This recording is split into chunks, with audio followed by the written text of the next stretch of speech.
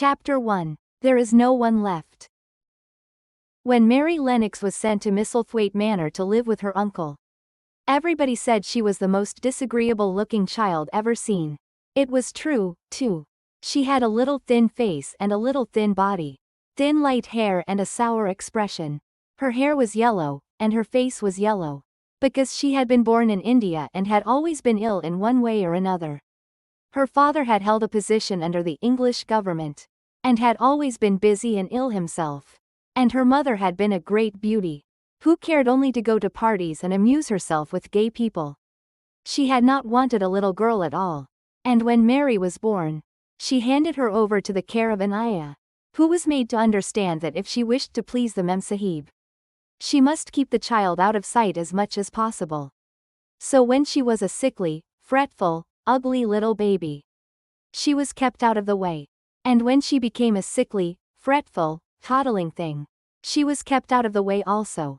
She never remembered seeing familiarly anything but the dark faces of her ayah and the other native servants, and as they always obeyed her and gave her her own way in everything, because the Memsahib would be angry if she was disturbed by her crying. By the time she was 6 years old, she was as tyrannical and selfish a little pig as ever lived. The young English governess who came to teach her to read and write disliked her so much that she gave up her place in 3 months. And when other governesses came to try to fill it, they always went away in a shorter time than the first one. So if Mary had not chosen to really want to know how to read books, she would never have learned her letters at all. One frightfully hot morning, when she was about 9 years old, she awakened feeling very cross. And she became crosser still when she saw that the servant who stood by her bedside was not her ayah. "Why did you come?" she said to the strange woman. "I will not let you stay. Send my ayah to me." The woman looked frightened, but she only stammered that the ayah could not come. And when Mary threw herself into a passion and beat and kicked her, she looked only more frightened, and repeated that it was not possible for the ayah to come to Missy Sahib. There was something mysterious in the air that morning. Nothing was done in its regular order, and several of the native servants seemed missing, while those whom Mary saw slunk or hurried about with ashy and scared faces. But no one would tell her anything, and her ayah did not come. She was actually left alone as the morning went on, and at last she wandered out into the garden, and began to play by herself under a tree near the veranda. She pretended that she was making a flower bed, and she stuck big scarlet hibiscus blossoms into little heaps of earth, all the time, growing more and more angry, and muttering to herself the things she would say, and the names she would call Sadie when she returned. "Pig, pig, daughter of pigs," she said, because to call a native a pig is the worst insult of all. She was grinding her teeth and saying this over and over again, when she heard her mother come out on the veranda with someone. She was with a fair young man, and they stood talking together in low strange voices. Mary knew the fair young man, who looked like a boy. She had heard that he was a very young officer who had just come from England. The child stared at him, but she stared most at her mother. She always did this when she had a chance to see her, because the Memsahib Mary used to call her that oftener than anything else, was such a tall, slim, pretty person, and wore such lovely clothes. Her hair was like curly silk, and she had a delicate little nose which seemed to be disdaining things. And she had large laughing eyes. All her clothes were thin and floating, and Mary said they were full of lace. They looked fuller of lace than ever this morning. But her eyes were not laughing at all. They were large and scared, and lifted imploringly to the fair boy officer's face. "Is it so very bad?" "Oh, is it?" Mary heard her say. "Awfully," the young man answered in a trembling voice. "Awfully, Mrs. Lennox. You ought to have gone to the hills 2 weeks ago." The Memsahib wrung her hands. "Oh, I know I ought," she cried. "I only stayed to go to that silly dinner party. What a fool I was." At that very moment, such a loud sound of wailing broke out from the servants' quarters, that she clutched the young man's arm, and Mary stood shivering from head to foot. The wailing grew wilder and wilder. "What is it? What is it?" Mrs. Lennox gasped. "Someone has died," answered the boy officer. "You did not say it had broken out among your servants." "I did not know. The Memsahib cried, "Come with me, come with me," and she turned and ran into the house. After that, appalling things happened, and the mysteriousness of the morning was explained to Mary. The cholera had broken out in its most fatal form, and people were dying like flies. The ayah had been taken ill in the night, and it was because she had just died that the servants had wailed in the huts.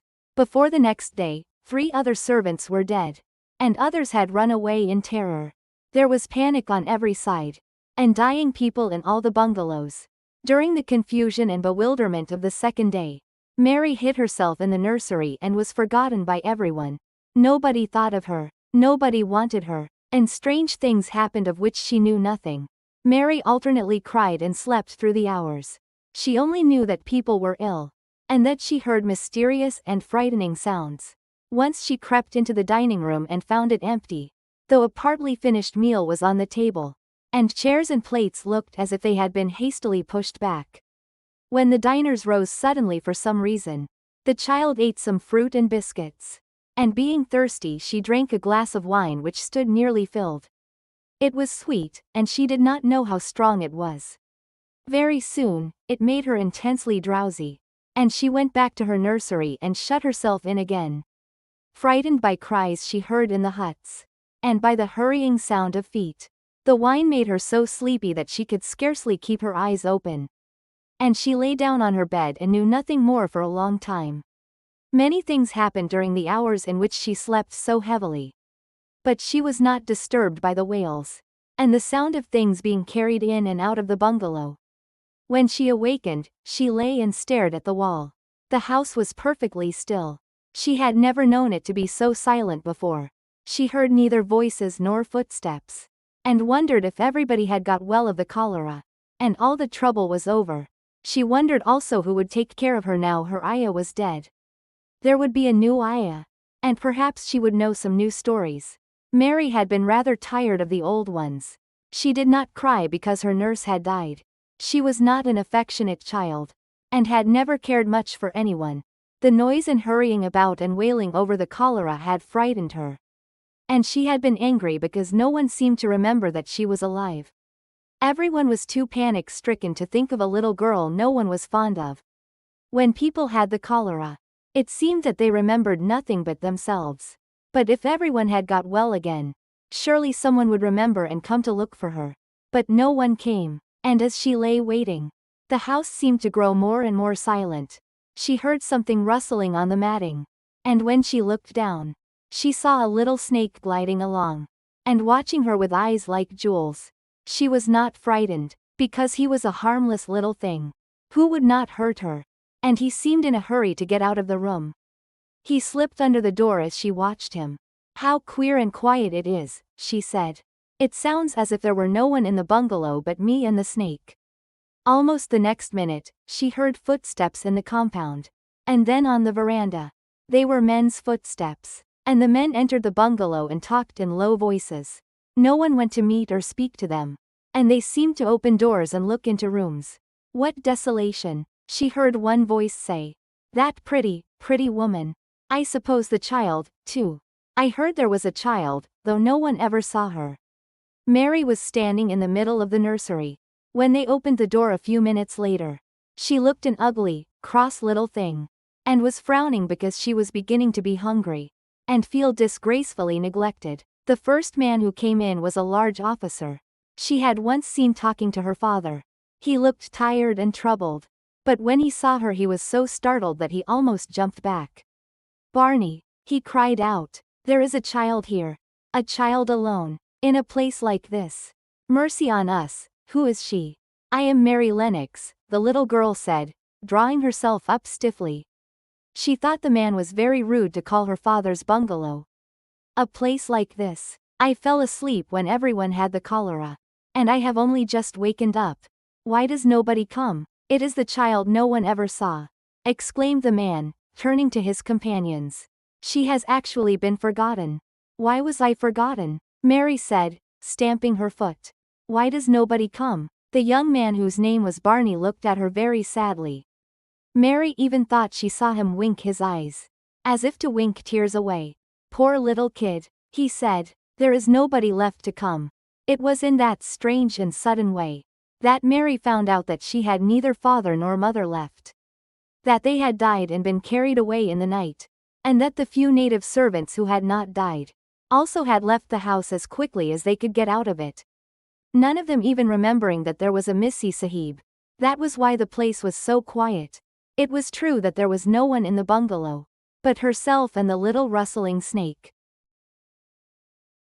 Chapter 2. Mistress Mary Quite Contrary. Mary had liked to look at her mother from a distance, and she had thought her very pretty, but as she knew very little of her, she could scarcely have been expected to love her, or to miss her very much when she was gone. She did not miss her at all, in fact, and as she was a self-absorbed child, she gave her entire thought to herself, as she had always done. If she had been older, she would no doubt have been very anxious at being left alone in the world. But she was very young, and as she had always been taken care of, she supposed she always would be. What she thought was that she would like to know, if she was going to nice people, who would be polite to her, and give her her own way, as her ayah and the other native servants had done. She knew that she was not going to stay at the English clergyman's house, where she was taken at first. She did not want to stay. The English clergyman was poor, and he had 5 children nearly all the same age, and they wore shabby clothes, and were always quarreling and snatching toys from each other. Mary hated their untidy bungalow, and was so disagreeable to them, that after the first day or two nobody would play with her. By the second day, they had given her a nickname which made her furious.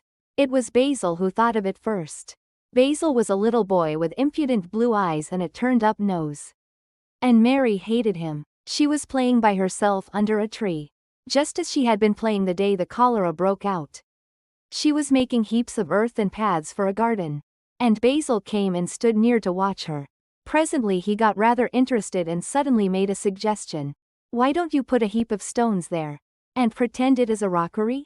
he said. "There in the middle," and he leaned over her to point. "Go away," cried Mary. "I don't want boys. Go away." For a moment, Basil looked angry, and then he began to tease. He was always teasing his sisters. He danced round and round her, and made faces, and sang and laughed. "Mistress Mary, quite contrary. How does your garden grow? With silver bells, and cockle shells, and marigolds all in a row." He sang it until the other children heard and laughed, too. And the crosser Mary got, the more they sang Mistress Mary, quite contrary. And after that, as long as she stayed with them, they called her Mistress Mary quite contrary. When they spoke of her to each other, and often when they spoke to her, "You are going to be sent home," Basil said to her, "at the end of the week. And we're glad of it." "I am glad of it, too," answered Mary. "Where is home?" "She doesn't know where home is," said Basil, with 7-year-old scorn. "It's England, of course. Our grandmama lives there, and our sister Mabel was sent to her last year." "You are not going to your grandmama. You have none. You are going to your uncle. His name is Mr. Archibald Craven." "I don't know anything about him," snapped Mary. "I know you don't," Basil answered. "You don't know anything. Girls never do. I heard father and mother talking about him. He lives in a great, big, desolate old house in the country. And no one goes near him. He's so cross he won't let them. And they wouldn't come if he would let them. He's a hunchback, and he's horrid." "I don't believe you," said Mary. And she turned her back and stuck her fingers in her ears, because she would not listen any more. But she thought over it a great deal afterward. And when Mrs. Crawford told her that night that she was going to sail away to England in a few days, and go to her uncle, Mr. Archibald Craven, who lived at Misselthwaite Manor, she looked so stony and stubbornly uninterested that they did not know what to think about her. They tried to be kind to her, but she only turned her face away when Mrs. Crawford attempted to kiss her, and held herself stiffly when Mr. Crawford patted her shoulder. "She is such a plain child," Mrs. Crawford said pityingly afterward. "And her mother was such a pretty creature. She had a very pretty manner, too. And Mary has the most unattractive ways I ever saw in a child." The children call her Mistress Mary quite contrary. And though it's naughty of them, one can't help understanding it. Perhaps if her mother had carried her pretty face, and her pretty manners oftener into the nursery. Mary might have learned some pretty ways too. It is very sad, now the poor beautiful thing is gone. To remember that many people never even knew that she had a child at all. I believe she scarcely ever looked at her, sighed Mrs. Crawford. When her Aya was dead, there was no one to give a thought to the little thing. Think of the servants running away and leaving her all alone in that deserted bungalow. Colonel McGrew said he nearly jumped out of his skin when he opened the door and found her standing by herself in the middle of the room. Mary made the long voyage to England, under the care of an officer's wife, who was taking her children to leave them in a boarding school. She was very much absorbed in her own little boy and girl, and was rather glad to hand the child over to the woman Mr. Archibald Craven sent to meet her, in London. The woman was his housekeeper at Misselthwaite Manor, and her name was Mrs. Medlock. She was a stout woman, with very red cheeks and sharp black eyes. She wore a very purple dress, a black silk mantle with jet fringe on it, and a black bonnet with purple velvet flowers, which stuck up and trembled when she moved her head. Mary did not like her at all, but as she very seldom liked people, there was nothing remarkable in that. Besides which it was very evident Mrs. Medlock did not think much of her. "My word, she's a plain little piece of goods," she said, "and we'd heard that her mother was a beauty. She hasn't handed much of it down, has she, ma'am? Perhaps she will improve as she grows older," the officer's wife said good-naturedly. "If she were not so sallow and had a nicer expression. Her features are rather good. Children alter so much. She'll have to alter a good deal," answered Mrs. Medlock. "And there's nothing likely to improve children at Misselthwaite if you ask me." They thought Mary was not listening, because she was standing a little apart from them, at the window of the private hotel they had gone to. She was watching the passing buses and cabs and people, but she heard quite well, and was made very curious about her uncle and the place he lived in. What sort of a place was it? And what would he be like? What was a hunchback? She had never seen one. Perhaps there were none in India, since she had been living in other people's houses, and had had no Aya. She had begun to feel lonely, and to think queer thoughts which were new to her. She had begun to wonder why she had never seemed to belong to anyone. Even when her father and mother had been alive, other children seemed to belong to their fathers and mothers. But she had never seemed to really be anyone's little girl. She had had servants, and food, and clothes, but no one had taken any notice of her. She did not know that this was because she was a disagreeable child. But then, of course, she did not know she was disagreeable. She often thought that other people were, but she did not know that she was so herself. She thought Mrs. Medlock the most disagreeable person she had ever seen, with her common, highly colored face and her common fine bonnet. When the next day they set out on their journey to Yorkshire, she walked through the station to the railway carriage with her head up, trying to keep as far away from her as she could, because she did not want to seem to belong to her. It would have made her angry to think people imagined she was her little girl. But Mrs. Medlock was not in the least disturbed by her and her thoughts. She was the kind of woman who would stand no nonsense from young ones. At least, that is what she would have said if she had been asked. She had not wanted to go to London just when her sister Maria's daughter was going to be married. But she had a comfortable, well-paid place as housekeeper at Misselthwaite Manor. And the only way in which she could keep it was to do at once what Mr. Archibald Craven told her to do. She never dared even to ask a question.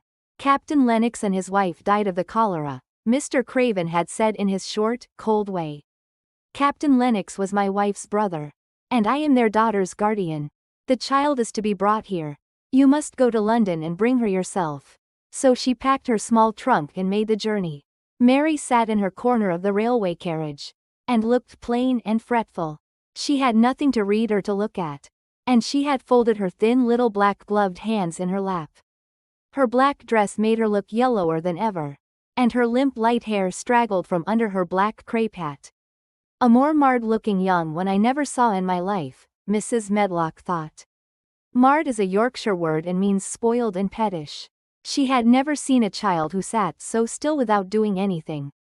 And at last she got tired of watching her, and began to talk in a brisk, hard voice. I suppose I may as well tell you something about where you are going to, she said. Do you know anything about your uncle? No, said Mary. Never heard your father and mother talk about him? No, said Mary, frowning. She frowned because she remembered that her father and mother had never talked to her about anything in particular. Certainly, they had never told her things. Humph, muttered Mrs. Medlock, staring at her queer, unresponsive little face. She did not say any more for a few moments, and then she began again. I suppose you might as well be told something to prepare you. You are going to a queer place. Mary said nothing at all, and Mrs. Medlock looked rather discomfited by her apparent indifference. But after taking a breath, she went on. Not but that it's a grand big place in a gloomy way. And Mr. Craven's proud of it in his way, and that's gloomy enough, too. The house is 600 years old. And it's on the edge of the moor. And there's near 100 rooms in it, though most of them's shut up and locked. And there's pictures and fine old furniture and things that's been there for ages. And there's a big park round it. And gardens and trees with branches trailing to the ground, some of them. She paused and took another breath. But there's nothing else, she ended suddenly. Mary had begun to listen in spite of herself. It all sounded so unlike India. And anything new rather attracted her. But she did not intend to look as if she were interested. That was one of her unhappy, disagreeable ways. So she sat still. Well, said Mrs. Medlock. What do you think of it? Nothing, she answered. I know nothing about such places. That made Mrs. Medlock laugh, a short sort of laugh. She said, but you are like an old woman. Don't you care? It doesn't matter, said Mary. Whether I care or not.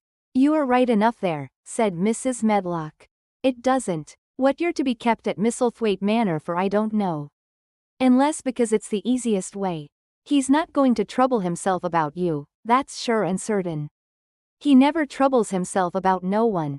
She stopped herself as if she had just remembered something in time. He's got a crooked back, she said. That set him wrong. He was a sour young man and got no good of all his money and big place till he was married. Mary's eyes turned toward her in spite of her intention not to seem to care. She had never thought of the hunchbacks being married. And she was a trifle surprised. Mrs. Medlock saw this, and as she was a talkative woman, she continued with more interest. This was one way of passing some of the time, at any rate. She was a sweet, pretty thing. And he'd have walked the world over to get her a blade o' grass she wanted. Nobody thought she'd marry him, but she did. And people said she married him for his money. But she didn't, positively. When she died, Mary gave a little involuntary jump. Oh, did she die? She exclaimed, quite without meaning to. She had just remembered a French fairy story she had once read called Riquet à la Haupe. It had been about a poor hunchback and a beautiful princess. And it had made her suddenly sorry for Mr. Archibald Craven. Yes, she died, Mrs. Medlock answered. And it made him queerer than ever. He cares about nobody. He won't see people. Most of the time he goes away. And when he is at Misselthwaite he shuts himself up in the West Wing. And won't let anyone but Pitcher see him. Pitcher's an old fellow. But he took care of him when he was a child. And he knows his ways. It sounded like something in a book. And it did not make Mary feel cheerful. A house with 100 rooms, nearly all shut up and with their doors locked. A house on the edge of a moor, whatsoever a moor was. Sounded dreary. A man with a crooked back who shut himself up also. She stared out of the window with her lips pinched together. And it seemed quite natural that the rain should have begun to pour down. In grey slanting lines. And splash and stream down the window panes. If the pretty wife had been alive, she might have made things cheerful. By being something like her own mother. And by running in and out and going to parties. As she had done in frocks full of lace. But she was not there any more. You needn't expect to see him.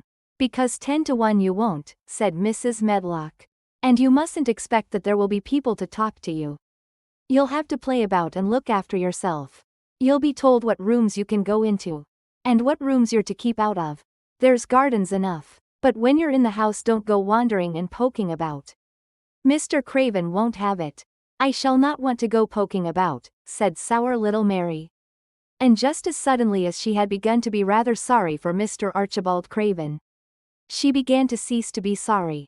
And to think he was unpleasant enough to deserve all that had happened to him. And she turned her face toward the streaming panes of the window of the railway carriage. And gazed out at the grey rainstorm, which looked as if it would go on forever and ever. She watched it so long and steadily, that the grayness grew heavier and heavier before her eyes. And she fell asleep. Chapter 3. Across the Moor. She slept a long time. And when she awakened, Mrs. Medlock had bought a lunch basket at one of the stations. And they had some chicken and cold beef and bread and butter and some hot tea. The rain seemed to be streaming down more heavily than ever. And everybody in the station wore wet and glistening waterproofs. The guard lighted the lamps in the carriage. And Mrs. Medlock cheered up very much over her tea and chicken and beef. She ate a great deal. And afterward fell asleep herself. And Mary sat and stared at her. And watched her fine bonnet slip on one side. Until she herself fell asleep once more in the corner of the carriage. Lulled by the splashing of the rain against the windows. It was quite dark when she awakened again.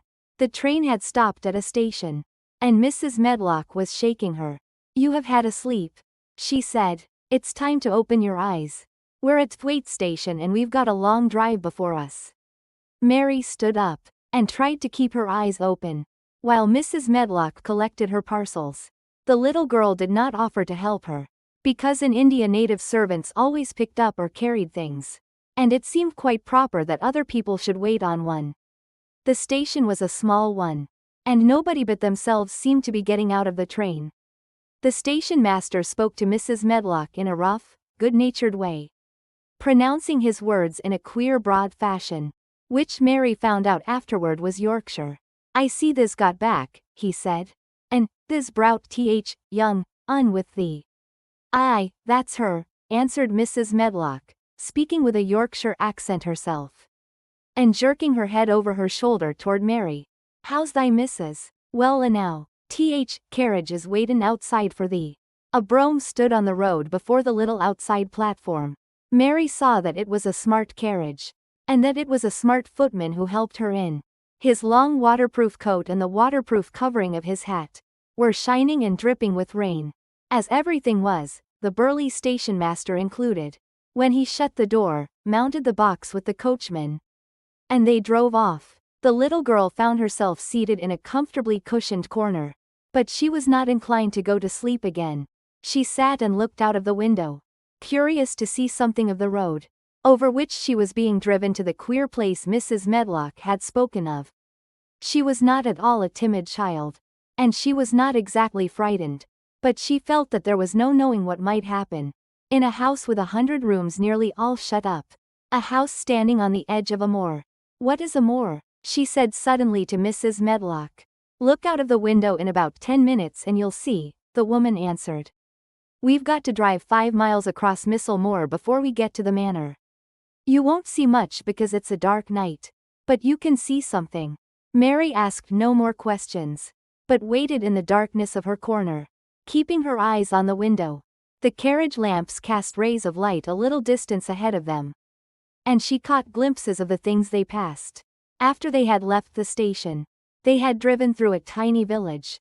And she had seen whitewashed cottages and the lights of a public house. Then they had passed a church and a vicarage. And a little shop window or so in a cottage with toys and sweets and odd things set out for sale. Then they were on the high road. And she saw hedges and trees. After that there seemed nothing different for a long time. Or at least it seemed a long time to her. At last the horses began to go more slowly. As if they were climbing uphill. And presently there seemed to be no more hedges and no more trees. She could see nothing, in fact. But a dense darkness on either side. She leaned forward and pressed her face against the window. Just as the carriage gave a big jolt. "We're on the moor now sure enough," said Mrs. Medlock. The carriage lamps shed a yellow light on a rough-looking road. Which seemed to be cut through bushes and low-growing things. Which ended in the great expanse of dark. Apparently spread out before and around them. A wind was rising. And making a singular, wild, low, rushing sound. It's not the sea, is it?" said Mary, looking round at her companion. "No, not it," answered Mrs. Medlock. Nor it isn't fields nor mountains. It's just miles and miles and miles of wild land. That nothing grows on but heather and gorse and broom. And nothing lives on but wild ponies and sheep. I feel as if it might be the sea, if there were water on it, said Mary. It sounds like the sea just now. That's the wind blowing through the bushes, Mrs. Medlock said. It's a wild, dreary enough place to my mind. Though there's plenty that likes it, particularly when the heather's in bloom. On and on they drove through the darkness. And though the rain stopped, the wind rushed by and whistled and made strange sounds. The road went up and down. And several times the carriage passed over a little bridge, beneath which water rushed very fast with a great deal of noise. Mary felt as if the drive would never come to an end, and that the wide, bleak moor was a wide expanse of black ocean, through which she was passing on a strip of dry land. I don't like it, she said to herself. I don't like it, and she pinched her thin lips more tightly together. The horses were climbing up a hilly piece of road. When she first caught sight of a light, Mrs. Medlock saw it as soon as she did, and drew a long sigh of relief. I am glad to see that bit o' light twinkling, she exclaimed. It's the light in the lodge window. We shall get a good cup of tea after a bit, at all events. It was after a bit, as she said, for when the carriage passed through the park gates, there was still 2 miles of avenue to drive through, and the trees which nearly met overhead made it seem as if they were driving through a long dark vault. They drove out of the vault into a clear space, and stopped before an immensely long but low-built house, which seemed to ramble round a stone court. At first Mary thought that there were no lights at all in the windows. But as she got out of the carriage, she saw that one room in a corner upstairs showed a dull glow. The entrance door was a huge one, made of massive, curiously shaped panels of oak, studded with big iron nails and bound with great iron bars. It opened into an enormous hall, which was so dimly lighted that the faces in the portraits on the walls, and the figures in the suits of armor, made Mary feel that she did not want to look at them. As she stood on the stone floor, she looked a very small, odd little black figure, and she felt as small and lost and odd as she looked. A neat, thin old man stood near the manservant who opened the door for them. You are to take her to her room, he said in a husky voice. He doesn't want to see her. He's going to London in the morning. Very well, Mr. Pitcher, Mrs. Medlock answered. So long as I know what's expected of me, I can manage. What's expected of you, Mrs. Medlock, Mr. Pitcher said, is that you make sure that he's not disturbed, and that he doesn't see what he doesn't want to see. And then Mary Lennox was led up a broad staircase, and down a long corridor, and up a short flight of steps, and through another corridor and another, until a door opened in a wall, and she found herself in a room with a fire in it, and a supper on a table. Mrs. Medlock said unceremoniously, well, here you are. This room and the next are where you'll live, and you must keep to them. Don't you forget that. It was in this way Mistress Mary arrived at Misselthwaite Manor, and she had perhaps never felt quite so contrary in all her life. Chapter 4. Martha.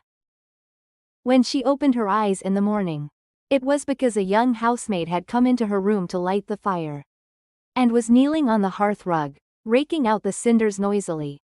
Mary lay and watched her for a few moments, and then began to look about the room. She had never seen a room at all like it, and thought it curious and gloomy. The walls were covered with tapestry with a forest scene embroidered on it. There were fantastically dressed people under the trees, and in the distance there was a glimpse of the turrets of a castle. There were hunters and horses and dogs and ladies. Mary felt as if she were in the forest with them. Out of a deep window she could see a great climbing stretch of land, which seemed to have no trees on it, and to look rather like an endless, dull, purplish sea. What is that? She said, pointing out of the window. Martha, the young housemaid, who had just risen to her feet, looked and pointed also. That there? She said. Yes. That's Moore, with a good-natured grin. Does like it? No, answered Mary. I hate it. That's because they're not used to it, Martha said, going back to her hearth. Thinks it's too big and bare now. But will like it. Do you? Inquired Mary. Aye, that I do, answered Martha, cheerfully polishing away at the grate. I just love it. It's none bare. It's covered growin' things as smells sweet. It's fair lovely in spring and summer. When gorse and broom and heather's in flower. It smells honey. And there's such a lot fresh air. And sky looks so high. And bees and skylarks make such a nice noise hummin' and singin'. I wouldn't live away from more for anythin'. Mary listened to her with a grave, puzzled expression. The native servants she had been used to in India were not in the least like this. They were obsequious and servile, and did not presume to talk to their masters as if they were their equals. They made salams and called them protector of the poor and names of that sort. Indian servants were commanded to do things, not asked. It was not the custom to say please and thank you. And Mary had always slapped her ayah in the face when she was angry. She wondered a little what this girl would do if one slapped her in the face. She was a round, rosy, good-natured looking creature. But she had a sturdy way which made Mistress Mary wonder if she might not even slap back. If the person who slapped her was only a little girl. You are a strange servant, she said from her pillows, rather haughtily. Martha sat up on her heels, with her blacking brush in her hand, and laughed. Without seeming the least out of temper. I know that, she said. If there was a grand Mrs. at Misselthwaite, I should never have been even one of under housemaids. I might have been let to be scullery maid. But I'd never have been let upstairs. I'm too common and I talk too much Yorkshire. But this is a funny house for all it's so grand. Seems like there's neither master nor mistress. Except Mr. Pitcher and Mrs. Medlock. Mr. Craven, he won't be troubled about anything when he's here. And he's nearly always away.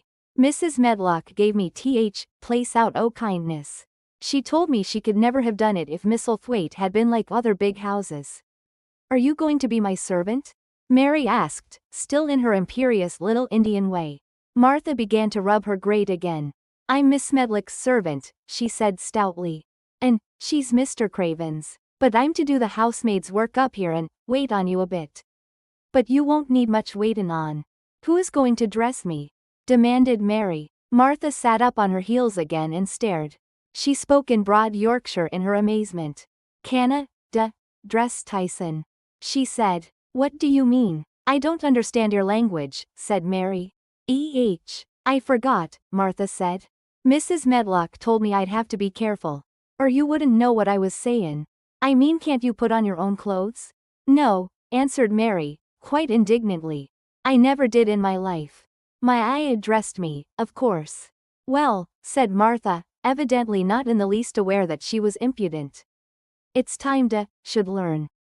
Cannot begin younger. It'll do thee good to wait on Tyson a bit. My mother always said she couldn't see why grand people's children didn't turn out fair fools. What with nurses and bein' washed and dressed and took out to walk as if they was puppies. It is different in India, said Mistress Mary disdainfully.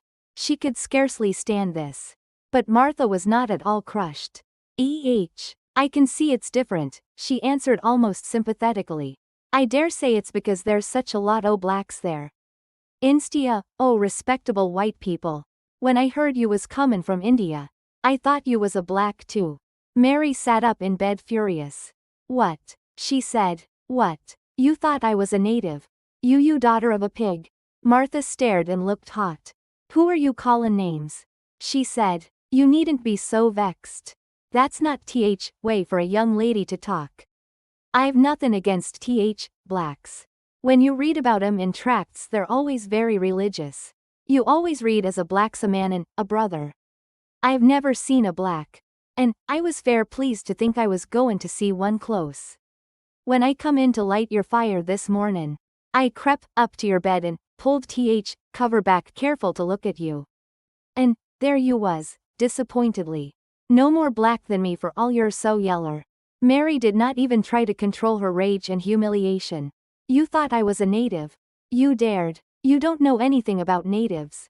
They are not people, they're servants who must salam to you. You know nothing about India. You know nothing about anything. She was in such a rage. And felt so helpless before the girl's simple stare. And somehow she suddenly felt so horribly lonely, and far away from everything she understood and which understood her, that she threw herself face downward on the pillows, and burst into passionate sobbing. She sobbed so unrestrainedly, that good-natured Yorkshire Martha was a little frightened, and quite sorry for her. She went to the bed and bent over her. You mustn't cry like that there," she begged. "You mustn't for sure. I didn't know you'd be vexed. I don't know anything about anything just like you said. I beg your pardon, miss. Do stop cryin'." There was something comforting and really friendly in her queer Yorkshire speech and sturdy way, which had a good effect on Mary. She gradually ceased crying and became quiet. Martha looked relieved. "It's time for thee to get up now," she said. "Mrs. Medlock said I was to carry breakfast and tea and dinner into room next to this. It's been made into a nursery for thee. I'll help thee on with thy clothes if they'll get out o' bed. If buttons are at back, cannot button them up thyself." When Mary at last decided to get up, the clothes Martha took from the wardrobe were not the ones she had worn when she arrived the night before with Mrs. Medlock. "Those are not mine," she said. "Mine are black." She looked the thick white wool coat and dress over, and added with cool approval, "Those are nicer than mine. These are ones must put on," Martha answered. Mr. Craven ordered Mrs. Medlock to get him in London. He said, "I won't have a child dressed in black wanderin' about like a lost soul," he said. "It'd make the place sadder than it is. Put color on her." "Mother," she said. She knew what he meant. Mother always knows what a body means. She doesn't hold with black Herschel. "I hate black things," said Mary. The dressing process was one which taught them both something. Martha had buttoned up her little sisters and brothers, but she had never seen a child who stood still and waited for another person to do things for her, as if she had neither hands nor feet of her own. "Why doesn't put on own shoes?" she said when Mary quietly held out her foot. "My ayah did it," answered Mary, staring. "It was the custom." She said that very often it was the custom. The native servants were always saying it. If one told them to do a thing their ancestors had not done for 1,000 years, they gazed at one mildly and said, "It is not the custom." And one knew that was the end of the matter. It had not been the custom that Mistress Mary should do anything but stand and allow herself to be dressed like a doll. But before she was ready for breakfast, she began to suspect that her life at Misselthwaite Manor would end by teaching her a number of things quite new to her. Things such as putting on her own shoes and stockings, and picking up things she let fall. If Martha had been a well-trained fine young lady's maid, she would have been more subservient and respectful, and would have known that it was her business to brush hair, and button boots, and pick things up and lay them away. She was, however, only an untrained Yorkshire rustic, who had been brought up in a moorland cottage, with a swarm of little brothers and sisters, who had never dreamed of doing anything but waiting on themselves, and on the younger ones who were either babies in arms, or just learning to totter about and tumble over things. If Mary Lennox had been a child who was ready to be amused, she would perhaps have laughed at Martha's readiness to talk. But Mary only listened to her coldly and wondered at her freedom of manner. At first she was not at all interested, but gradually, as the girl rattled on in her good-tempered, homely way, Mary began to notice what she was saying. You should see 'em all," she said. "There's 12 of us and my father only gets 16 shilling a week. I can tell you my mother's put to it to get porridge for 'em all. They tumble about on moor and play there all day. And mother says air of moor fattens 'em. She says she believes they eat grass same as wild ponies do. Our Dickon, he's 12 years old, and he's got a young pony he calls his own." "Where did he get it?" asked Mary. "He found it on moor with its mother when it was a little one. And he began to make friends with it and give it bits o' bread and pluck young grass for it. And it got to like him so it follows him about. And it lets him get on its back. Dickon's a kind lad and animals likes him." Mary had never possessed an animal pet of her own, and had always thought she should like one. So she began to feel a slight interest in Dickon, and as she had never before been interested in anyone but herself, It was the dawning of a healthy sentiment. When she went into the room which had been made into a nursery for her, she found that it was rather like the one she had slept in. It was not a child's room, but a grown-up person's room, with gloomy old pictures on the walls and heavy old oak chairs. A table in the center was set with a good substantial breakfast. But she had always had a very small appetite, and she looked with something more than indifference at the first plate Martha set before her. "I don't want it," she said. Doesn't want thy porridge?" Martha exclaimed incredulously. "No. Doesn't know how good it is. Put a bit o' treacle on it or a bit o' sugar." "I don't want it," repeated Mary. Said Martha. "I can't abide to see good victuals go to waste. If our children was at this table they'd clean it bare in 5 minutes." "Why?" said Mary coldly. "Why?" echoed Martha. "Because they scarce ever had their stomachs full in their lives. They're as hungry as young hawks and foxes." "I don't know what it is to be hungry," said Mary, with the indifference of ignorance. Martha looked indignant. "Well, it would do thee good to try it. I can see that plain enough," she said outspokenly. "I've no patience with folk as sits and just stares at good bread and meat. My word, don't I wish Dickon and Phil and Jane and rest of 'em had what's here under their pinafores." "Why don't you take it to them?" suggested Mary. "It's not mine," answered Martha stoutly. "And this isn't my day out.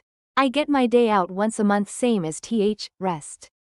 Then I go home and clean up for mother and give her a day's rest." Mary drank some tea and ate a little toast and some marmalade. "You wrap up warm and run out and play you," said Martha. "It'll do you good and give you some stomach for your meat." Mary went to the window. There were gardens and paths and big trees, but everything looked dull and wintry. "Out? Why should I go out on a day like this?" "Well, if doesn't go out thou'lt have to stay in." "And what has got to do?" Mary glanced about her. There was nothing to do. When Mrs. Medlock had prepared the nursery, she had not thought of amusement. Perhaps it would be better to go and see what the gardens were like. "Who will go with me?" she inquired. Martha stared. "You'll go by yourself," she answered. "You'll have to learn to play like other children does, when they haven't got sisters and brothers. Our Dickon goes off on more by himself and plays for hours. That's how he made friends with the pony. He's got sheep on more that knows him, and birds as comes and eats out of his hand. However little there is to eat, he always saves a bit o' his bread to coax his pets." It was really this mention of Dickon which made Mary decide to go out, though she was not aware of it. There would be birds outside, though there would not be ponies or sheep. They would be different from the birds in India, and it might amuse her to look at them. Martha found her coat and hat for her, and a pair of stout little boots. And she showed her way downstairs. "If goes round that way they'll come to gardens," she said, pointing to a gate in a wall of shrubbery. "There's lots o' flowers in summertime, but there's nothin' bloomin' now." She seemed to hesitate a second before she added, "One of gardens is locked up.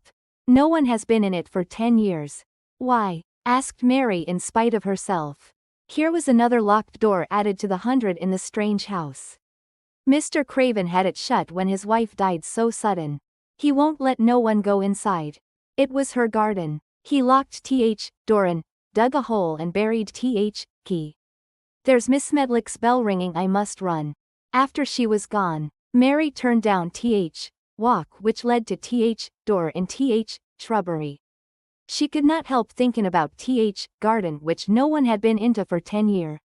She wondered what it would look like, and whether there were any flowers still alive in it. When she had passed through shrubbery gate, she found herself in great gardens, with wide lawns and winding walks with clipped borders. There were trees, and flower beds, and evergreens clipped into strange shapes, and a large pool with an old grey fountain in its midst. But flower beds were bare and wintry, and fountain was not playin'. This was not garden which was shut up. How could a garden be shut up? You could always walk into a garden. She was just thinkin' this when she saw that, at end of path she was followin', there seemed to be a long wall, with ivy growin' over it. She was not familiar enough with England to know that she was comin' upon kitchen gardens, where vegetables and fruit were growin'. She went toward wall and found that there was a green door in ivy, and that it stood open. This was not closed garden evidently, and she could go into it. She went through door and found that it was a garden with walls all round it, and that it was only one of several walled gardens which seemed to open into one another. She saw another open green door, revealin' bushes and pathways between beds containin' winter vegetables. Fruit trees were trained flat against wall, and over some of beds there were glass frames. Place was bare and ugly enough, Mary thought, as she stood and stared about her. It might be nicer in summer when things were green, but there was nothin' pretty about it now.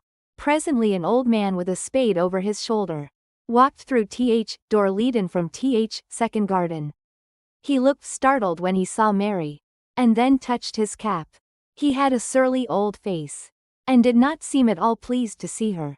But then she was displeased with his garden, and wore her quite contrary expression, and certainly did not seem at all pleased to see him.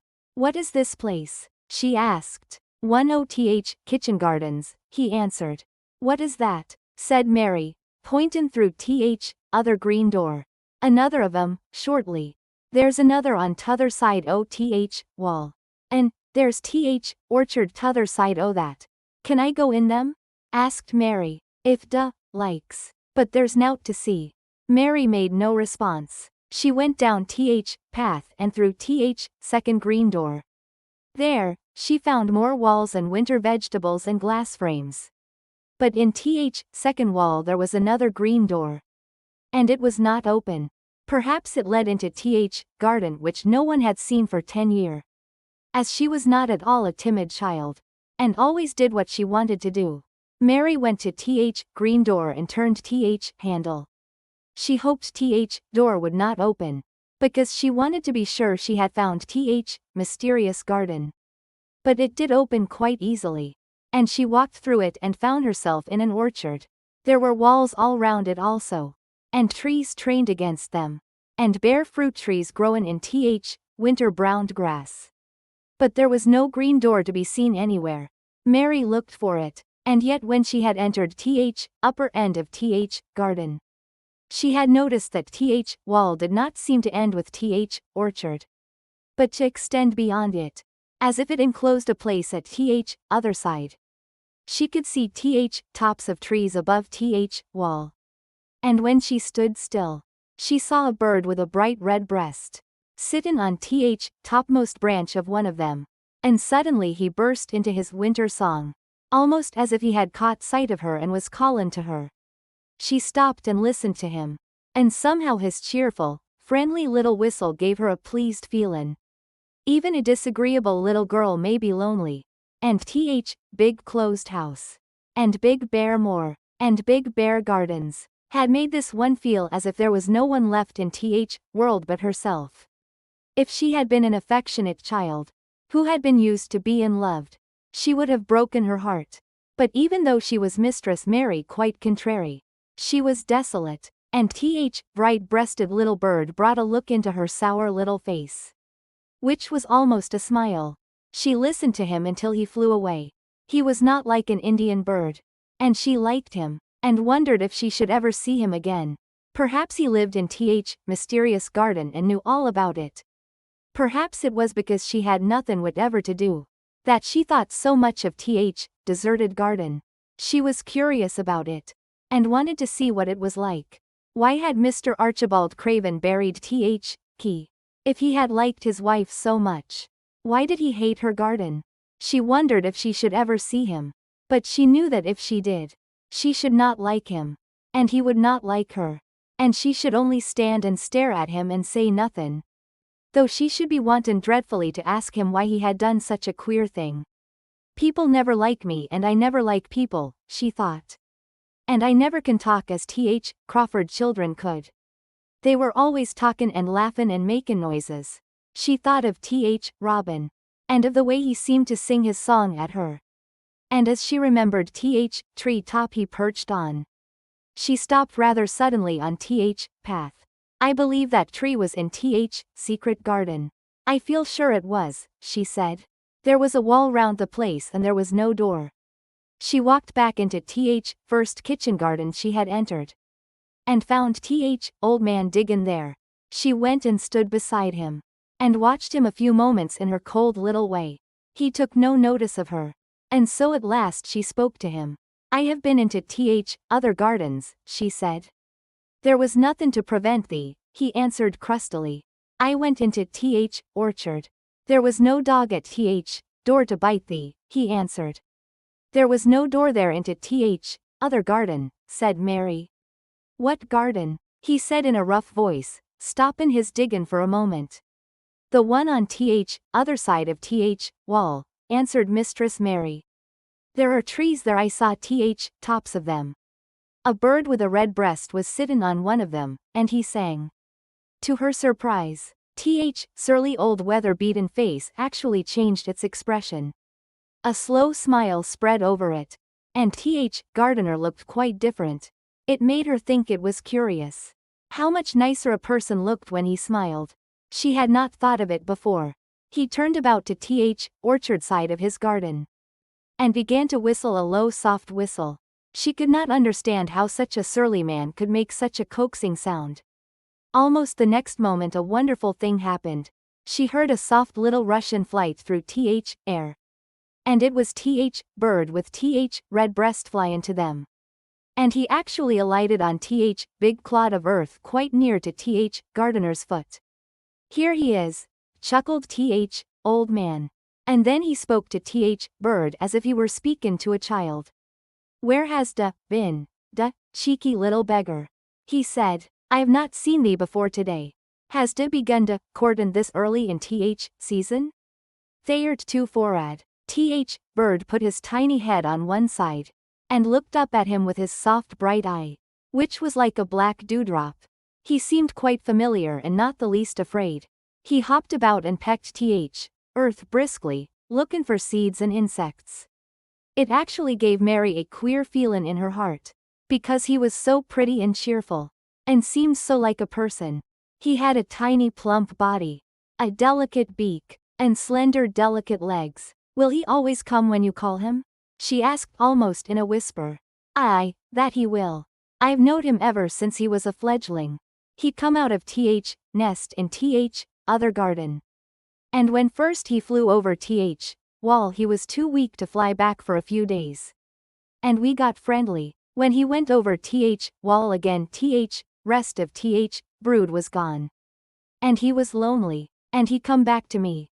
What kind of a bird is he? Mary asked. Doesn't da know? He's a robin redbreast. And they're Th friendliest, curiousest birds alive. They're almost as friendly as dogs if you know how to get on with them. Watch him peckin' about there. And lookin' round at us now and again. He knows we're talkin' about him. It was Th queerest thing in Th world to see Th old fellow. He looked at Th plump little scarlet waist-coated bird. As if he were both proud and fond of him. He's a conceited one, he chuckled. He likes to hear folk talk about him. And, curious bless me, there never was his like for curiosity and meddlin'. He's always comin' to see what I'm plantin'. He knows all Th things Mr. Craven never troubles hisself to find out. He's Th head gardener, he is. Th Robin hopped about busily pecking Th soil. And now and then stopped and looked at them a little. Mary thought his black dewdrop eyes gazed at her with great curiosity. It really seemed as if he were findin' out all about her. Th queer feelin' in her heart increased. Where did Th rest of Th brood fly to? She asked. There's no knowin'. Th old ones turn 'em out o' their nest and make 'em fly. And they're scattered before you know it. This one was a knowin' one. And he knew he was lonely. Mistress Mary went a step nearer to Th Robin. And looked at him very hard. I'm lonely, she said. She had not known before. That this was one of Th things which made her feel sour and cross. She seemed to find it out when Th Robin looked at her.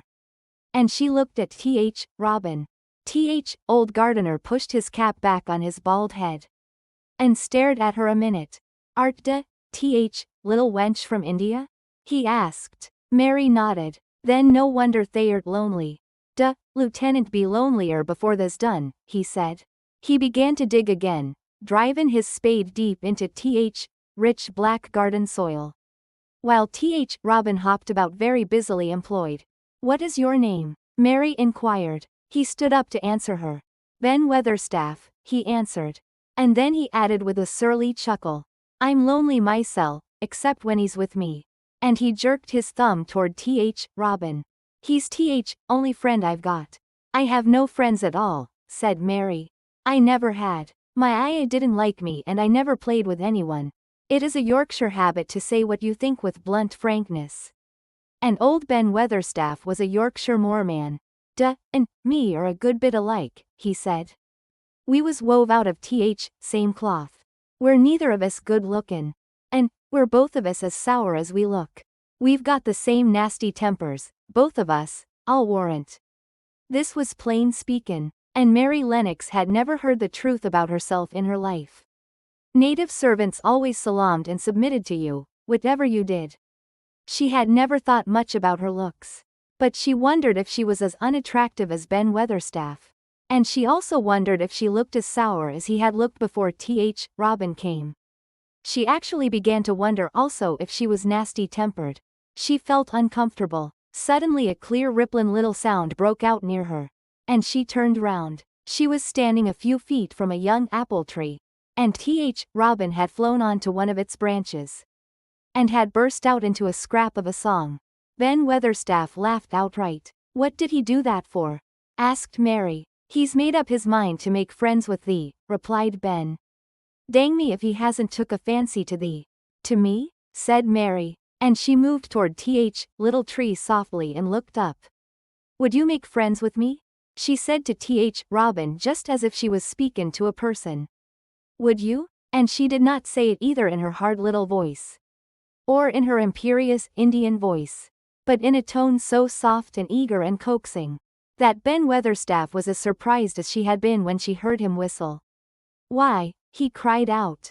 Duh, said that as nice and human as if duh was a real child instead of a sharp old woman. Duh, said it almost like Dickon talks to his wild things on more. Do you know Dickon? Mary asked, turning round rather in a hurry. Everybody knows him. Dickon's wanderin' about everywhere. Very blackberries and heather bells knows him. I warrant foxes shows him where their cubs lies. And skylarks doesn't hide their nests from him. Mary would have liked to ask some more questions. She was almost as curious about Dickon as she was about deserted garden. But just that moment Robin, who had ended his song, gave a little shake of his wings, spread them and flew away. He had made his visit and had other things to do. He has flown over wall. Mary cried out, watchin' him. He has flown into orchard. He has flown across other wall into garden where there is no door. He lives there, said old Ben. He came out egg there. If he's courtin', he's makin' up to some young madam of a robin that lives among old rose trees there. Rose trees, said Mary. Are there rose trees? Ben Weatherstaff took up his spade again and began to dig. There was 10 years ago, he mumbled. I should like to see them, said Mary. Where is green door? There must be a door somewhere. Ben drove his spade deep. And looked as uncompanionable as he had looked when she first saw him. There was 10 years ago, but there isn't now, he said. No door, cried Mary. There must be. None as anyone can find, and none as anyone's business. Don't you be a meddlesome wench and poke your nose where it's no cause to go. Here, I must go on with my work. Get you gone and play you. I've no more time. And he actually stopped diggin', threw his spade over his shoulder, and walked off, without even glancing at her or saying goodbye. Chapter 5. The Cry in the Corridor. At first each day which passed by for Mary Lennox was exactly like the others. Every morning she awoke in her tapestried room and found Martha kneeling upon the hearth building her fire. Every morning she ate her breakfast in the nursery which had nothing amusing in it. And after each breakfast she gazed out of the window across to the huge moor which seemed to spread out on all sides and climb up to the sky. After she had stared for a while she realized that if she did not go out she would have to stay in and do nothing, and so she went out. She did not know that this was the best thing she could have done. She did not know that, when she began to walk quickly or even run along the paths and down the avenue, she was stirring her slow blood and making herself stronger by fighting with the wind which swept down from the moor. She ran only to make herself warm. She hated the wind which rushed at her face and roared and held her back as if it were some giant she could not see. But the big breaths of rough fresh air blown over the heather filled her lungs with something which was good for her whole thin body. It whipped some red color into her cheeks and brightened her dull eyes when she did not know anything about it. After a few days spent almost entirely out of doors she wakened one morning knowing what it was to be hungry. When she sat down to her breakfast she did not glance disdainfully at her porridge and push it away. She took up her spoon and began to eat it and went on eating it until her bowl was empty. Got on well enough with that this mornin', didn't da?" said Martha. "It tastes nice today," said Mary, feeling a little surprised herself. "It's air of more that's given thee stomach for victuals," answered Martha. "It's lucky for thee that thee's got victuals as well as appetite. There's been 12 in our cottage as had stomach and nothin' to put in it. You go on playin' you out o' doors every day and you'll get some flesh on your bones and you won't be so yeller." "I don't play," said Mary. "I have nothing to play with." "Nothin' to play with," exclaimed Martha. "Our children plays with sticks and stones. They just runs about and shouts and looks at things." Mary did not shout, but she looked at things. There was nothing else to do. She walked round and round the gardens and wandered about the paths in the park. Sometimes she looked for Ben Weatherstaff. Though several times she saw him at work he was too busy to look at her or was too surly. Once, when she was walking toward him, he picked up his spade and turned away as if he did it on purpose. One place she went to oftener than to any other. It was the long walk outside the gardens with the walls round them. There were bare flower beds on either side of it and against the walls ivy grew thickly. There was one part of the wall where the creeping dark green leaves were more bushy than elsewhere. It seemed as if for a long time that part had been neglected. The rest of it had been clipped and made to look neat, but at this lower end of the walk it had not been trimmed at all. A few days after she had talked to Ben Weatherstaff, Mary stopped to notice this and wondered why it was so. She had just paused and was looking up at a long spray of ivy swinging in the wind when she saw a gleam of scarlet and heard a brilliant chirp. There, on the top of the wall, perched Ben Weatherstaff's robin redbreast, tilting forward to look at her with his small head on one side. "Oh," she cried out, is it you?" And it did not seem at all queer to her that she spoke to him as if she were sure that he would understand and answer her. He did answer. He twittered and chirped and hopped along the wall as if he were telling her all sorts of things. It seemed to Mistress Mary as if she understood him, too, though he was not speaking in words. It was as if he said good morning. "Isn't the wind nice? Isn't the sun nice? Isn't everything nice? Let us both chirp and hop and twitter. Come on, come on." Mary began to laugh. As he hopped and took little flights along the wall she ran after him. Poor little thin, sallow, ugly Mary, she actually looked almost pretty for a moment. I like you, she cried out, pattering down the walk. She chirped and tried to whistle, which last she did not know how to do in the least. But the robin seemed to be quite satisfied and chirped and whistled back at her. At last he spread his wings and made a darting flight to the top of a tree, where he perched and sang loudly. That reminded Mary of the first time she had seen him. He had been swinging on a tree top then and she had been standing in the orchard. Now she was on the other side of the orchard and standing in the path outside a wall much lower down, and there was the same tree inside. "It's in the garden no one can go into," she said to herself. "It's the garden without a door. He lives in there. How I wish I could see what it is like." She ran up the walk to the green door she had entered the first morning. Then she ran down the path through the other door and then into the orchard. When she stood and looked up there was the tree on the other side of the wall. And there was the robin just finishing his song and beginning to preen his feathers with his beak. "It is the garden," she said. "I am sure it is. She walked round and looked closely at that side of the orchard wall, but she only found what she had found before, that there was no door in it. Then she ran through the kitchen gardens again and out into the walk outside the long ivy-covered wall. She walked to the end of it and looked at it, but there was no door. Then she walked to the other end, looking again, but there was no door. "It's very queer," she said. "Ben Weatherstaff said there was no door and there is no door. But there must have been one 10 years ago, because Mr. Craven buried the key." This gave her so much to think of that she began to be quite interested. She felt that she was not sorry that she had come to Misselthwaite Manor. In India she had always felt hot and too languid to care much about anything. The fact was that the fresh wind from the moor had begun to blow the cobwebs out of her young brain and to waken her up a little. She stayed out of doors nearly all day. When she sat down to her supper at night she felt hungry and drowsy and comfortable. She did not feel cross when Martha chattered away. She felt as if she rather liked to hear her, and at last she thought she would ask her a question. She asked it after she had finished her supper and had sat down on the hearth rug before the fire. Why did Mr. Craven hate the garden? She said. She had made Martha stay with her and Martha had not objected at all. She was very young, and used to a crowded cottage full of brothers and sisters, and she found it dull in the great servants' hall downstairs, where the footmen and upper housemaids made fun of her Yorkshire speech and looked upon her as a common little thing, and sat and whispered among themselves. Martha liked to talk, and the strange child who had lived in India, and been waited upon by blacks, was novelty enough to attract her. She sat down on the hearth herself without waiting to be asked. "Art da thinkin' about that garden yet?" she said. "I knew da would. That was just the way with me when I first heard about it." "Why did he hate it?" Mary persisted. Martha tucked her feet under her and made herself quite comfortable. "Listen to wind wutherin' round the house," she said. "You could bear stand up on the moor if you was out on it tonight." Mary did not know what wutherin' meant until she listened, and then she understood.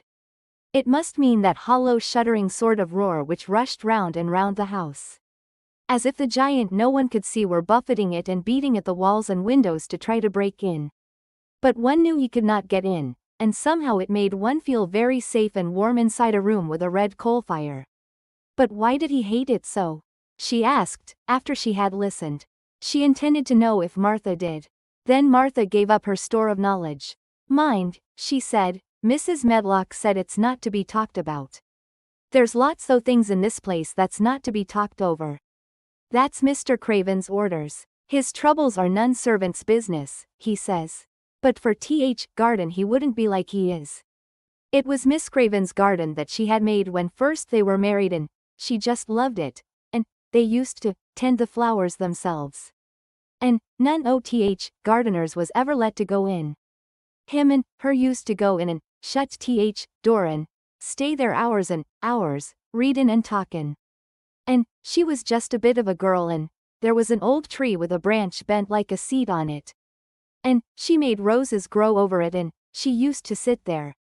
But one day when she was sittin' there, branch broken, she fell on the ground and was hurt so bad that next day she died. Doctors thought he'd go out o' his mind and die, too. That's why he hates it. No one's never gone in since, and he won't let anyone talk about it. Mary did not ask any more questions. She looked at the red fire and listened to the wind wutherin'. It seemed to be wutherin' louder than ever. At that moment a very good thing was happening to her. 4 good things had happened to her, in fact, since she came to Misselthwaite Manor. She had felt as if she had understood a robin and that he had understood her.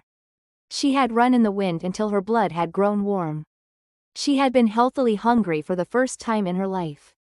She had found out what it was to be sorry for someone.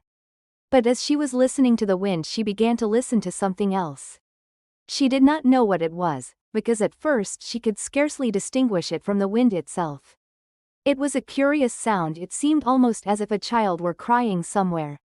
Sometimes the wind sounded rather like a child crying, but presently Mistress Mary felt quite sure this sound was inside the house, not outside it. It was far away, but it was inside. She turned round and looked at Martha. "Do you hear anyone crying?" she said. Martha suddenly looked confused. "No," she answered. "It's wind. Sometimes it sounds like as if someone was lost on the moor in Wayland. It's got all sorts o' sounds. But listen, said Mary. It's in the house down one of those long corridors. And at that very moment a door must have been opened somewhere downstairs. For a great rushing draught blew along the passage and the door of the room they sat in was blown open with a crash. As they both jumped to their feet the light was blown out. And the crying sound was swept down the far corridor so that it was to be heard more plainly than ever. There, said Mary, I told you so. It is someone crying and it isn't a grown-up person. Martha ran and shut the door and turned the key. Before she did it they both heard the sound of a door in some far passage shutting with a bang. And then everything was quiet, for even the wind ceased wuthering for a few moments. It was wind, said Martha stubbornly. And, if it wasn't, it was little Betty Butterworth, scullery maid. She's had toothache all day. But something troubled and awkward in her manner made Mistress Mary stare very hard at her. She did not believe she was speaking the truth. Chapter 6. There was someone crying there was. The next day the rain poured down in torrents again. When Mary looked out of her window the moor was almost hidden by grey mist and cloud. There could be no going out today. What do you do in your cottage when it rains like this? She asked Martha. Try to keep from under each other's feet mostly, Martha answered. There does seem a lot of us then. Mother's a good-tempered woman but she gets fair moithered. The biggest ones goes out in cowshed and plays there. Dickon he doesn't mind wet. He goes out just same as if sun was shinin'. He says he sees things on rainy days as doesn't show when it's fair weather. He once found a little fox cub half drowned in its hole and he brought it home in bosom of his shirt to keep it warm. Its mother had been killed nearby and hole was swum out and litter was dead. He's got it at home now. He found a half-drowned young crow another time and he brought it home, too, and tamed it. It's named Soot because it's so black, and it hops and flies about with him everywhere. The time had come when Mary had forgotten to resent Martha's familiar talk. She had even begun to find it interesting and to be sorry when she stopped or went away. The stories she had been told by her ayah when she lived in India had been quite unlike those Martha had to tell about the moorland cottage, which held 14 people who lived in 4 little rooms and never had quite enough to eat. The children seemed to tumble about and amuse themselves like a litter of rough, good-natured collie puppies. Mary was most attracted by the mother and Dickon. When Martha told stories of what mother said or did they always sounded comfortable. If I had a raven or a fox cub I could play with it, said Mary. But I have nothing. Martha looked perplexed. Kinda, knit? She asked. No, answered Mary. Kinda, sew? No. Kinda, read? Yes. Then why doesn't da read somethin', or learn a bit o' spellin'? They'st old enough to be learnin' thy book a good bit now. I haven't any books, said Mary. Those I had were left in India. That's a pity, said Martha. If Miss Medlock let thee go into library, there's thousands o' books there. Mary did not ask where the library was, because she was suddenly inspired by a new idea. She made up her mind to go and find it herself. She was not troubled about Mrs. Medlock. Mrs. Medlock seemed always to be in her comfortable housekeeper's sitting room downstairs. In this queer place one scarcely ever saw anyone at all. In fact, there was no one to see but the servants, and when their master was away.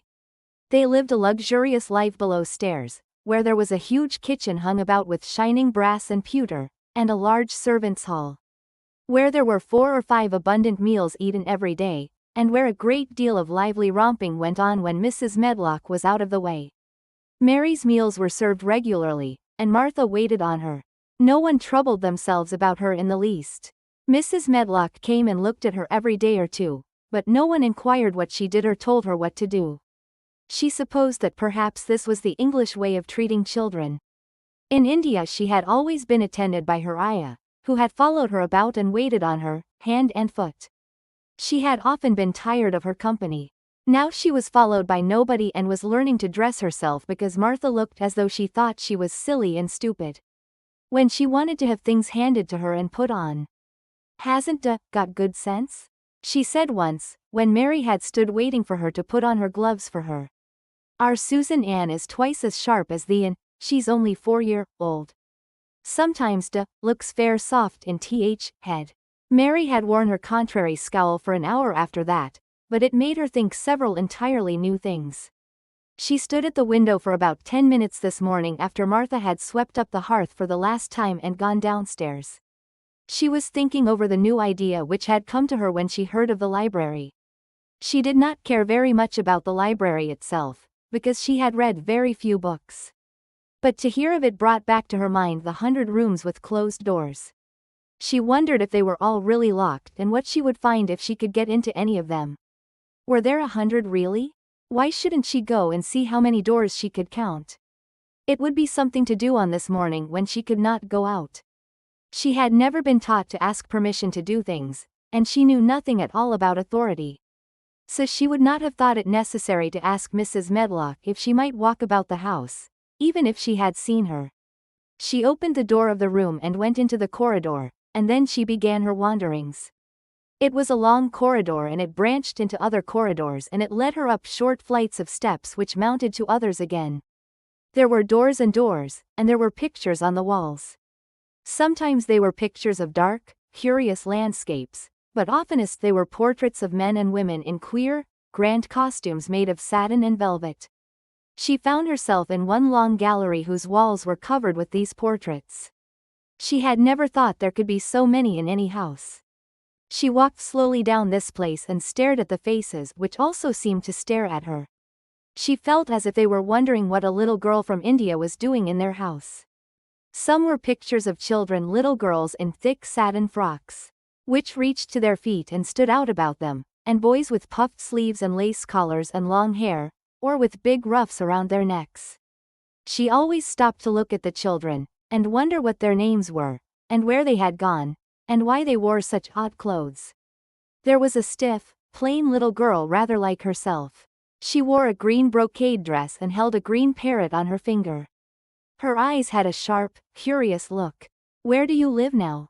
said Mary aloud to her. "I wish you were here." Surely no other little girl ever spent such a queer morning. It seemed as if there was no one in all the huge rambling house but her own small self. Wandering about upstairs and down, through narrow passages and wide ones, where it seemed to her that no one but herself had ever walked. Since so many rooms had been built, people must have lived in them, but it all seemed so empty that she could not quite believe it true. It was not until she climbed to the second floor that she thought of turning the handle of a door. All the doors were shut, as Mrs. Medlock had said they were, but at last she put her hand on the handle of one of them and turned it. She was almost frightened for a moment when she felt that it turned without difficulty. And that when she pushed upon the door itself it slowly and heavily opened. It was a massive door and opened into a big bedroom. There were embroidered hangings on the wall, and inlaid furniture such as she had seen in India stood about the room. A broad window with leaded panes looked out upon the moor, and over the mantel was another portrait of the stiff, plain little girl, who seemed to stare at her more curiously than ever. "Perhaps she slept here once," said Mary. "She stares at me so that she makes me feel queer." After that she opened more doors and more. She saw so many rooms that she became quite tired and began to think that there must be 100, though she had not counted them. In all of them there were old pictures or old tapestries with strange scenes worked on them. There were curious pieces of furniture and curious ornaments in nearly all of them. In one room, which looked like a lady's sitting room, the hangings were all embroidered velvet. In a cabinet were about 100 little elephants made of ivory. They were of different sizes, and some had their mahouts or palanquins on their backs. Some were much bigger than the others and some were so tiny that they seemed only babies. Mary had seen carved ivory in India and she knew all about elephants. She opened the door of the cabinet and stood on a footstool and played with these for quite a long time. When she got tired she set the elephants in order and shut the door of the cabinet. In all her wanderings through the long corridors and the empty rooms, she had seen nothing alive. But in this room she saw something. Just after she had closed the cabinet door she heard a tiny rustling sound. It made her jump and look around at the sofa by the fireplace, from which it seemed to come. In the corner of the sofa there was a cushion, and in the velvet which covered it there was a hole. Out of the hole peeped a tiny head with a pair of frightened eyes in it. Mary crept softly across the room to look. The bright eyes belonged to a little gray mouse, and the mouse had eaten a hole into the cushion and made a comfortable nest there. 6 baby mice were cuddled up asleep near her. If there was no one else alive in the 100 rooms, there were 7 mice who did not look lonely at all. "If they wouldn't be so frightened, I would take them back with me," said Mary. She had wandered about long enough to feel too tired to wander any farther, and she turned back. 2 or 3 times she lost her way by turning down the wrong corridor and was obliged to ramble up and down until she found the right one. But at last she reached her own floor again, though she was some distance from her own room and did not know exactly where she was. "I believe I have taken a wrong turning again," she said, standing still at what seemed the end of a short passage with tapestry on the wall. "I don't know which way to go. How still everything is." It was while she was standing here and just after she had said this that the stillness was broken by a sound. It was another cry, but not quite like the one she had heard last night. It was only a short one, a fretful childish whine muffled by passing through walls.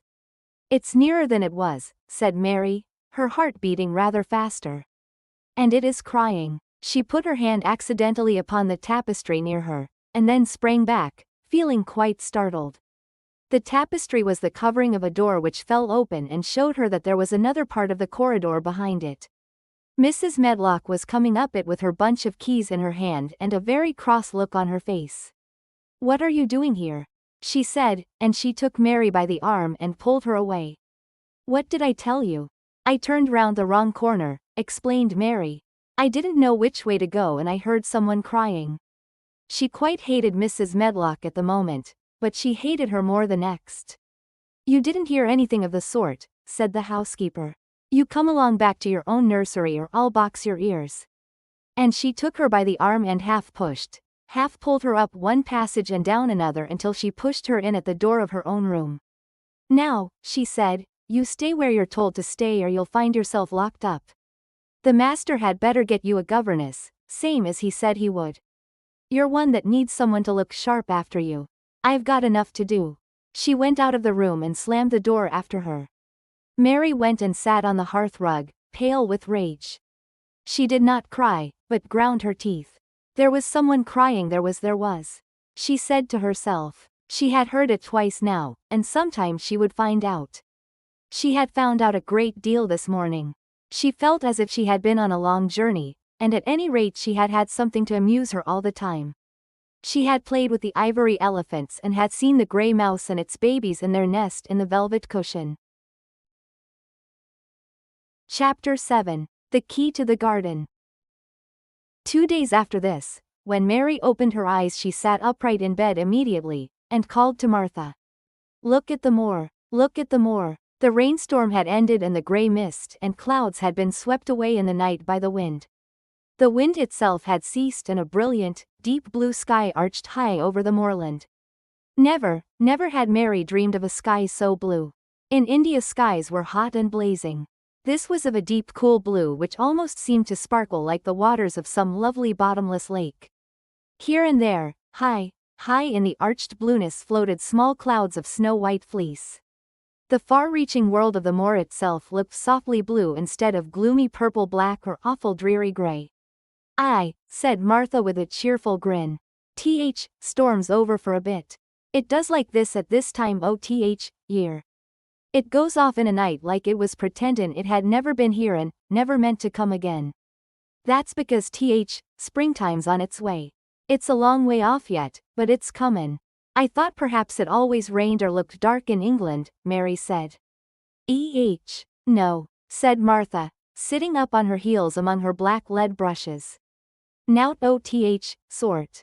What does that mean?" asked Mary seriously. In India the natives spoke different dialects which only a few people understood, so she was not surprised when Martha used words she did not know. Martha laughed as she had done the first morning. "There now," she said. "I've talked broad Yorkshire again like Mrs. Medlock said I mustn't. Nout sort means nothin' of the sort," slowly and carefully. "But it takes so long to say it. Yorkshire's sunniest place on earth when it is sunny." I told thee they'd like more after a bit. Just you wait till you see gold-colored gorse blossoms and blossoms broom. And heather flowerin', all purple bells, and hundreds o' butterflies flutterin' and bees hummin' and skylarks soarin' up and singin'.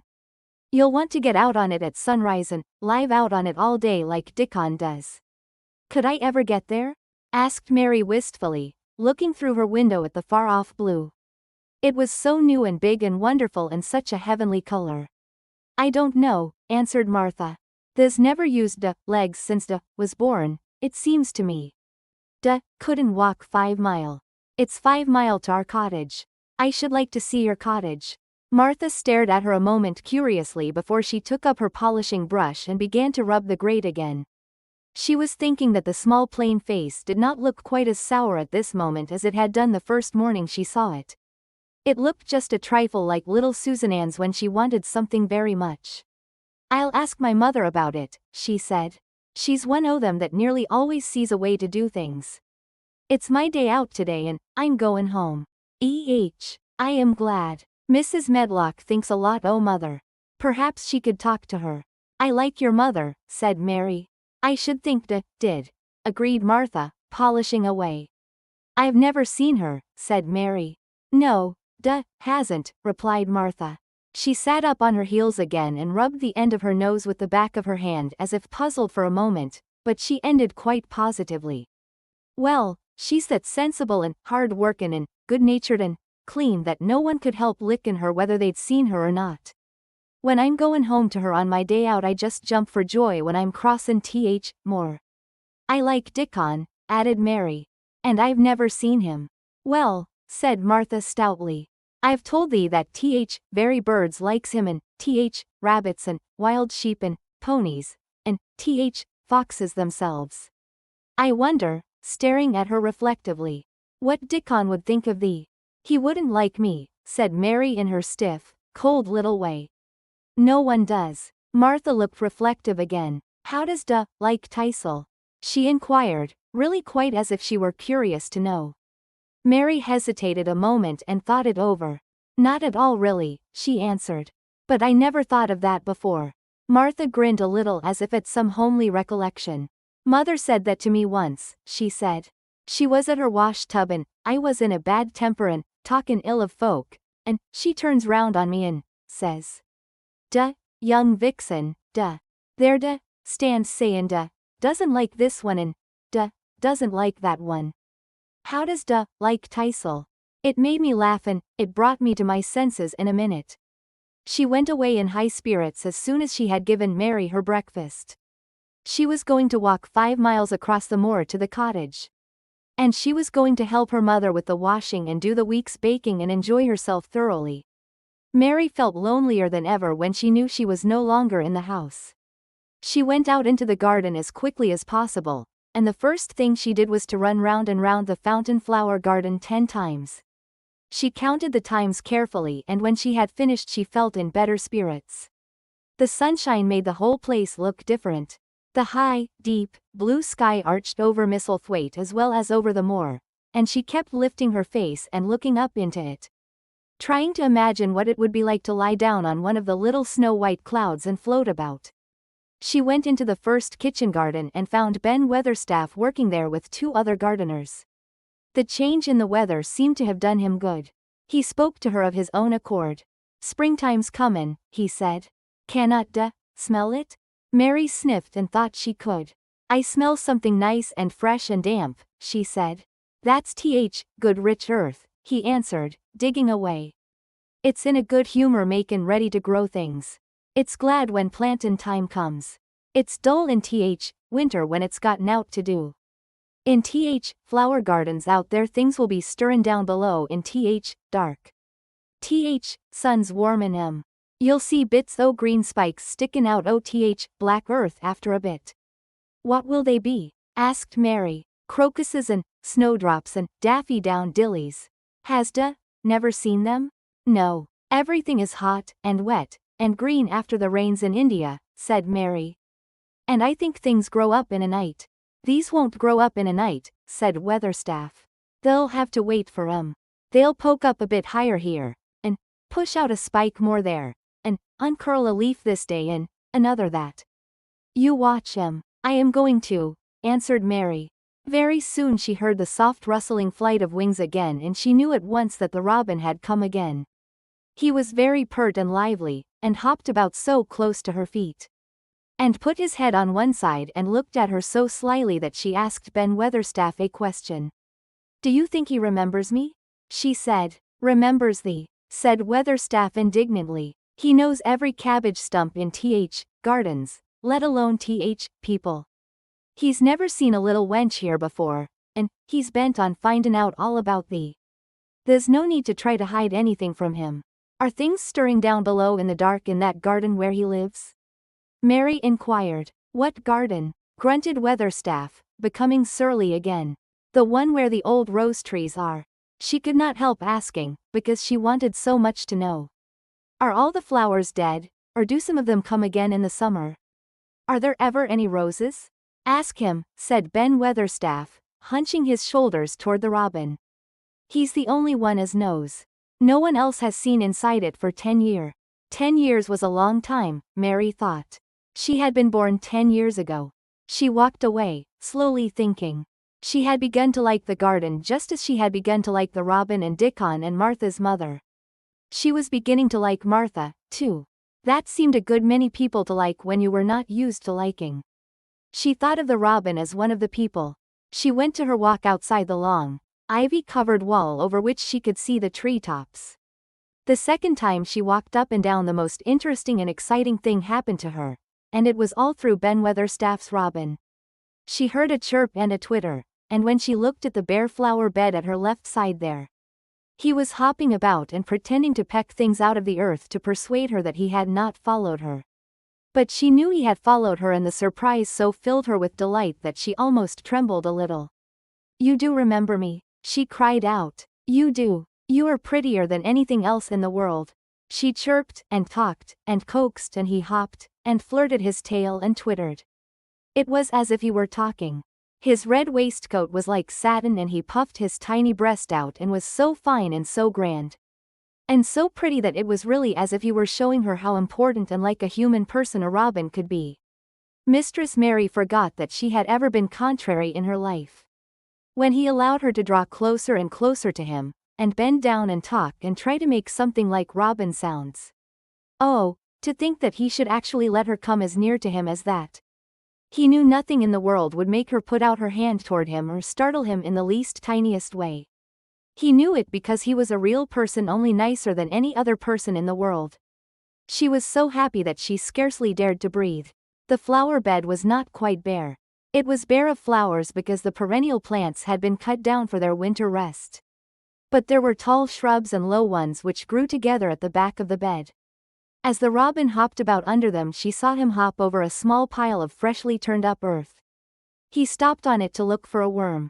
The earth had been turned up because a dog had been trying to dig up a mole, and he had scratched quite a deep hole. Mary looked at it, not really knowing why the hole was there, and as she looked she saw something almost buried in the newly turned soil. It was something like a ring of rusty iron or brass. When the robin flew up into a tree nearby, she put out her hand and picked the ring up. It was more than a ring, however. It was an old key which looked as if it had been buried a long time. Mistress Mary stood up and looked at it with an almost frightened face as it hung from her finger. Perhaps it has been buried for 10 years, she said in a whisper. Perhaps it is the key to the garden. Chapter 8. The Robin Who Showed the Way. She looked at the key quite a long time. She turned it over and over, and thought about it. As I have said before, she was not a child who had been trained to ask permission or consult her elders about things. All she thought about the key was that if it was the key to the closed garden, and she could find out where the door was, she could perhaps open it and see what was inside the walls, and what had happened to the old rose trees. It was because it had been shut up so long that she wanted to see it. It seemed as if it must be different from other places, and that something strange must have happened to it during 10 years.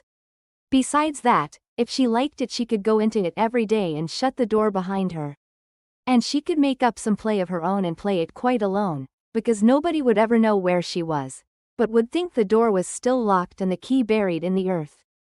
The thought of that pleased her very much. Living as it were, all by herself in a house with 100 mysteriously closed rooms and having nothing whatever to do to amuse herself, had set her inactive brain to working and was actually awakening her imagination. There is no doubt that the fresh, strong, pure air from the moor had a great deal to do with it. Just as it had given her an appetite, and fighting with the wind had stirred her blood, so the same things had stirred her mind. In India she had always been too hot and languid and weak to care much about anything, but in this place she was beginning to care and to want to do new things. Already she felt less contrary, though she did not know why. She put the key in her pocket and walked up and down her walk. No one but herself ever seemed to come there, so she could walk slowly and look at the wall, or, rather, at the ivy growing on it. The ivy was the baffling thing. Howsoever carefully she looked she could see nothing but thickly growing, glossy, dark green leaves. She was very much disappointed. Something of her contrariness came back to her as she paced the walk and looked over it at the treetops inside. It seemed so silly, she said to herself, to be near it and not be able to get in. She took the key in her pocket when she went back to the house. And she made up her mind that she would always carry it with her when she went out, so that if she ever should find the hidden door she would be ready. Mrs. Medlock had allowed Martha to sleep all night at the cottage. But she was back at her work in the morning with cheeks redder than ever and in the best of spirits. "I got up at 4 o'clock, she said. It was pretty on more with birds gettin' up and rabbits scamperin' about and sun risin'. I didn't walk all way. A man gave me a ride in his cart and I did enjoy myself." She was full of stories of the delights of her day out. Her mother had been glad to see her and they had got the baking and washing all out of the way. She had even made each of the children a dough cake with a bit of brown sugar in it.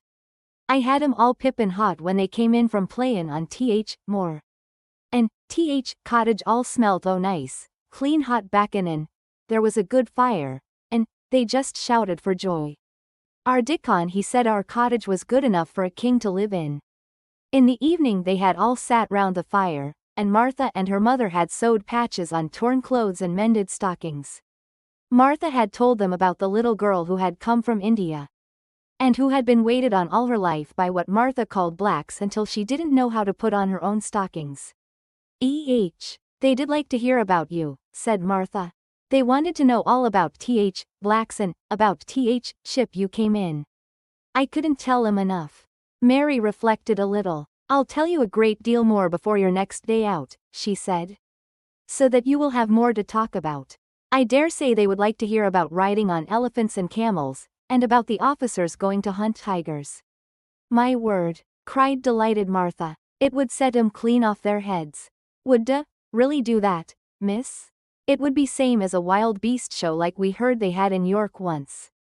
"India is quite different from Yorkshire," Mary said slowly, as she thought the matter over. "I never thought of that.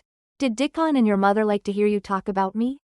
"Why, our Dickon's eyes nearly started out o' his head, they got that round," answered Martha. "But mother, she was put out about your seemin' to be all by yourself like. She said, hasn't Mr. Craven got no governess for her, nor no nurse? And I said, no, he hasn't, though Mrs. Medlock says he will when he thinks of it, but she says he mayn't think of it for 2 or 3 years. I don't want a governess," said Mary sharply. "But mother says you ought to be learnin' your book by this time and you ought to have a woman to look after you, and she says. Now, Martha, you just think how you'd feel yourself, in a big place like that, wanderin' about all alone, and, no mother. You do your best to cheer her up, she says, and I said I would." Mary gave her a long, steady look. "You do cheer me up," she said. "I like to hear you talk." Presently Martha went out of the room and came back with something held in her hands under her apron. "What does think?" she said, with a cheerful grin. "I've brought thee a present." "A present?" exclaimed Mistress Mary. "How could a cottage full of 14 hungry people give anyone a present?" "A man was drivin' across the moor peddlin'," Martha explained. "And he stopped his cart at our door. He had pots and pans and odds and ends, but mother had no money to buy anythin'. Just as he was goin' away Elizabeth Ellen called out, "Mother, he's got skippin' ropes with red and blue handles." And, "Mother," she calls out quite sudden, "here, stop, mister. How much are they?" And he says, "Tuppence," and, "Mother," she began fumblin' in her pocket and she says to me, "Martha, tha's brought me thy wages like a good lass, and I've got 4 places to put every penny. But I'm just goin' to take tuppence out of it to buy that child a skippin' rope," and she bought one and here it is. She brought it out from under her apron and exhibited it quite proudly. It was a strong, slender rope with a striped red and blue handle at each end, but Mary Lennox had never seen a skipping rope before. She gazed at it with a mystified expression. "What is it for?" she asked curiously. "For," cried out Martha, "does d mean that they've not got skippin' ropes in India? For all they've got elephants and tigers and camels. No wonder most of 'em's black. This is what it's for, just watch me." And she ran into the middle of the room and, taking a handle in each hand, began to skip, and skip, and skip, while Mary turned in her chair to stare at her. The queer faces in the old portraits seemed to stare at her, too. And wonder what on earth this common little cottager had the impudence to be doing under their very noses. But Martha did not even see them. The interest and curiosity in Mistress Mary's face delighted her, and she went on skipping and counted as she skipped until she had reached 100. "I could skip longer than that," she said when she stopped. "I've skipped as much as 500 when I was 12, but I wasn't as fat then as I am now, and I was in practice." Mary got up from her chair beginning to feel excited herself. "It looks nice," she said. "Your mother is a kind woman. Do you think I could ever skip like that?" "You just try it," urged Martha, handing her the skipping rope. "You can't skip 100 at first, but if you practice you'll mount up. That's what Mother said. She says, nothin' will do her more good than skippin' rope. It's sensiblest toy a child can have. Let her play out in fresh air skippin' and it'll stretch her legs and arms and give her some strength in 'em." It was plain that there was not a great deal of strength in Mistress Mary's arms and legs when she first began to skip. She was not very clever at it, but she liked it so much that she did not want to stop. "Put on things and run and skip out o' doors," said Martha. "Mother said I must tell you to keep out o' doors as much as you could, even when it rains a bit, so as wrap up warm." Mary put on her coat and hat and took her skipping rope over her arm. She opened the door to go out, and then suddenly thought of something and turned back rather slowly. "Martha," she said, "they were your wages. It was your 2 pence really. Thank you." She said it stiffly because she was not used to thanking people or noticing that they did things for her. "Thank you," she said, and held out her hand because she did not know what else to do. Martha gave her hand a clumsy little shake, as if she was not accustomed to this sort of thing either. Then she laughed. Art a queer, old womanish thing," she said. "If they'd been Elizabeth Ellen they'd have given me a kiss." Mary looked stiffer than ever. "Do you want me to kiss you?" Martha laughed again. "Nay, not me," she answered. "If was different, p'raps they'd want to tinsel. But isn't. Run off outside and play with thy rope." Mistress Mary felt a little awkward as she went out of the room. Yorkshire people seemed strange, and Martha was always rather a puzzle to her. At first she had disliked her very much, but now she did not. The skipping rope was a wonderful thing. She counted and skipped and counted, until her cheeks were quite red, and she was more interested than she had ever been since she was born. The sun was shining and a little wind was blowing, not a rough wind, but one which came in delightful little gusts and brought a fresh scent of newly turned earth with it. She skipped round the fountain garden, and up one walk and down another. She skipped at last into the kitchen garden and saw Ben Weatherstaff digging and talking to his robin, which was hopping about him. She skipped down the walk toward him and he lifted his head and looked at her with a curious expression. She had wondered if he would notice her. She wanted him to see her skip. "Well," he exclaimed, "upon my word, p'raps art a young after all, and p'raps tha's got child's blood in thy veins instead of sour buttermilk. Tha's skipped red into thy cheeks as sure as my name's Ben Weatherstaff." "I wouldn't have believed could do it. I never skipped before," Mary said. "I'm just beginning. I can only go up to 20. Duh, keep on, said Ben. Duh, shapes well enough at it for a young un that's lived with heathen. Just see how he's watchin' thee, jerking his head toward the robin. He followed after thee yesterday. He'll be at it again today. He'll be bound to find out what skippin' rope is. He's never seen one. Shaking his head at the bird. Duh, curiosity will be death of thee sometime if doesn't look sharp. Mary skipped round all the gardens and round the orchard, resting every few minutes. At length she went to her own special walk and made up her mind to try if she could skip the whole length of it. It was a good long skip and she began slowly, but before she had gone halfway down the path she was so hot and breathless that she was obliged to stop. She did not mind much, because she had already counted up to 30. She stopped with a little laugh of pleasure, and there, lo and behold, was the robin swaying on a long branch of ivy. He had followed her and he greeted her with a chirp. As Mary had skipped toward him she felt something heavy in her pocket strike against her at each jump, and when she saw the robin she laughed again. You showed me where the key was yesterday, she said. You ought to show me the door today, but I don't believe you know. The robin flew from his swinging spray of ivy onto the top of the wall and he opened his beak and sang a loud, lovely trill, merely to show off. Nothing in the world is quite as adorably lovely as a robin when he shows off, and they are nearly always doing it. Mary Lennox had heard a great deal about magic in her Aya's stories, and she always said that what happened almost at that moment was magic. One of the nice little gusts of wind rushed down the walk, and it was a stronger one than the rest.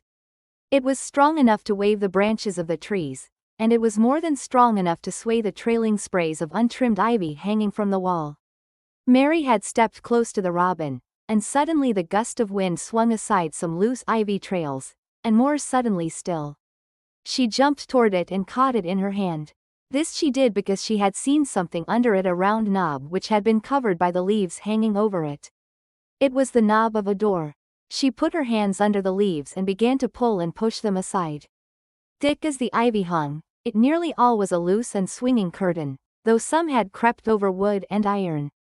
Mary's heart began to thump and her hands to shake a little in her delight and excitement. The robin kept singing and twittering away and tilting his head on one side, as if he were as excited as she was. What was this under her hands which was square and made of iron and which her fingers found a hole in? It was the lock of the door which had been closed 10 years, and she put her hand in her pocket, drew out the key and found it fitted the keyhole. She put the key in and turned it. It took 2 hands to do it, but it did turn. And then she took a long breath and looked behind her up the long walk to see if anyone was coming. No one was coming. No one ever did come, it seemed, and she took another long breath, because she could not help it. And she held back the swinging curtain of ivy and pushed back the door, which opened slowly. Then she slipped through it, and shut it behind her, and stood with her back against it, looking about her and breathing quite fast with excitement, and wonder, and delight. She was standing inside the secret garden. Chapter 9. The strangest house anyone ever lived in. It was the sweetest, most mysterious-looking place anyone could imagine. The high walls which shut it in were covered with the leafless stems of climbing roses, which were so thick that they were matted together. Mary Lennox knew they were roses because she had seen a great many roses in India. All the ground was covered with grass of a wintry brown, and out of it grew clumps of bushes which were surely rosebushes if they were alive. There were numbers of standard roses which had so spread their branches that they were like little trees. There were other trees in the garden, and one of the things which made the place look strangest and loveliest was that climbing roses had run all over them and swung down long tendrils which made light swaying curtains. Here and there they had caught at each other or at a far-reaching branch and had crept from one tree to another and made lovely bridges of themselves. There were neither leaves nor roses on them now, and Mary did not know whether they were dead or alive, but their thin, gray or brown branches and sprays looked like a sort of hazy mantle spreading over everything, walls, and trees, and even brown grass, where they had fallen from their fastenings and run along the ground. It was this hazy tangle from tree to tree which made it all look so mysterious. Mary had thought it must be different from other gardens. which had not been left all by themselves so long, and indeed it was different from any other place she had ever seen in her life. "How still it is," she whispered. "How still." Then she waited a moment and listened at the stillness. The robin, who had flown to his treetop, was still as all the rest. He did not even flutter his wings. He sat without stirring, and looked at Mary. "No wonder it is still," she whispered again. "I am the first person who has spoken in here for 10 years. She moved away from the door, stepping as softly as if she were afraid of awakening someone. She was glad that there was grass under her feet and that her steps made no sounds. She walked under one of the fairy-like gray arches between the trees and looked up at the sprays and tendrils which formed them. "I wonder if they are all quite dead," she said. "Is it all a quite dead garden? I wish it wasn't." If she had been Ben Weatherstaff, she could have told whether the wood was alive by looking at it. But she could only see that there were only gray or brown sprays and branches, and none showed any signs of even a tiny leaf bud anywhere. But she was inside the wonderful garden, and she could come through the door under the ivy any time. She felt as if she had found a world all her own. The sun was shining inside the 4 walls and the high arch of blue sky. Over this particular piece of Misselthwaite seemed even more brilliant and soft than it was over the moor. The robin flew down from his treetop and hopped about or flew after her from one bush to another. He chirped a good deal and had a very busy air, as if he were showing her things. Everything was strange and silent, and she seemed to be hundreds of miles away from anyone.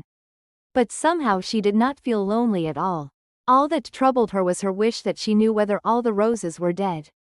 Or if perhaps some of them had lived and might put out leaves and buds as the weather got warmer.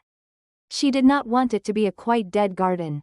If it were a quite alive garden, how wonderful it would be, and what thousands of roses would grow on every side. Her skipping rope had hung over her arm when she came in. After she had walked about for a while, she thought she would skip round the whole garden, stopping when she wanted to look at things.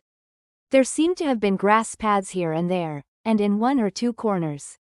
There were alcoves of evergreen with stone seats or tall moss-covered flower urns in them.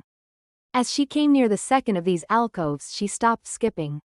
There had once been a flower bed in it, and she thought she saw something sticking out of the black earth, some sharp little pale green points.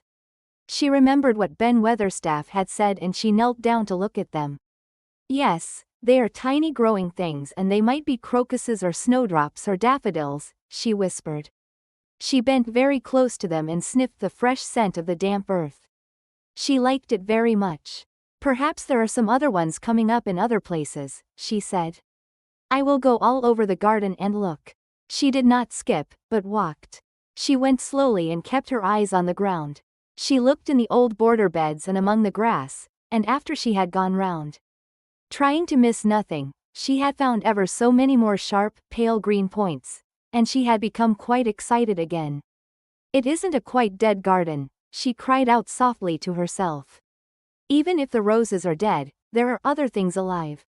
She did not know anything about gardening, but the grass seemed so thick in some of the places where the green points were pushing their way through that she thought they did not seem to have room enough to grow. She searched about until she found a rather sharp piece of wood, and knelt down and dug and weeded out the weeds and grass until she made nice little clear places around them. "Now they look as if they could breathe," she said, after she had finished with the first ones. "I am going to do ever so many more. I'll do all I can see. If I haven't time today, I can come tomorrow." She went from place to place, and dug and weeded, and enjoyed herself so immensely that she was led on from bed to bed and into the grass under the trees. The exercise made her so warm that she first threw her coat off, and then her hat, and without knowing it, she was smiling down onto the grass and the pale green points all the time. The robin was tremendously busy. He was very much pleased to see gardening begun on his own estate. He had often wondered at Ben Weatherstaff, where gardening is done all sorts of delightful things to eat or turned up with the soil. Now here was this new kind of creature who was not half Ben's size and yet had had the sense to come into his garden and begin at once. Mistress Mary worked in her garden until it was time to go to her midday dinner.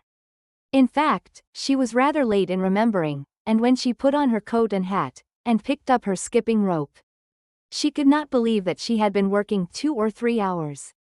She had been actually happy all the time, and dozens of the tiny, pale green points were to be seen in cleared places, looking twice as cheerful as they had looked before when the grass and weeds had been smothering them. "I shall come back this afternoon," she said, looking all round at her new kingdom, and speaking to the trees and the rose bushes as if they heard her. Then she ran lightly across the grass, pushed open the slow old door and slipped through it under the ivy. She had such red cheeks and such bright eyes and ate such a dinner that Martha was delighted. "2 pieces o' meat and 2 helps o' rice puddin'," she said. Mother will be pleased when I tell her what skippin' rope's done for thee." In the course of her digging with her pointed stick, Mistress Mary had found herself digging up a sort of white root rather like an onion. She had put it back in its place and patted the earth carefully down on it, and just now she wondered if Martha could tell her what it was. "Martha," she said, "what are those white roots that look like onions?" "They're bulbs," answered Martha. "Lots o' spring flowers grow from 'em.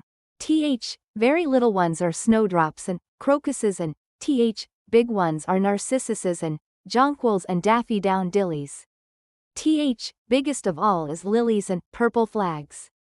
They are nice. Dickon's got a whole lot of 'em planted in our bit o' garden." "Does Dickon know all about them?" asked Mary, a new idea taking possession of her. "Our Dickon can make a flower grow out of a brick walk. Mother says he just whispers things out o' ground." "Do bulbs live a long time? Would they live years and years if no one helped them?" inquired Mary anxiously. "They're things as helps themselves," said Martha. "That's why poor folk can afford to have 'em. If you don't trouble 'em, most of 'em'll work away underground for a lifetime and spread out and have little uns. There's a place in Park Woods here where there's snowdrops by thousands.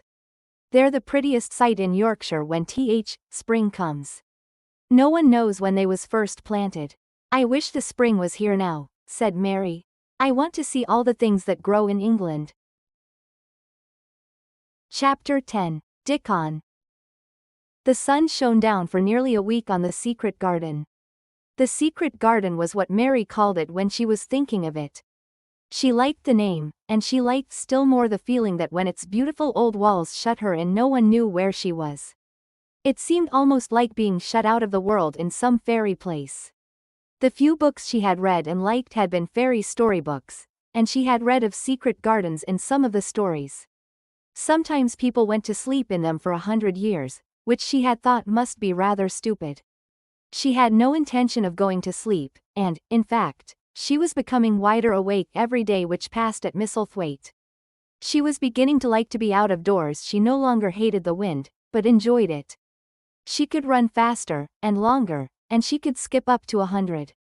The bulbs in the secret garden must have been much astonished. Such nice clear places were made round them that they had all the breathing space they wanted, and really, if Mistress Mary had known it. They began to cheer up under the dark earth and work tremendously. The sun could get at them and warm them, and when the rain came down it could reach them at once, so they began to feel very much alive.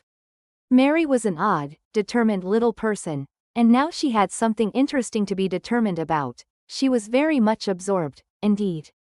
She worked and dug and pulled up weeds steadily, only becoming more pleased with her work every hour instead of tiring of it. It seemed to her like a fascinating sort of play. She found many more of the sprouting pale green points than she had ever hoped to find. They seemed to be starting up everywhere, and each day she was sure she found tiny new ones, some so tiny that they barely peeped above the earth. There were so many that she remembered what Martha had said about the snowdrops by the thousands, and about bulbs spreading and making new ones. These had been left to themselves for 10 years, and perhaps they had spread, like the snowdrops, into thousands. She wondered how long it would be before they showed that they were flowers. Sometimes she stopped digging to look at the garden and try to imagine what it would be like when it was covered with thousands of lovely things in bloom. During that week of sunshine, she became more intimate with Ben Weatherstaff. She surprised him several times by seeming to start up beside him as if she sprang out of the earth. The truth was that she was afraid that he would pick up his tools and go away if he saw her coming, so she always walked toward him as silently as possible. But, in fact, he did not object to her as strongly as he had at first. Perhaps he was secretly rather flattered by her evident desire for his elderly company. Then, also, she was more civil than she had been. He did not know that when she first saw him she spoke to him as she would have spoken to a native, and had not known that a cross, sturdy old Yorkshireman was not accustomed to salaam to his masters, and be merely commanded by them to do things. "They'rt like Robin," he said to her one morning when he lifted his head and saw her standing by him. "I never knows when I shall see thee or which side they'll come from." "He's friends with me now," said Mary. "That's like him," snapped Ben Weatherstaff. "Makin' up to womenfolk just for vanity and flightiness. There's nothin' he wouldn't do for Sako showin' off and flirtin' his tail feathers. He's as full o' pride as an egg's full o' meat." He very seldom talked much and sometimes did not even answer Mary's questions except by a grunt, but this morning he said more than usual. He stood up and rested one hobnailed boot on the top of his spade while he looked her over. "How long has been here?" he jerked out. "I think it's about a month," she answered. "They's beginnin' to do Misselthwaite credit," he said. "They's a bit fatter than wasn't, they's not quite so yeller. Looked like a young plucked crow when first came into this garden. Thinks I to myself I never set eyes on an uglier, sourer-faced young un." Mary was not vain, and as she had never thought much of her looks she was not greatly disturbed. "I know I'm fatter," she said. "My stockings are getting tighter. They used to make wrinkles. There's the robin, Ben Weatherstaff." There, indeed, was the robin, and she thought he looked nicer than ever. His red waistcoat was as glossy as satin and he flirted his wings and tail and tilted his head and hopped about with all sorts of lively graces. He seemed determined to make Ben Weatherstaff admire him. But Ben was sarcastic. "Aye, they're art," he said. Can put up with me for a bit sometimes when there's got no one better. There's been reddenin' up thy waistcoat and polishin' thy feathers this 2 weeks. I know what there's up to. There's courtin' some bold young madam somewhere tellin' thy lies to her about bein' finest cock robin on Misselmoran. Ready to fight all rest of 'em." "Oh, look at him," exclaimed Mary. The robin was evidently in a fascinating, bold mood. He hopped closer and closer and looked at Ben Weatherstaff more and more engagingly. He flew on to the nearest currant bush and tilted his head and sang a little song right at him. "Thinks they'll get over me by doin' that," said Ben, wrinkling his face up in such a way that Mary felt sure he was trying not to look pleased. Thinks no one can stand out against thee, that's what thinks." The robin spread his wings. Mary could scarcely believe her eyes. He flew right up to the handle of Ben Weatherstaff's spade and alighted on the top of it. Then the old man's face wrinkled itself slowly into a new expression. He stood still as if he were afraid to breathe, as if he would not have stirred for the world, lest his robin should start away. He spoke quite in a whisper. "Well, I'm danged," he said as softly as if he were saying something quite different. Does know how to get at a chap does. This fair unearthly, this so knowin'." And he stood without stirring, almost without drawing his breath, until the robin gave another flirt to his wings and flew away. Then he stood looking at the handle of the spade as if there might be magic in it, and then he began to dig again and said nothing for several minutes. But because he kept breaking into a slow grin now and then, Mary was not afraid to talk to him. "Have you a garden of your own?" she asked. "No, I'm Bochilder and lodge with Martin at Gate." "If you had one," said Mary, "what would you plant?" "Cabbages and taters and onions." "But if you wanted to make a flower garden," persisted Mary, "what would you plant?" "Bulbs and sweet-smellin' things, but mostly roses." Mary's face lighted up. "Do you like roses?" she said. Ben Weatherstaff rooted up a weed and threw it aside before he answered. "Well, yes, I do. I was learned that by a young lady I was gardener to. She had a lot in a place she was fond of, and she loved 'em like they was children or robins. I've seen her bend over and kiss 'em." He dragged out another weed and scowled at it. "That were as much as 10 years ago. Where is she now?" asked Mary, much interested. "Heaven," he answered, and drove his spade deep into the soil, according to what parson says. "What happened to the roses?" Mary asked again, more interested than ever. "They was left to themselves." Mary was becoming quite excited. "Did they quite die? Do roses quite die when they are left to themselves?" she ventured. Well, I'd got to like 'em and I liked her and she liked 'em, Ben Weatherstaff admitted reluctantly. Once or twice a year I'd go and work at 'em a bit, prune 'em and dig about roots. They run wild, but they was in rich soil, so some of 'em lived. When they have no leaves and look gray and brown and dry, how can you tell whether they are dead or alive? Inquired Mary. Wait till spring gets at 'em, wait till sun shines on rain and rain falls on sunshine and then they'll find out. How? Cried Mary, forgetting to be careful. Look along twigs and branches and, if see a bit of a brown lump swelling here and there, watch it after warm rain and see what happens. He stopped suddenly and looked curiously at her eager face. Why does care so much about roses and such, all of a sudden? He demanded. Mistress Mary felt her face grow red. She was almost afraid to answer. I want to play that I have a garden of my own, she stammered. There is nothing for me to do. I have nothing and no one. Well, said Ben Weatherstaff slowly, as he watched her, that's true. Hasn't. He said it in such an odd way that Mary wondered if he was actually a little sorry for her. She had never felt sorry for herself, she had only felt tired and cross, because she disliked people and things so much. But now the world seemed to be changing and getting nicer. If no one found out about the secret garden, she should enjoy herself always. She stayed with him for 10 or 15 minutes longer and asked him as many questions as she dared. He answered every one of them in his queer grunting way, and he did not seem really cross and did not pick up his spade and leave her. He said something about roses just as she was going away, and it reminded her of the ones he had said he had been fond of. Do you go and see those other roses now?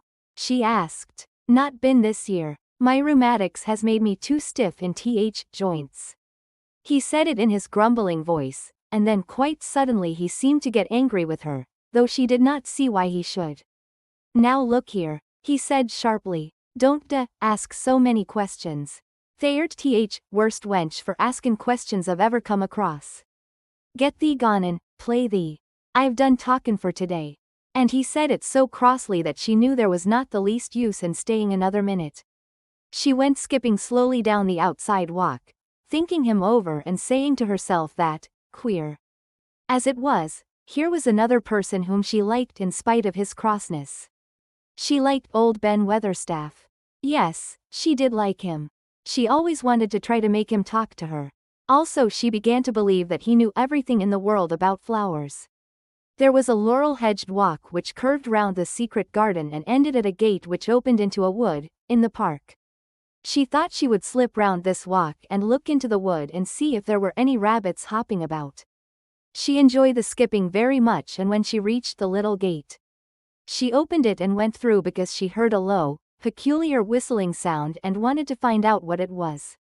It was a very strange thing indeed. She quite caught her breath as she stopped to look at it. A boy was sitting under a tree, with his back against it, playing on a rough wooden pipe. He was a funny-looking boy about 12.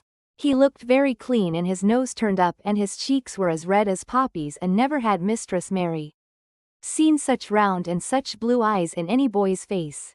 On the trunk of the tree he leaned against, a brown squirrel was clinging and watching him, and from behind a bush nearby, a cock pheasant was delicately stretching his neck to peep out, and quite near him were 2 rabbits sitting up and sniffing with tremulous noses, and actually it appeared as if they were all drawing near to watch him and listen to the strange low little call his pipe seemed to make. When he saw Mary he held up his hand and spoke to her in a voice almost as low as and rather like his piping. Don't move, he said. It'd fright 'em. Mary remained motionless. He stopped playing his pipe and began to rise from the ground. He moved so slowly that it scarcely seemed as though he were moving at all, but at last he stood on his feet. Then the squirrel scampered back up into the branches of his tree. The pheasant withdrew his head and the rabbits dropped on all fours and began to hop away, though not at all as if they were frightened. I'm Dickon, the boy said. I know Thayert, Miss Mary. Then Mary realized that somehow she had known at first that he was Dickon. Who else could have been charming rabbits and pheasants as the natives charm snakes in India? He had a wide, red, curving mouth and his smile spread all over his face. I got up slow, he explained, because if Da makes a quick move it startles them. A body, as to move gentle and speak low when wild things is about. He did not speak to her as if they had never seen each other before but as if he knew her quite well. Mary knew nothing about boys and she spoke to him a little stiffly because she felt rather shy. Did you get Martha's letter? She asked. He nodded his curly, rust-colored head. That's why I come. He stooped to pick up something which had been lying on the ground beside him when he piped. I've got garden tools. There's a little spade and rake and a fork and hoe. They are good uns. There's a trowel, too. And woman in shop threw in a packet o' white poppy and one o' blue larkspur when I bought other seeds. Will you show the seeds to me? Mary said. She wished she could talk as he did. His speech was so quick and easy. It sounded as if he liked her and was not the least afraid she would not like him. Though he was only a common moor boy, in patched clothes and with a funny face and a rough, rusty red head. As she came closer to him she noticed that there was a clean fresh scent of heather and grass and leaves about him, almost as if he were made of them. She liked it very much and when she looked into his funny face with the red cheeks and round blue eyes she forgot that she had felt shy. Let us sit down on this log and look at them, she said. They sat down and he took a clumsy little brown paper package out of his coat pocket. He untied the string and inside there were ever so many neater and smaller packages with a picture of a flower on each one. There's a lot o' mignonette and poppies, he said. Mignonette's sweetest smellin' thing as grows. And it'll grow wherever you cast it, same as poppies will. Them as'll come up and bloom if you just whistle to 'em, them's nicest of all. He stopped and turned his head quickly, his poppy-cheeked face lighting up. Where's that robin as is callin' us? He said. The chirp came from a thick holly bush, bright with scarlet berries, and Mary thought she knew whose it was. Is it really calling us? She asked. Aye, said Dickon, as if it was the most natural thing in the world, he's callin' someone he's friends with. That's same as sayin', here I am. Look at me, I wants a bit of a chat. There he is in the bush. Whose is he? He's Ben Weatherstaff's, but I think he knows me a little, answered Mary. Aye, he knows thee, said Dickon in his low voice again. And he likes thee. He's took thee on. He'll tell me all about thee in a minute. He moved quite close to the bush with the slow movement Mary had noticed before, and then he made a sound almost like the robin's own twitter. The robin listened a few seconds, intently, and then answered quite as if he were replying to a question. Aye, he's a friend o' yours, chuckled Dickon. Do you think he is? Cried Mary eagerly. She did so want to know. Do you think he really likes me? He wouldn't come near thee if he didn't, answered Dickon. Birds is rare choosers and a robin can flout a body worse than a man. See, he's making up to thee now. Cannot see a chap, he's sayin'. And it really seemed as if it must be true. He so sidled and twittered and tilted as he hopped on his bush. Do you understand everything birds say?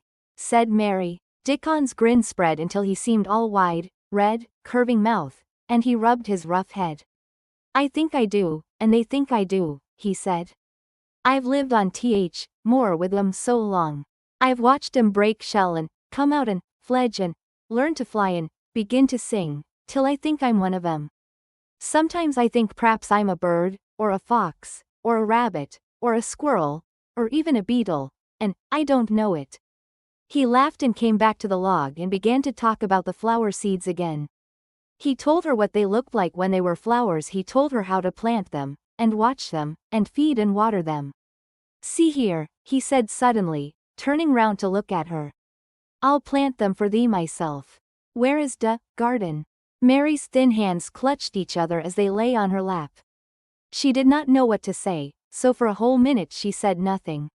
She had never thought of this. She felt miserable, and she felt as if she went red and then pale. There's got a bit o' garden, hasn't Dickon said. It was true that she had turned red and then pale. Dickon saw her do it, and as she still said nothing, he began to be puzzled. Wouldn't they give thee a bit? He asked. Hasn't got any yet? She held her hands tighter and turned her eyes toward him. Chapter 11. The Nest of the Missel Thrush. For 2 or 3 minutes he stood looking round him, while Mistress Mary watched him. And then he began to walk about softly, even more lightly than Mistress Mary had walked the first time she had found herself inside the 4 walls. His eyes seemed to be taking in everything. The great trees with the great creepers climbing over them and hanging from their branches. The tangle on the walls and among the grass. The evergreen alcoves with the stone seats and tall flower urns standing in them. "I never thought I'd see this place," he said at last in a whisper. "Did you know about it?" asked Mistress Mary. She had spoken aloud and he made a sign to her. "We must talk low," he said, "or someone'll hear us and wonder what's to do in here." "Oh, I forgot," said Mistress Mary, feeling frightened and putting her hand quickly against her mouth. "Did you know about the garden?" she asked again when she had recovered herself. Dickon nodded. "Martha told me there was one as no one ever went inside," he answered. "Us used to wonder what it was like." He stopped and looked round at the lovely grey tangle about him. And his round eyes looked queerly happy. "The nests as'll be here come springtime," he said. "It'd be safest nestin' place in England. No one never comin' near an tangles o' trees and roses to build in. I wonder all birds on moor don't build here." Mistress Mary put her hand on his arm again without knowing it. "Will there be roses?" she whispered. "Can you tell? I thought perhaps they were all dead." "No, not them, not all of 'em," he answered. "Look here." He stepped over to the nearest tree. An old one with grey lichen all over its bark, but upholding a curtain of tangled sprays and branches. He took a thick knife out of his pocket and opened one of its blades. "There's lots o' dead wood as ought to be cut out," he said, "and there's a lot o' old wood. But it made some new last year. This here's a new bit." And he touched a shoot which looked brownish green instead of hard dry grey. Mistress Mary touched it herself in an eager reverent way. "That one?" she said. "Is that one quite alive quite?" Dickon curved his wide smiling mouth. "It's as wick as you or me," he said, and Mistress Mary remembered that Martha had told her that wick meant alive or lively. "I'm glad it's wick," she cried out in her whisper. "I want them all to be wick.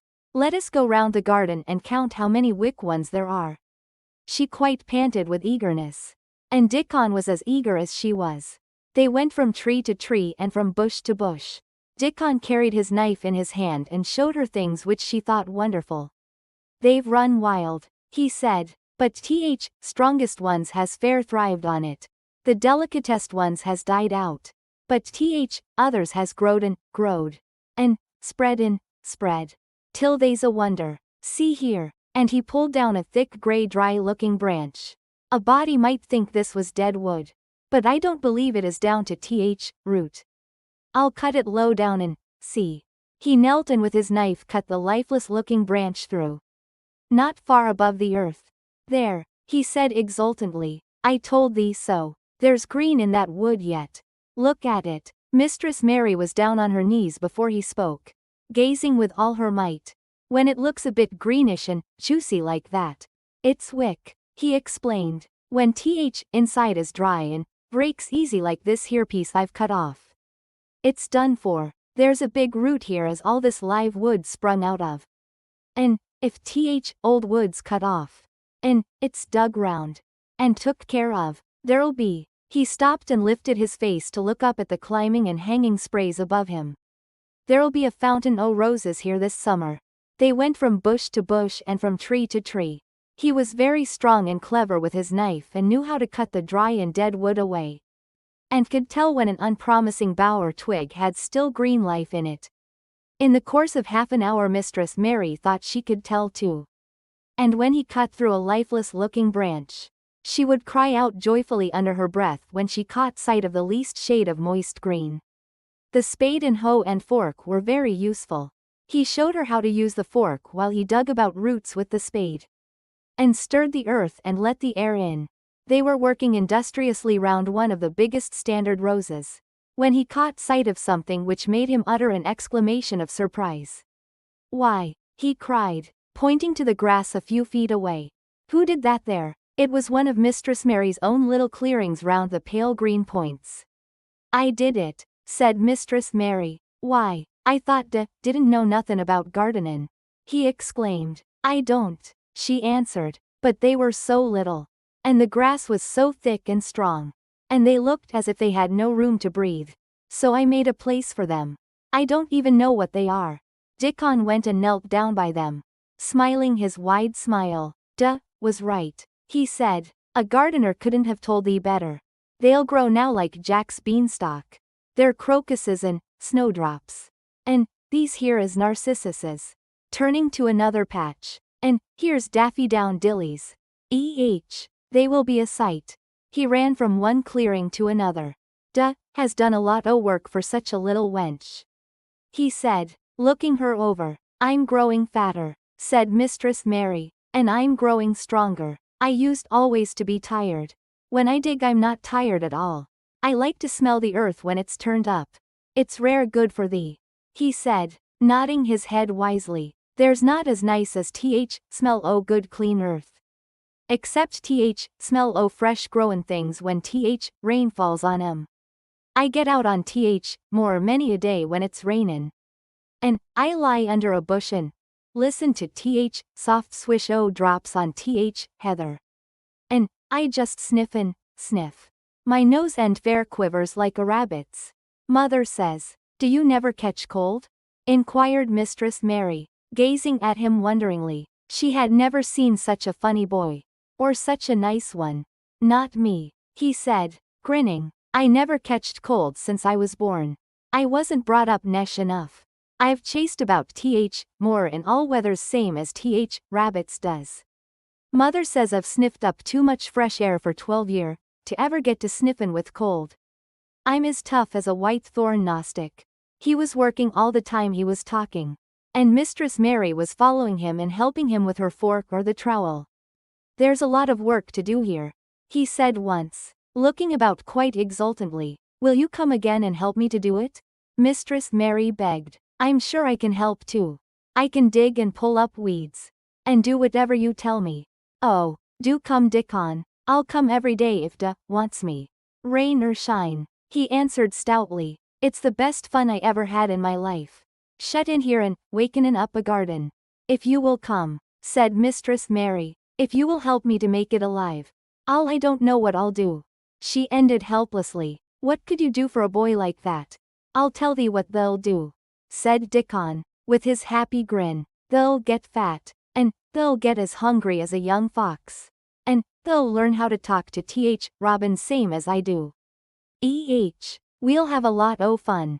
He began to walk about, looking up in the trees and at the walls and bushes with a thoughtful expression. I wouldn't want to make it look like a gardener's garden, all clipped and spick and span. Would you? He said. It's nicer like this, with things runnin' wild, and swingin', and catchin' hold of each other. Don't let us make it tidy, said Mistress Mary anxiously. It wouldn't seem like a secret garden if it was tidy.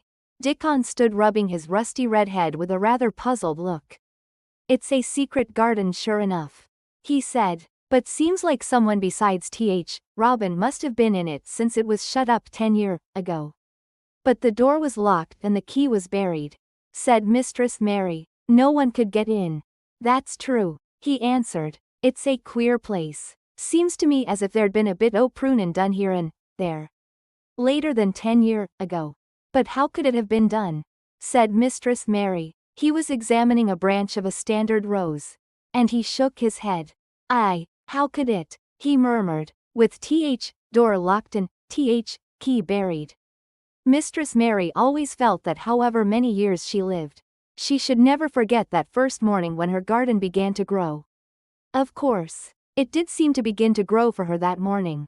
When Dickon began to clear places to plant seeds, she remembered what Basil had sung at her when he wanted to tease her. Are there any flowers that look like bells? She inquired. Lilies Valley does, he answered, digging away with the trowel. And there's Canterbury bells. And campanulas. Let's plant some, said Mistress Mary. There's lilies Valley here already. I saw 'em. They'll have growed too close and we'll have to separate 'em. But there's plenty. Other ones takes 2 years to bloom from seed. But I can bring you some bits o' plants from our cottage garden. Why does want 'em? Then Mistress Mary told him about Basil and his brothers and sisters in India. And of how she had hated them. And of their calling her Mistress Mary quite contrary. They used to dance round and sing at me. They sang, Mistress Mary quite contrary. How does your garden grow? With silver bells and cockle shells. And marigolds all in a row. I just remembered it. And it made me wonder if there were really flowers like silver bells. She frowned a little and gave her trowel a rather spiteful dig into the earth. I wasn't as contrary as they were. But Dickon laughed. He said, and as he crumbled the rich black soil, she saw he was sniffing up the scent of it. There doesn't seem to be no need for no one to be contrary. When there's flowers and such like. And such lots o' friendly wild things runnin' about. Makin' homes for themselves. Or buildin' nests and singin' and whistlin'. Does there? Mistress Mary, kneeling by him holding the seeds, looked at him and stopped frowning. Dickon, she said, you are as nice as Martha said you were.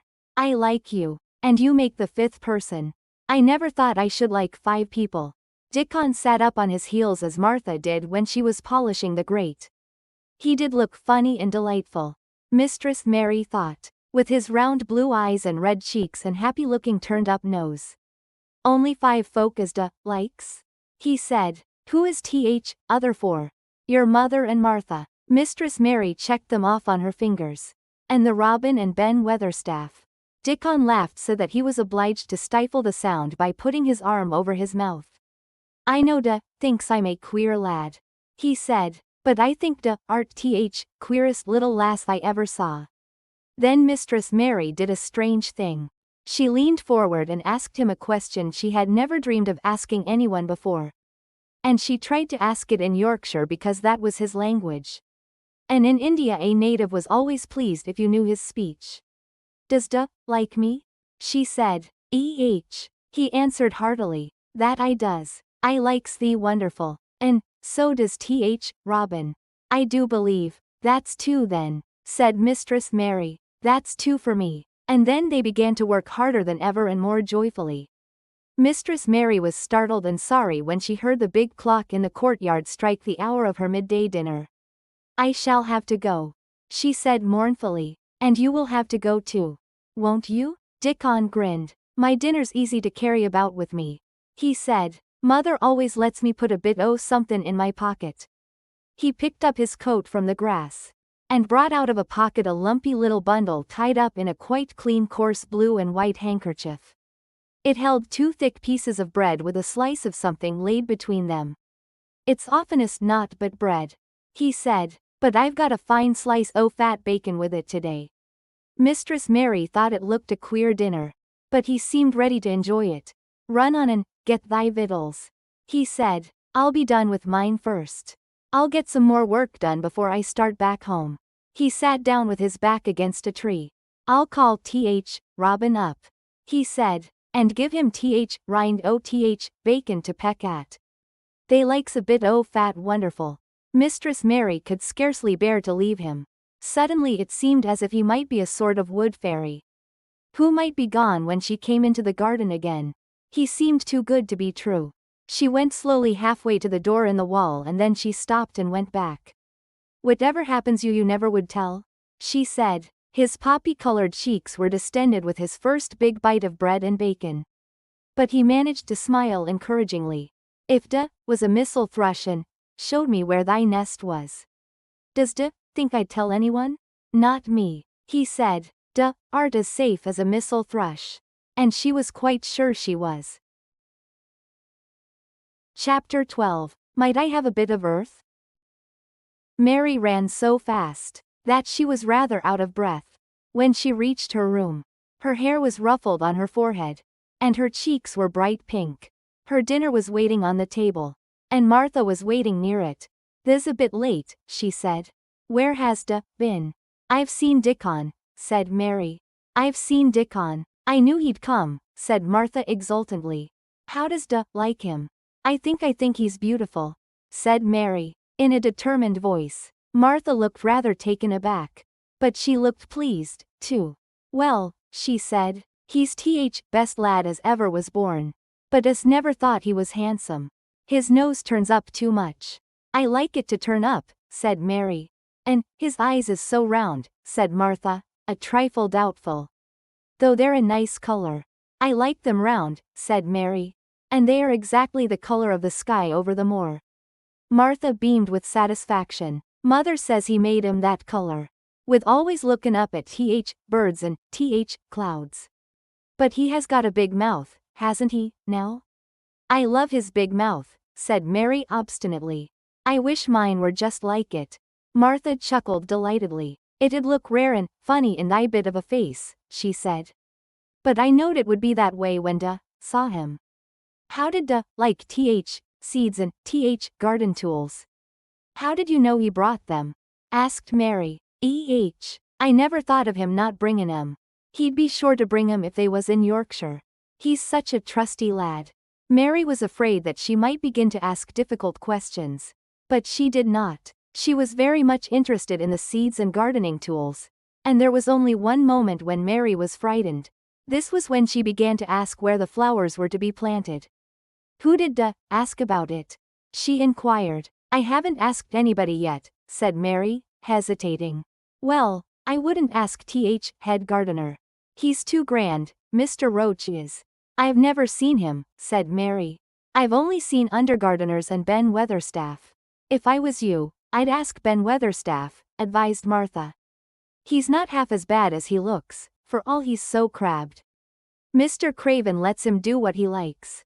Because he was here when Mrs. Craven was alive. And he used to make her laugh. She liked him. Perhaps he'd find you a corner somewhere out o' the way. If it was out of the way and no one wanted it. No one could mind my having it, could they?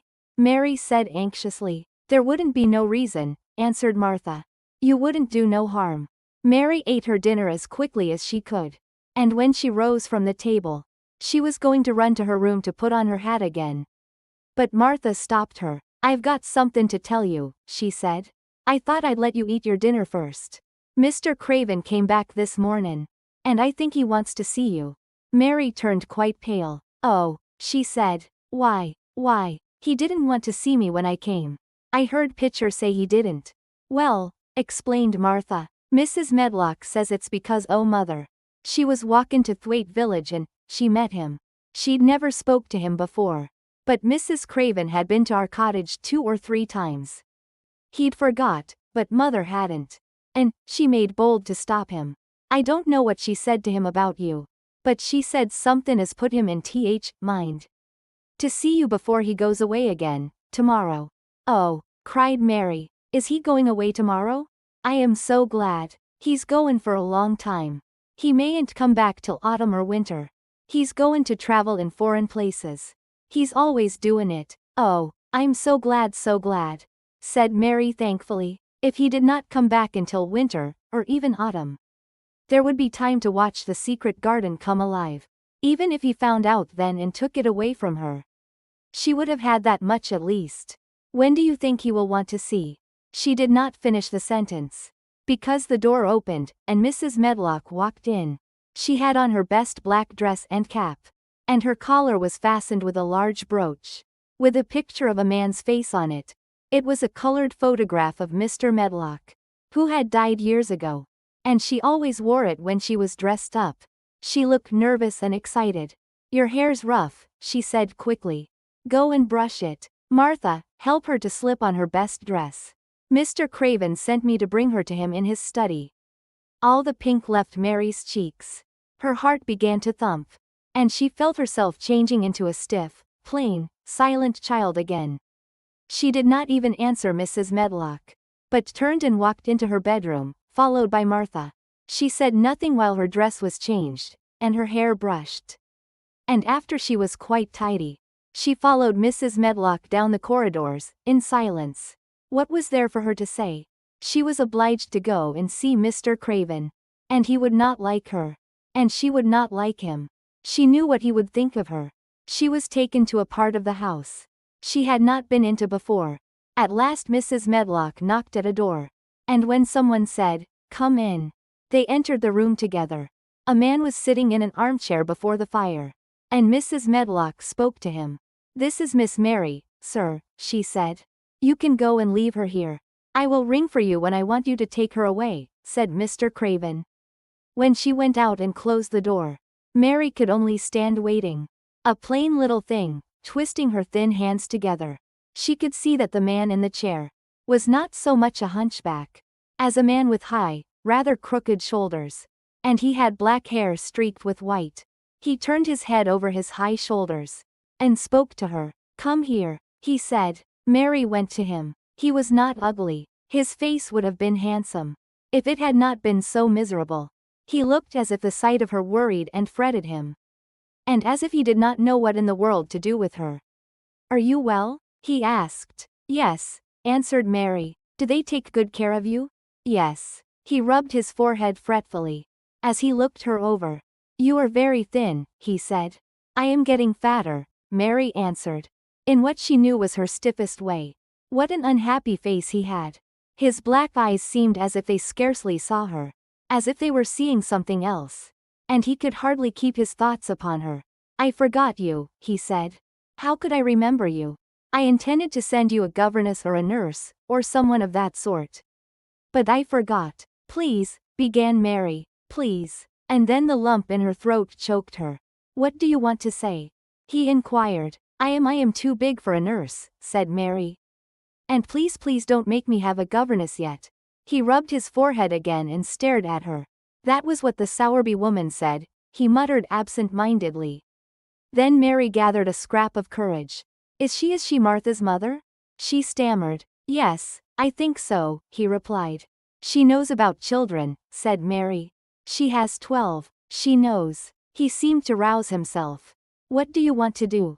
"I want to play out of doors," Mary answered, hoping that her voice did not tremble. "I never liked it in India. It makes me hungry here. And I am getting fatter." He was watching her. "Mrs. Sowerby said it would do you good." "Perhaps it will," he said. "She thought you had better get stronger before you had a governess." "It makes me feel strong when I play. And the wind comes over the moor," argued Mary. "Where do you play?" he asked next. "Everywhere," gasped Mary. "Martha's mother sent me a skipping rope. I skip and run. And I look about to see if things are beginning to stick up out of the earth. I don't do any harm." "Don't look so frightened," he said in a worried voice. "You could not do any harm, a child like you. You may do what you like." Mary put her hand up to her throat, because she was afraid he might see the excited lump, which she felt jump into it. She came a step nearer to him. "May I?" she said tremulously. Her anxious little face seemed to worry him more than ever. "Don't look so frightened," he exclaimed. "Of course you may. I am your guardian, though I am a poor one for any child. I cannot give you time or attention. I am too ill, and wretched and distracted. But I wish you to be happy and comfortable. I don't know anything about children.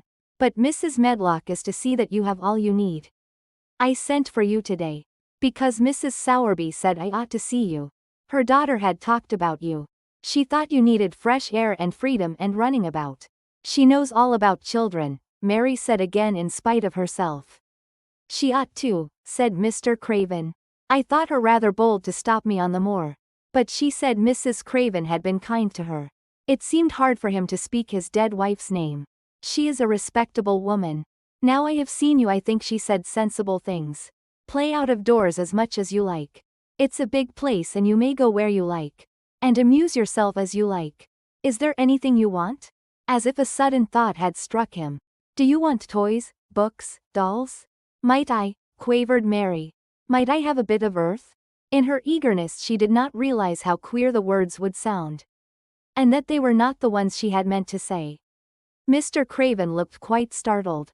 "Earth," he repeated. "What do you mean?" "To plant seeds in to make things grow to see them come alive," Mary faltered.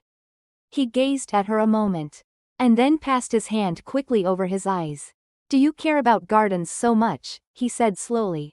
"I didn't know about them in India," said Mary. "I was always ill and tired and it was too hot. I sometimes made little beds in the sand and stuck flowers in them. But here it is different." Mr. Craven got up and began to walk slowly across the room. A bit of earth, he said to himself.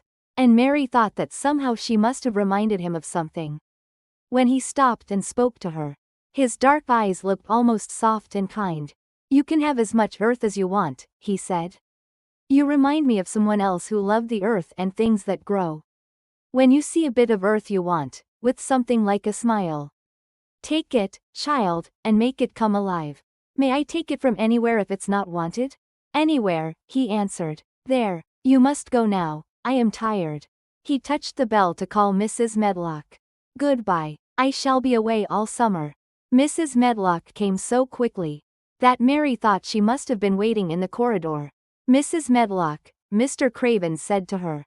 "Now I have seen the child, I understand what Mrs. Sowerby meant. She must be less delicate before she begins lessons. Give her simple, healthy food. Let her run wild in the garden. Don't look after her too much. She needs liberty and fresh air and romping about. Mrs. Sowerby is to come and see her now and then. And she may sometimes go to the cottage."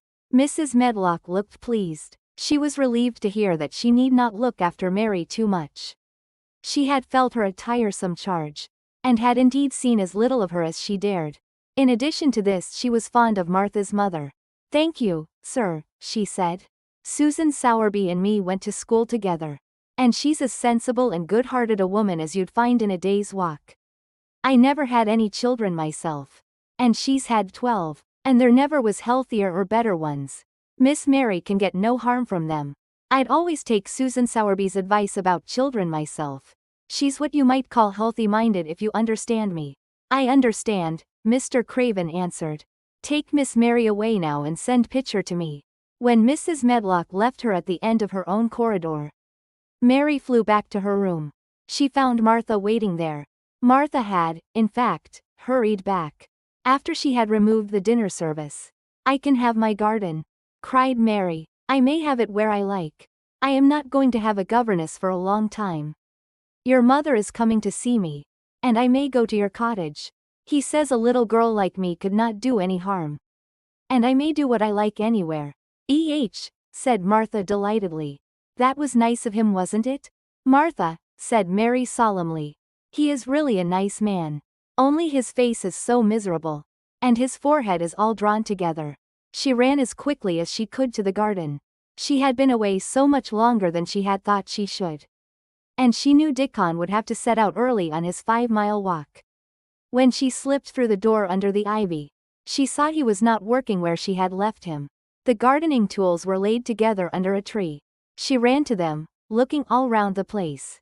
But there was no Dickon to be seen. He had gone away, and the secret garden was empty, except for the robin, who had just flown across the wall, and sat on a standard rose bush watching her. "He's gone," she said woefully. "Oh, was he only a wood fairy?" Something white fastened to the standard rose bush caught her eye. It was a piece of paper. In fact, it was a piece of the letter she had printed for Martha to send to Dickon. It was fastened on the bush with a long thorn. And in a minute she knew Dickon had left it there. There were some roughly printed letters on it, and a sort of picture. At first she could not tell what it was. Then she saw it was meant for a nest with a bird sitting on it. Underneath were the printed letters, and they said, "I will come back."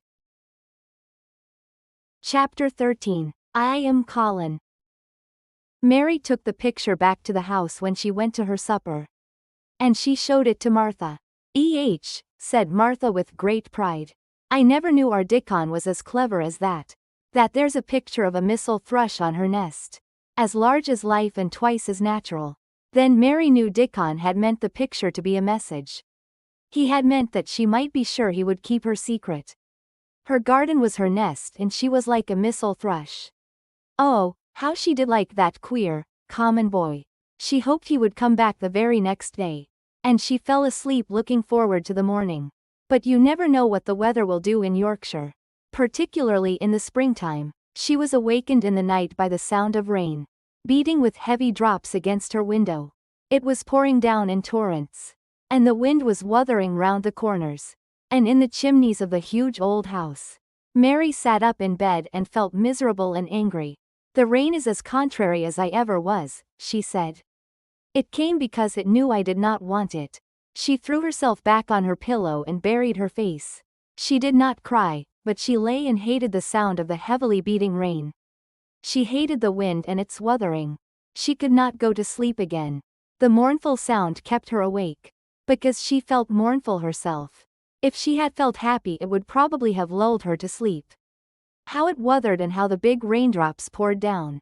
And beat against the pane. It sounds just like a person lost on the moor. And wandering on and on crying, she said. She had been lying awake turning from side to side for about an hour. When suddenly something made her sit up in bed. And turn her head toward the door listening. She listened and she listened. It isn't the wind now, she said in a loud whisper. That isn't the wind. It is different. It is that crying I heard before. The door of her room was ajar. And the sound came down the corridor. A far-off faint sound of fretful crying. She listened for a few minutes. And each minute she became more and more sure. She felt as if she must find out what it was. It seemed even stranger than the secret garden and the buried key. Perhaps the fact that she was in a rebellious mood made her bold. She put her foot out of bed and stood on the floor. I am going to find out what it is, she said. Everybody is in bed and I don't care about Mrs. Medlock. I don't care. There was a candle by her bedside. And she took it up and went softly out of the room. The corridor looked very long and dark. But she was too excited to mind that. She thought she remembered the corners she must turn. To find the short corridor with the door covered with tapestry. The one Mrs. Medlock had come through the day she lost herself. The sound had come up that passage. So she went on with her dim light. Almost feeling her way. Her heart beating so loud that she fancied she could hear it. The far-off faint crying went on and led her. Sometimes it stopped for a moment or so and then began again. Was this the right corner to turn? She stopped and thought. Yes, it was. Down this passage and then to the left. And then up 2 broad steps. And then to the right again. Yes, there was the tapestry door. She pushed it open very gently and closed it behind her. And she stood in the corridor. And could hear the crying quite plainly. Though it was not loud. It was on the other side of the wall at her left. And a few yards farther on there was a door.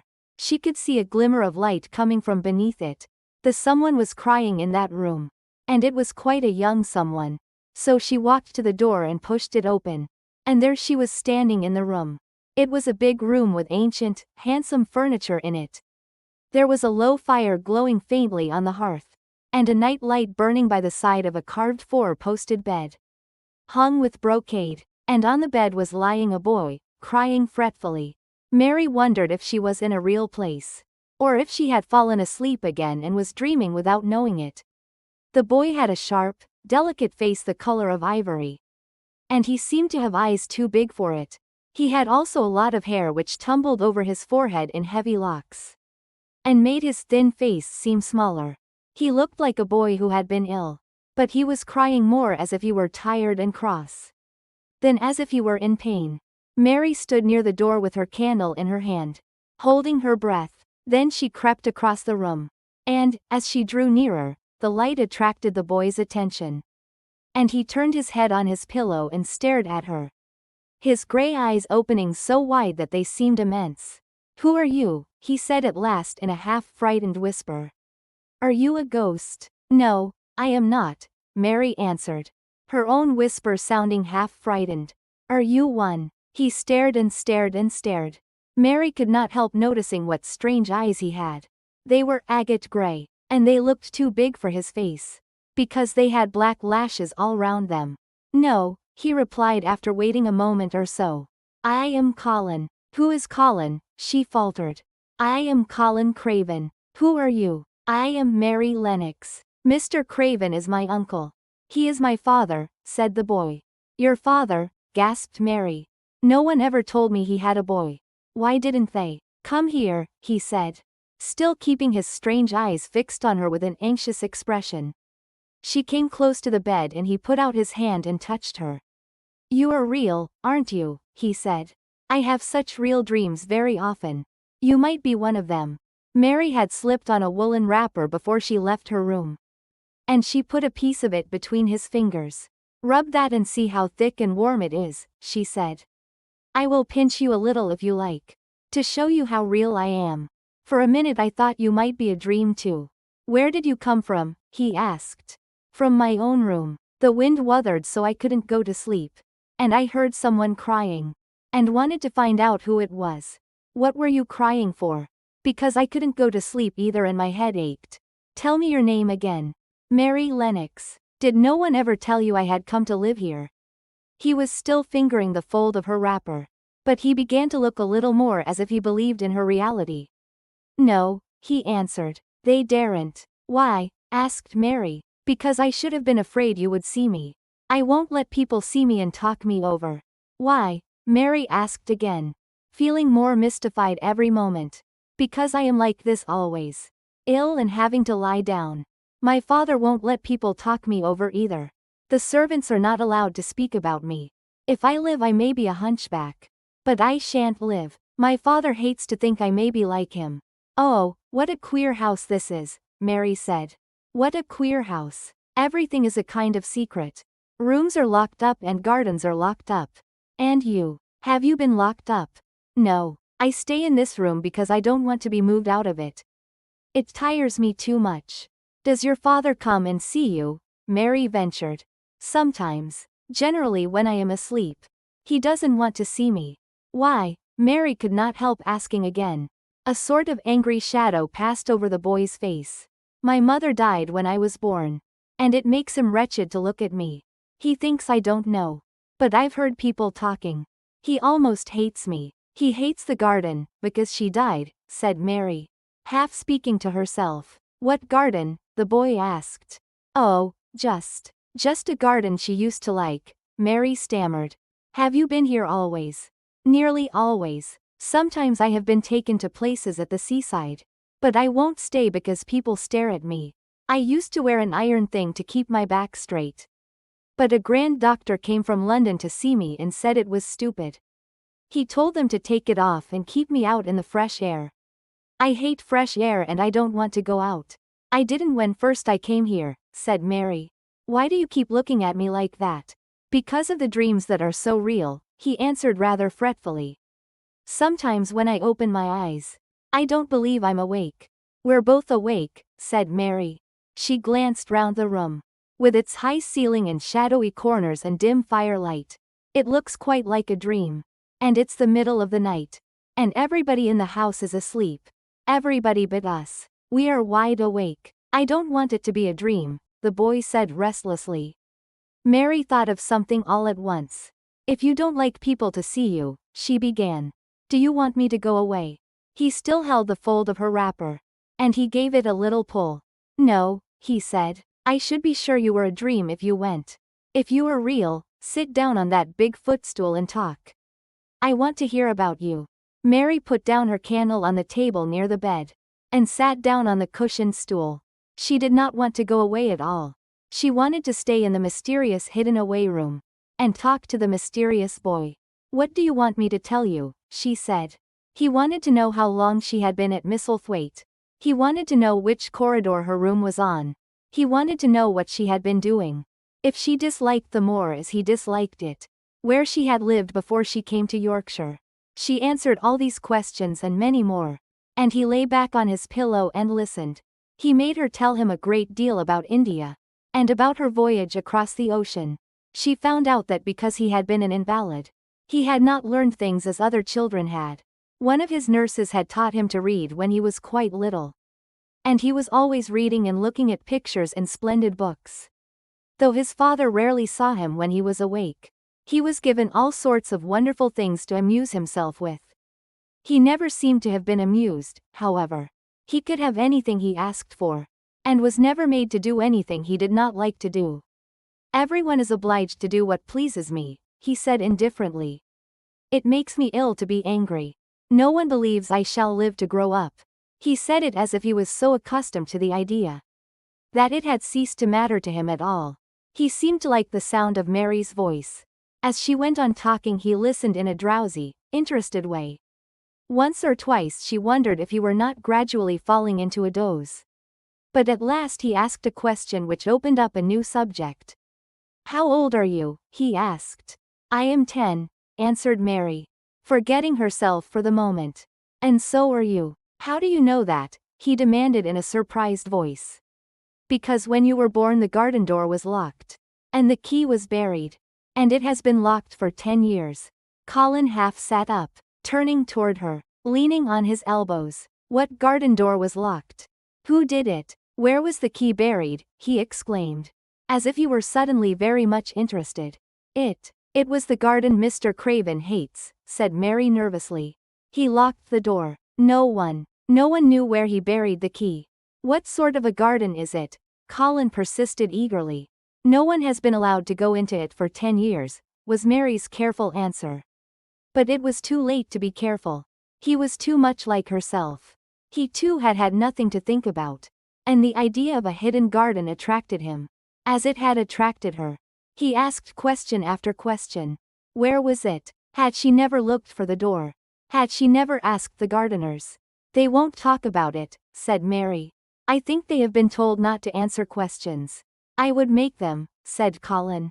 "Could you?" Mary faltered, beginning to feel frightened. If he could make people answer questions, who knew what might happen?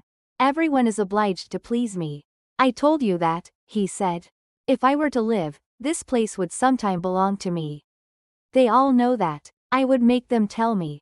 Mary had not known that she herself had been spoiled, but she could see quite plainly that this mysterious boy had been. He thought that the whole world belonged to him. How peculiar he was, and how coolly he spoke of not living. "Do you think you won't live?" she asked, partly because she was curious, and partly in hope of making him forget the garden. "I don't suppose I shall," he answered as indifferently as he had spoken before. "Ever since I remember anything, I have heard people say I shan't. At first they thought I was too little to understand, and now they think I don't hear. But I do. My doctor is my father's cousin. He is quite poor, and if I die he will have all Misselthwaite when my father is dead. I should think he wouldn't want me to live." "Do you want to live?" inquired Mary. "No," he answered, in a cross, tired fashion. "But I don't want to die.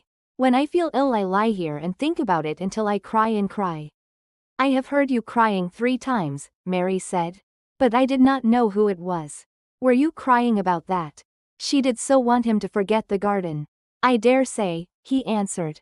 "Let us talk about something else. Talk about that garden. Don't you want to see it?" "Yes," answered Mary, in quite a low voice. "I do," he went on persistently. "I don't think I ever really wanted to see anything before. But I want to see that garden. I want the key dug up. I want the door unlocked. I would let them take me there in my chair. That would be getting fresh air. I am going to make them open the door." He had become quite excited, and his strange eyes began to shine like stars, and looked more immense than ever. "They have to please me," he said. "I will make them take me there. And I will let you go, too." Mary's hands clutched each other. Everything would be spoiled. Everything. Dickon would never come back. She would never again feel like a missel thrush with a safe hidden nest. "Oh, don't do that," she cried out. He stared as if he thought she had gone crazy. "Why?" he exclaimed. "You said you wanted to see it." "I do," she answered almost with a sob in her throat. "But if you make them open the door, and take you in like that, it will never be a secret again." He leaned still farther forward. "A secret," he said. "What do you mean? Tell me." Mary's words almost tumbled over one another. You see, she panted. "If no one knows but ourselves. If there was a door, hidden somewhere under the ivy. If there was, and we could find it. And if we could slip through it together and shut it behind us. And no one knew anyone was inside. And we called it our garden. And pretended that we were missel thrushes and it was our nest. And if we played there almost every day. And dug and planted seeds. And made it all come alive." "Is it dead?" he interrupted her. "It soon will be if no one cares for it," she went on. "The bulbs will live but the roses." He stopped her again, as excited as she was herself. "What are bulbs?" he put in quickly. "They are daffodils and lilies and snowdrops. They are working in the earth now. pushing up pale green points because the spring is coming. Is the spring coming? He said. What is it like? You don't see it in rooms if you are ill. It is the sun shining on the rain. And the rain falling on the sunshine. And things pushing up and working under the earth, said Mary. If the garden was a secret, and we could get into it, we could watch the things grow bigger every day. And see how many roses are alive. Don't you see? Oh, don't you see how much nicer it would be if it was a secret? He dropped back on his pillow. And lay there with an odd expression on his face. I never had a secret, he said. Except that one about not living to grow up. They don't know I know that. So it is a sort of secret. But I like this kind better. If you won't make them take you to the garden, pleaded Mary. Perhaps. I feel almost sure I can find out how to get in sometime. And then, if the doctor wants you to go out in your chair, and if you can always do what you want to do, perhaps we might find some boy who would push you. And we could go alone. And it would always be a secret garden. I should like that, he said very slowly. His eyes looking dreamy. I should like that. I should not mind fresh air in a secret garden. Mary began to recover her breath. And feel safer. Because the idea of keeping the secret seemed to please him. She felt almost sure that if she kept on talking, and could make him see the garden in his mind as she had seen it, he would like it so much that he could not bear to think that everybody might tramp into it when they chose.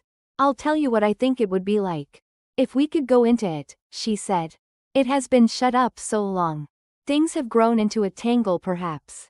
He lay quite still, and listened while she went on talking about the roses, which might have clambered from tree to tree, and hung down, about the many birds, which might have built their nests there, because it was so safe. And then she told him about the robin and Ben Weatherstaff.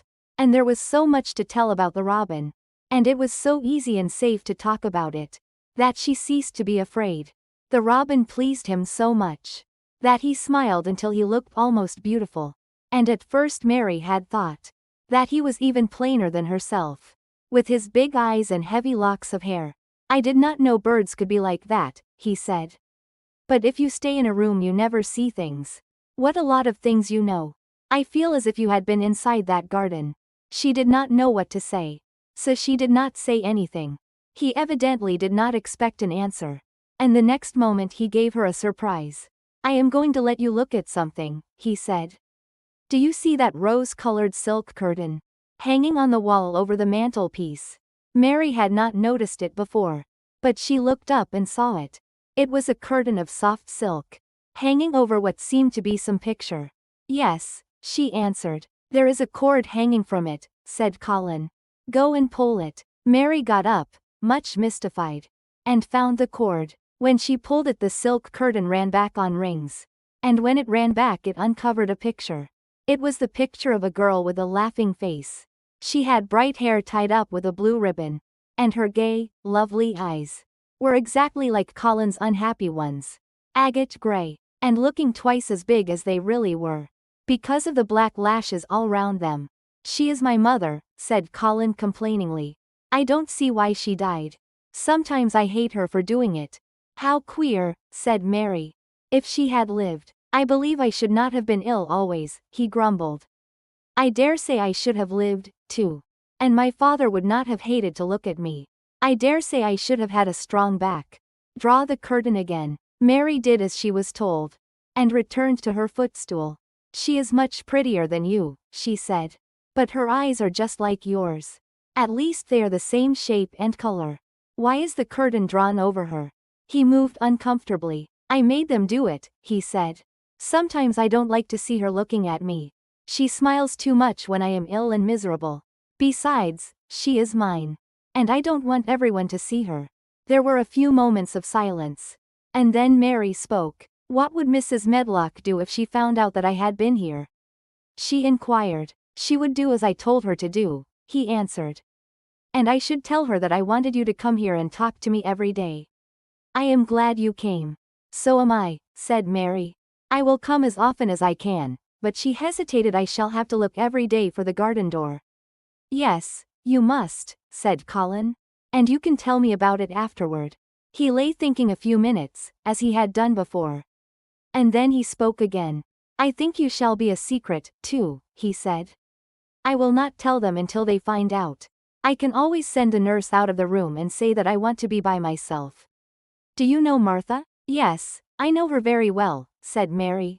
She waits on me. He nodded his head toward the outer corridor. She is the one who is asleep in the other room. The nurse went away yesterday to stay all night with her sister. And she always makes Martha attend to me when she wants to go out. Martha shall tell you when to come here. Then Mary understood Martha's troubled look when she had asked questions about the crying. Martha knew about you all the time? She said. Yes, she often attends to me. The nurse likes to get away from me and then Martha comes. I have been here a long time, said Mary. Shall I go away now? Your eyes look sleepy. I wish I could go to sleep before you leave me, he said rather shyly. Shut your eyes, said Mary, drawing her footstool closer. And I will do what my ayah used to do in India. I will pat your hand and stroke it and sing something quite low. I should like that perhaps, he said drowsily. Somehow she was sorry for him and did not want him to lie awake. So she leaned against the bed and began to stroke and pat his hand. And sing a very low little chanting song in Hindustani. That is nice, he said more drowsily still. And she went on chanting and stroking. But when she looked at him again his black lashes were lying close against his cheeks. For his eyes were shut and he was fast asleep. So she got up softly, took her candle, and crept away without making a sound. Chapter 14. Young Raja. The moor was hidden in mist when the morning came. And the rain had not stopped pouring down. There could be no going out of doors. Martha was so busy that Mary had no opportunity of talking to her. But in the afternoon, she asked her to come and sit with her in the nursery. She came bringing the stocking. She was always knitting when she was doing nothing else. What's the matter with thee? She asked as soon as they sat down. Looks as if they'd something to say. I have found out what the crying was, said Mary. Martha let her knitting drop on her knee. And gazed at her with startled eyes. Hasn't, she exclaimed. Never. I heard it in the night, Mary went on. And I got up and went to see where it came from. It was Colin. I found him. Martha's face became red with fright. Miss Mary, she said half crying. Shouldn't have done it, shouldn't. They'll get me in trouble. I never told thee nothin' about him. But they'll get me in trouble. I shall lose my place. And what'll mother do? You won't lose your place, said Mary. He was glad I came. We talked and talked. And he said he was glad I came. Was he? Cried Martha. Art sure? Doesn't know what he's like when anything vexes him. He's a big lad to cry like a baby. But when he's in a passion, he'll fair scream just to frighten us. He knows us daren't call our souls our own. He wasn't vexed, said Mary. I asked him if I should go away. And he made me stay. He asked me questions. And I sat on a big footstool. And talked to him about India and about the robin and gardens. He wouldn't let me go. He let me see his mother's picture. Before I left him, I sang him to sleep. Martha fairly gasped with amazement. I can scarcely believe thee, she protested. It's as if they'd walked straight into a lion's den. If he'd been like he is most times, he'd have throwed himself into one of his tantrums. And roused house. He won't let strangers look at him. He let me look at him. I looked at him all the time and he looked at me. We stared, said Mary. I don't know what to do, cried agitated Martha. If Mrs. Medlock finds out, she'll think I broke orders and told thee. And I shall be packed back to mother. He is not going to tell Mrs. Medlock anything about it yet. It's to be a sort of secret just at first, said Mary firmly. And he says everybody is obliged to do as he pleases. Aye, that's true enough, bad lad, sighed Martha, wiping her forehead with her apron. He says Mrs. Medlock must. And he wants me to come and talk to him every day. And you are to tell me when he wants me. Me, said Martha. I shall lose my place, I shall for sure. You can't if you are doing what he wants you to do. And everybody is ordered to obey him, Mary argued. Does mean to say, cried Martha with wide open eyes, that he was nice to thee? I think he almost liked me, Mary answered. Then must have bewitched him, decided Martha, drawing a long breath. Do you mean magic? Inquired Mary. I've heard about magic in India, but I can't make it. I just went into his room, and I was so surprised to see him I stood and stared. And then he turned round and stared at me. And he thought I was a ghost or a dream, and I thought perhaps he was. And it was so queer being there alone together in the middle of the night. And not knowing about each other. And we began to ask each other questions. And when I asked him if I must go away, he said I must not. World's comin' to an end, gasped Martha. What is the matter with him? Asked Mary. Nobody knows for sure and certain, said Martha. Mr. Craven went off his head like when he was born. Doctors thought he'd have to be put in a asylum. It was because Mrs. Craven died, like I told you. He wouldn't set eyes on baby. He just raved and said it'd be another hunchback like him. And it'd better die. Is Colin a hunchback? Mary asked. He didn't look like one. He isn't yet, said Martha. But he began all wrong. Mother said that there was enough trouble and raging in house to set any child wrong. They was afraid his back was weak. And they've always been takin' care of it, keepin' him lyin' down and not lettin' him walk. Once they made him wear a brace. But he fretted so he was downright ill. Then a big doctor came to see him. And made them take it off. He talked to other doctor quite rough in a polite way. He said there'd been too much medicine. And too much lettin' him have his own way. I think he's a very spoiled boy, said Mary. He's worst young nowt as ever was, said Martha. I won't say as he hasn't been ill a good bit. He's had coughs and colds that's nearly killed him 2 or 3 times. Once he had rheumatic fever. And once he had typhoid. Mrs. Medlock did get a fright then. He'd been out of his head. And she was talkin' to nurse. Thinkin' he didn't know nothin'. And she said, he'll die this time sure enough. And best thing for him and for everybody. And she looked at him. And there he was with his big eyes open, starin' at her as sensible as she was herself. She didn't know what happened. But he just stared at her and says, you give me some water and stop talkin'. Do you think he will die? Asked Mary. Mother says there's no reason why any child should live. That gets no fresh air.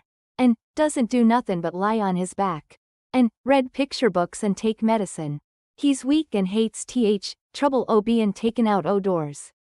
And he gets cold so easy he says it makes him ill. Mary sat and looked at the fire. I wonder, she said slowly, if it would not do him good to go out into a garden and watch things growing. It did me good. One of worst fits he ever had, said Martha, was one time they took him out where the roses is by the fountain. He'd been readin' in a paper about people gettin' somethin' he called rose cold. And he began to sneeze and said he'd got it.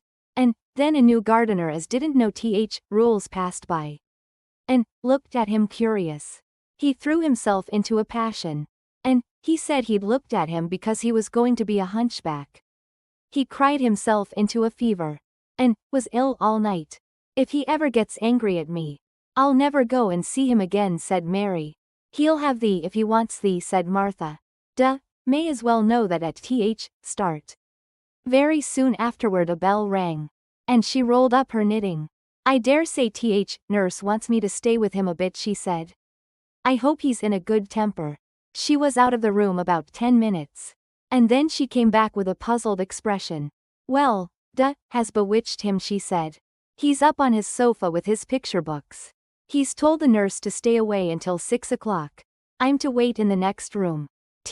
Minute she was gone. He called me to him and says, I want Mary Lennox to come and talk to me. And remember, you're not to tell anyone. You'd better go as quick as you can. Mary was quite willing to go quickly. She did not want to see Colin as much as she wanted to see Dickon. But she wanted to see him very much. There was a bright fire on the hearth when she entered his room. And in the daylight she saw it was a very beautiful room indeed. There were rich colors in the rugs and hangings and pictures and books on the walls, which made it look glowing and comfortable. Even in spite of the gray sky and falling rain, Colin looked rather like a picture himself. He was wrapped in a velvet dressing gown and sat against a big brocaded cushion. He had a red spot on each cheek. "Come in," he said. "I've been thinking about you all morning." "I've been thinking about you, too," answered Mary. "You don't know how frightened Martha is. She says Mrs. Medlock will think she told me about you. And then she will be sent away." He frowned. "Go and tell her to come here," he said. "She is in the next room." Mary went and brought her back. Poor Martha was shaking in her shoes. Colin was still frowning. "Have you to do what I please or have you not?" he demanded. "I have to do what you please, sir," Martha faltered, turning quite red. "Has Medlock to do what I please?" "Everybody has, sir," said Martha. "Well, then, if I order you to bring Miss Mary to me, how can Medlock send you away if she finds it out?" "Please don't let her, sir," pleaded Martha. "I'll send her away if she dares to say a word about such a thing," said Master Craven grandly. "She wouldn't like that, I can tell you." "Thank you, sir," bobbing a curtsy. "I want to do my duty, sir." "What I want is your duty," said Colin more grandly still. "I'll take care of you. Now go away." When the door closed behind Martha, Colin found Mistress Mary gazing at him, as if he had set her wondering. "Why do you look at me like that?"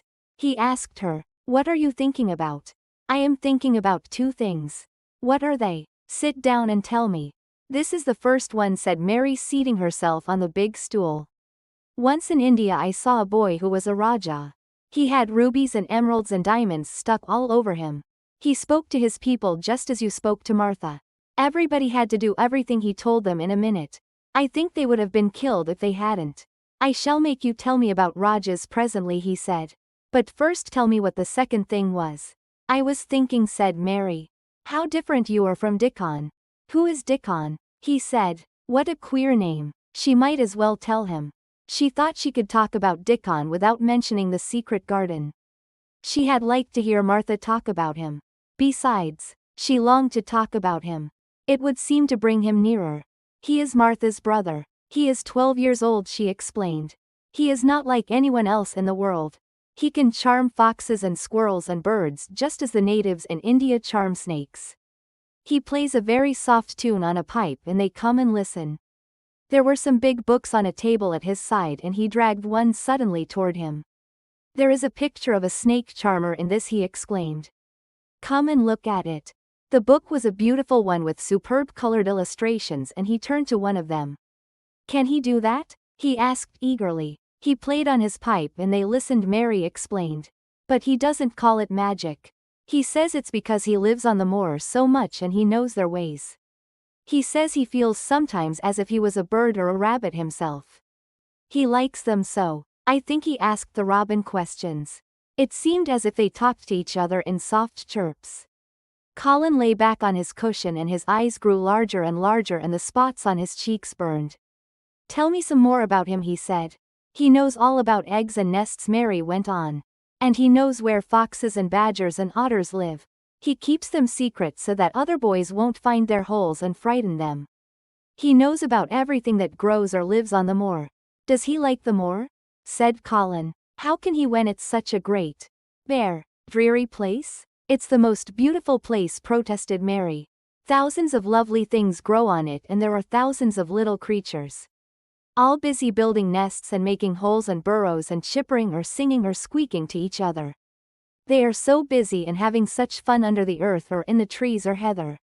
It's their world." "How do you know all that?"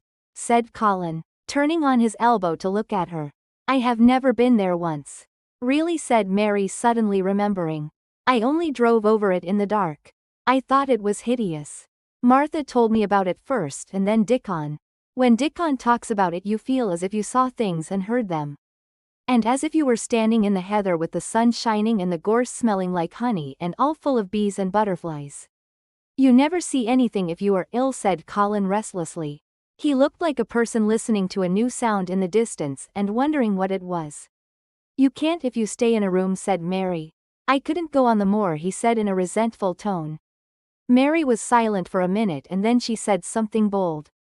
"You might sometime." He moved as if he were startled. "Go on the moor. How could I? I am going to die." "How do you know?" said Mary unsympathetically. She didn't like the way he had of talking about dying. She did not feel very sympathetic. She felt rather as if he almost boasted about it. Oh, I've heard it ever since I remember, he answered crossly. They are always whispering about it and thinking I don't notice. They wish I would, too. Mistress Mary felt quite contrary.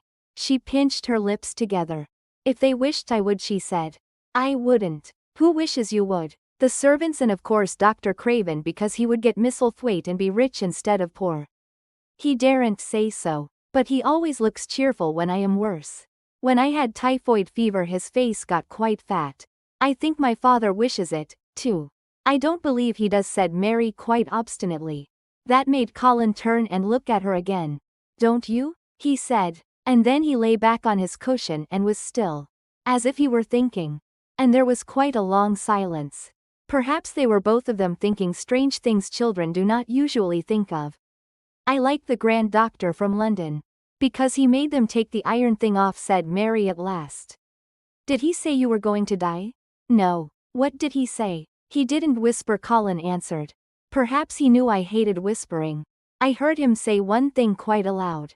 He said, the lad might live if he would make up his mind to it. Put him in the humor. It sounded as if he was in a temper. I'll tell you who would put you in the humor, perhaps, said Mary, reflecting. She felt as if she would like this thing to be settled one way or the other. I believe Dickon would. He's always talking about live things. He never talks about dead things or things that are ill. He's always looking up in the sky to watch birds flying or looking down at the earth to see something growing. He has such round blue eyes and they are so wide open with looking about.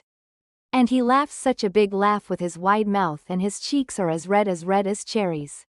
She pulled her stool nearer to the sofa and her expression quite changed at the remembrance of the wide curving mouth and wide open eyes. See here, she said, don't let us talk about dying. I don't like it. Let us talk about living. Let us talk and talk about Dickon. And then we will look at your pictures. It was the best thing she could have said. To talk about Dickon meant to talk about the moor and about the cottage and the 14 people who lived in it on 16 shillings a week, and the children who got fat on the moor grass like the wild ponies. And about Dickon's mother and the skipping rope and the moor with the sun on it, and about pale green points sticking up out of the black sod. And it was all so alive that Mary talked more than she had ever talked before, and Colin both talked and listened as he had never done either before. And they both began to laugh over nothings, as children will when they are happy together. And they laughed so that in the end they were making as much noise as if they had been two ordinary, healthy, natural 10-year-old creatures instead of a hard, little, unloving girl and a sickly boy who believed that he was going to die. They enjoyed themselves so much that they forgot the pictures and they forgot about the time. They had been laughing quite loudly over Ben Weatherstaff and his robin. And Colin was actually sitting up as if he had forgotten about his weak back. When he suddenly remembered something. Do you know, there is one thing we have never once thought of, he said. We are cousins. It seemed so queer that they had talked so much and never remembered this simple thing, that they laughed more than ever. Because they had got into the humor to laugh at anything. And in the midst of the fun the door opened and in walked Dr. Craven and Mrs. Medlock. Dr. Craven started in actual alarm and Mrs. Medlock almost fell back because he had accidentally bumped against her. Good Lord! Exclaimed poor Mrs. Medlock with her eyes almost starting out of her head. Good Lord! What is this? Said Dr. Craven, coming forward. What does it mean? Then Mary was reminded of the boy Raja again. Colin answered as if neither the doctor's alarm nor Miss Medlock's terror were of the slightest consequence. He was as little disturbed or frightened as if an elderly cat and dog had walked into the room. This is my cousin, Mary Lennox, he said. I asked her to come and talk to me. I like her. She must come and talk to me whenever I send for her. Dr. Craven turned reproachfully to Mrs. Medlock. Oh, sir, she panted. I don't know how it's happened. There's not a servant on the place they'd dare to talk, they all have their orders. Nobody told her anything, said Colin. She heard me crying and found me herself. I am glad she came. Don't be silly, Medlock. Mary saw that Dr. Craven did not look pleased. But it was quite plain that he dare not oppose his patient. He sat down by Colin and felt his pulse. I am afraid there has been too much excitement. Excitement is not good for you, my boy, he said. I should be excited if she kept away, answered Colin, his eyes beginning to look dangerously sparkling. I am better. She makes me better. The nurse must bring up her tea with mine. We will have tea together. Mrs. Medlock and Dr. Craven looked at each other in a troubled way. But there was evidently nothing to be done. He does look rather better, sir, ventured Mrs. Medlock. But thinking the matter over, he looked better this morning before she came into the room. She came into the room last night. She stayed with me a long time. She sang a Hindustani song to me and it made me go to sleep, said Colin. I was better when I wakened up. I wanted my breakfast. I want my tea now. Tell Nurse Medlock. Dr. Craven did not stay very long. He talked to the nurse for a few minutes when she came into the room and said a few words of warning to Colin. He must not talk too much. He must not forget that he was ill. He must not forget that he was very easily tired. Mary thought that there seemed to be a number of uncomfortable things he was not to forget. Colin looked fretful and kept his strange black lashed eyes fixed on Dr. Craven's face. I want to forget it, he said at last. She makes me forget it. That is why I want her. Dr. Craven did not look happy when he left the room. He gave a puzzled glance at the little girl sitting on the large stool. She had become a stiff, silent child again as soon as he entered. And he could not see what the attraction was. The boy actually did look brighter, however, and he sighed rather heavily as he went down the corridor. They are always wanting me to eat things when I don't want to, said Colin. As the nurse brought in the tea and put it on the table by the sofa. Now, if you'll eat, I will. Those muffins look so nice and hot. Tell me about Rajas. Chapter 15. Nest Building. After another week of rain, the high arch of blue sky appeared again, and the sun which poured down was quite hot, though there had been no chance to see either the secret garden or Dickon. Mistress Mary had enjoyed herself very much. The week had not seemed long. She had spent hours of every day with Colin in his room, talking about Rajas or gardens or Dickon and the cottage on the moor. They had looked at the splendid books and pictures, and sometimes Mary had read things to Colin, and sometimes he had read a little to her. When he was amused and interested, she thought he scarcely looked like an invalid at all, except that his face was so colorless. And he was always on the sofa. You are a sly young one to listen. And get out of your bed to go following things up like you did that night, Mrs. Medlock said once. But there's no saying it's not been a sort of blessing to the lot of us. He's not had a tantrum or a whining fit since you made friends. The nurse was just going to give up the case because she was so sick of him. But she says she doesn't mind staying now you've gone on duty with her. Laughing a little. In her talks with Colin, Mary had tried to be very cautious about the secret garden. There were certain things she wanted to find out from him, but she felt that she must find them out without asking him direct questions. In the first place, as she began to like to be with him, she wanted to discover whether he was the kind of boy you could tell a secret to. He was not in the least like Dickon, but he was evidently so pleased with the idea of a garden no one knew anything about, that she thought perhaps he could be trusted. But she had not known him long enough to be sure.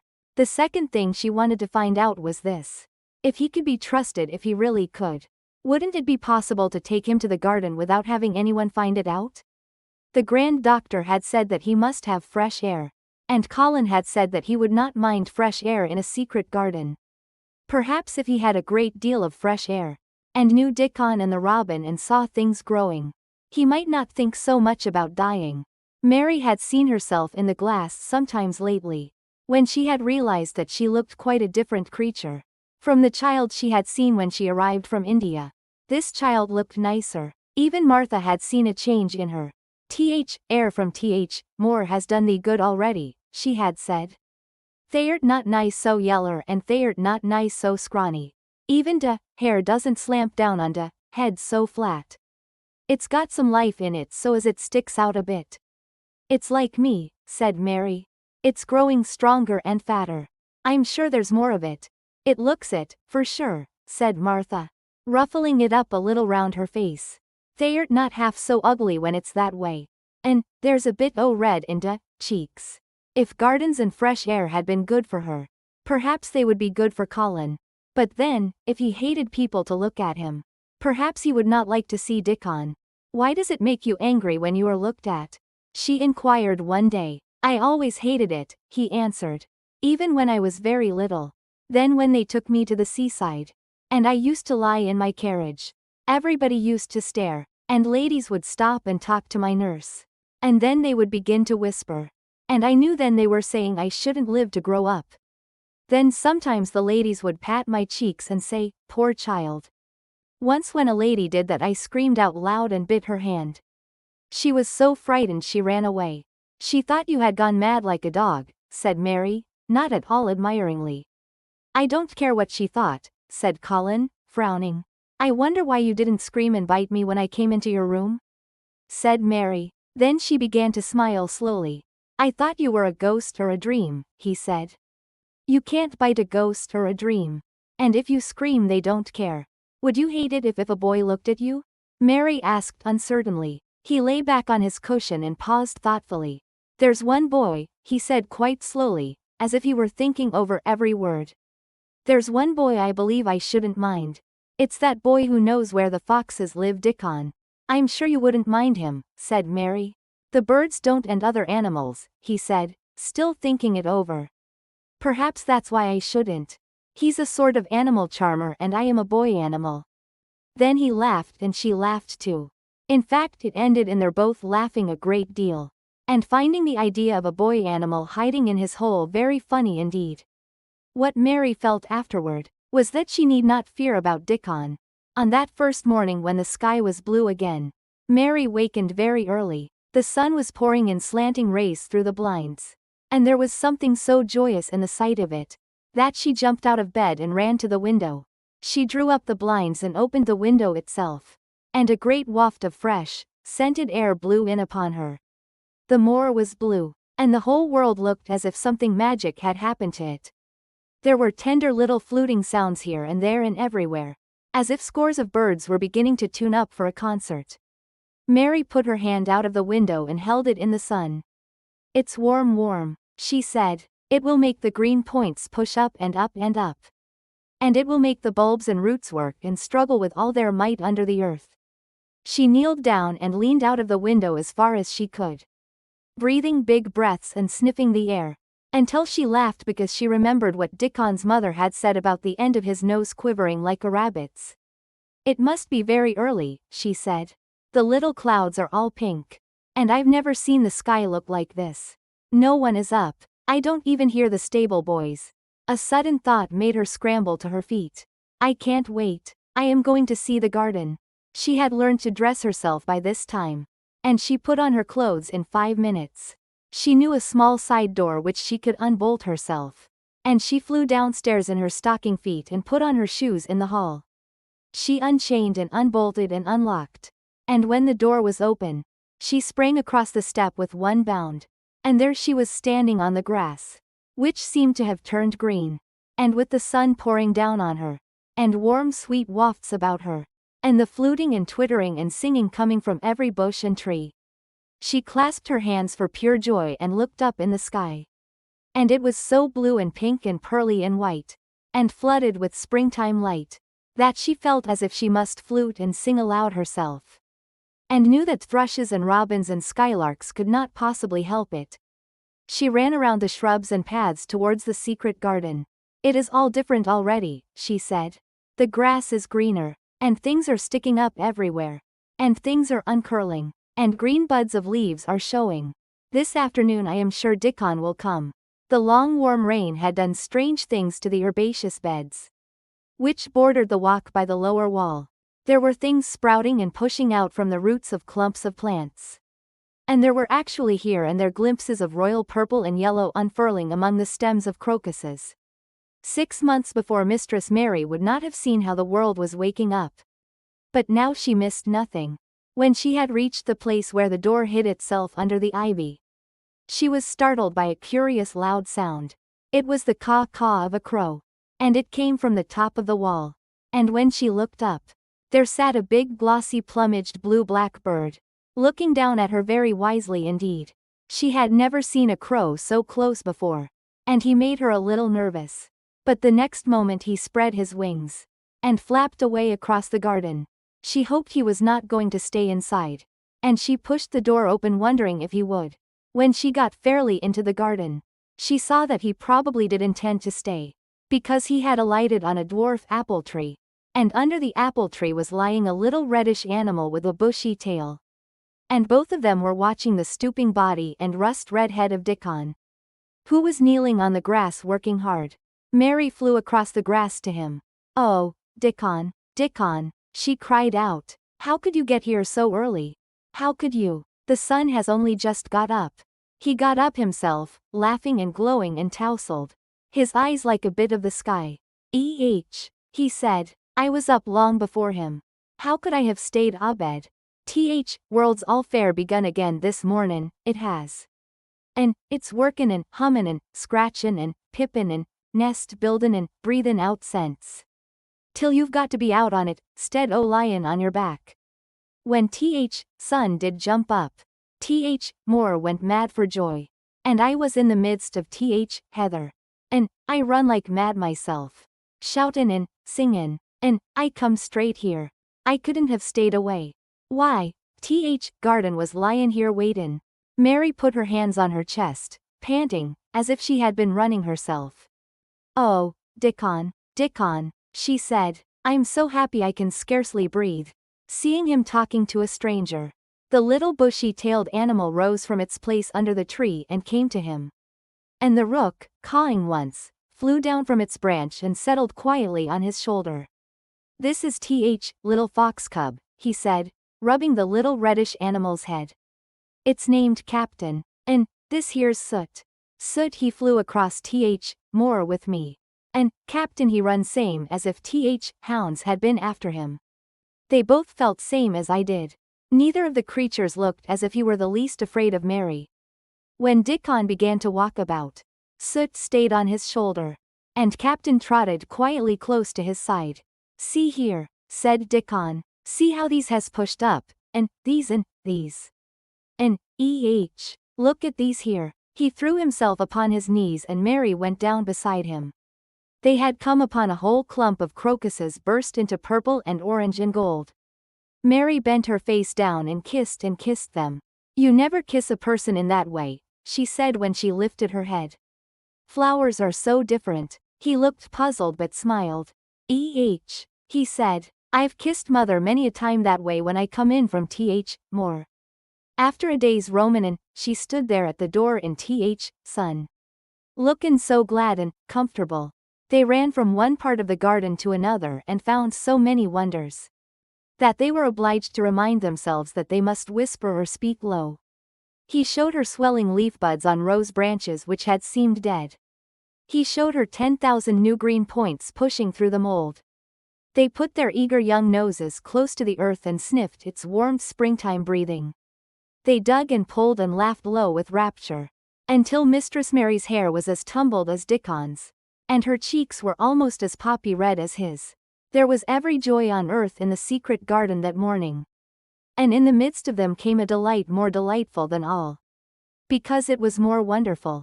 Swiftly something flew across the wall, and darted through the trees to a close-grown corner. A little flare of red-breasted bird with something hanging from its beak. Dickon stood quite still and put his hand on Mary almost as if they had suddenly found themselves laughing in a church. "We munnot stir," he whispered in broad Yorkshire.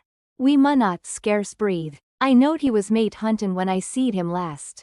It's Ben Weatherstaff's robin. He's buildin' his nest. He'll stay here if us don't flight him." They settled down softly upon the grass and sat there without moving. "Us mustn't seem as if us was watchin' him too close," said Dickon. "He'd be out with us for good if he got notion us was interferin' now. He'll be a good bit different till all this is over. He's settin' up housekeepin'. He'll be shyer and readier to take things ill. He's got no time for visitin' and gossipin'. Us must keep still a bit and try to look as if us was grass and trees and bushes. Then when he's got used to seein' us, I'll chirp a bit and he'll know us'll not be in his way." Mistress Mary was not at all sure that she knew, as Dickon seemed to, how to try to look like grass and trees and bushes. But he had said the queer thing as if it were the simplest and most natural thing in the world. And she felt it must be quite easy to him. And indeed she watched him for a few minutes carefully. wondering if it was possible for him to quietly turn green and put out branches and leaves. But he only sat wonderfully still. And when he spoke, dropped his voice to such a softness that it was curious that she could hear him, but she could. "It's part o' springtime, this nest buildin' is," he said. "I warrant it's been goin' on in same way every year since world was begun. They've got their way o' thinkin' and doin' things. And a body had better not meddle. You can lose a friend in springtime easier than any other season if you're too curious." "If we talk about him I can't help looking at him," Mary said as softly as possible. "We must talk of something else. There is something I want to tell you." "He'll like it better if us talks o' somethin' else," said Dickon. "What is it this's got to tell me?" "Well, do you know about Colin?" she whispered. He turned his head to look at her. "What does know about him?" he asked. "I've seen him. I have been to talk to him every day this week. He wants me to come. He says I'm making him forget about being ill and dying," answered Mary. Dickon looked actually relieved as soon as the surprise died away from his round face. "I am glad o' that," he exclaimed. "I'm right down glad. It makes me easier. I knowed I must say nothin' about him, and I don't like havin' to hide things." "Don't you like hiding the garden?" said Mary. "I'll never tell about it," he answered. "But I says to mother, 'Mother,' I says, 'I got a secret to keep.' It's not a bad knows that.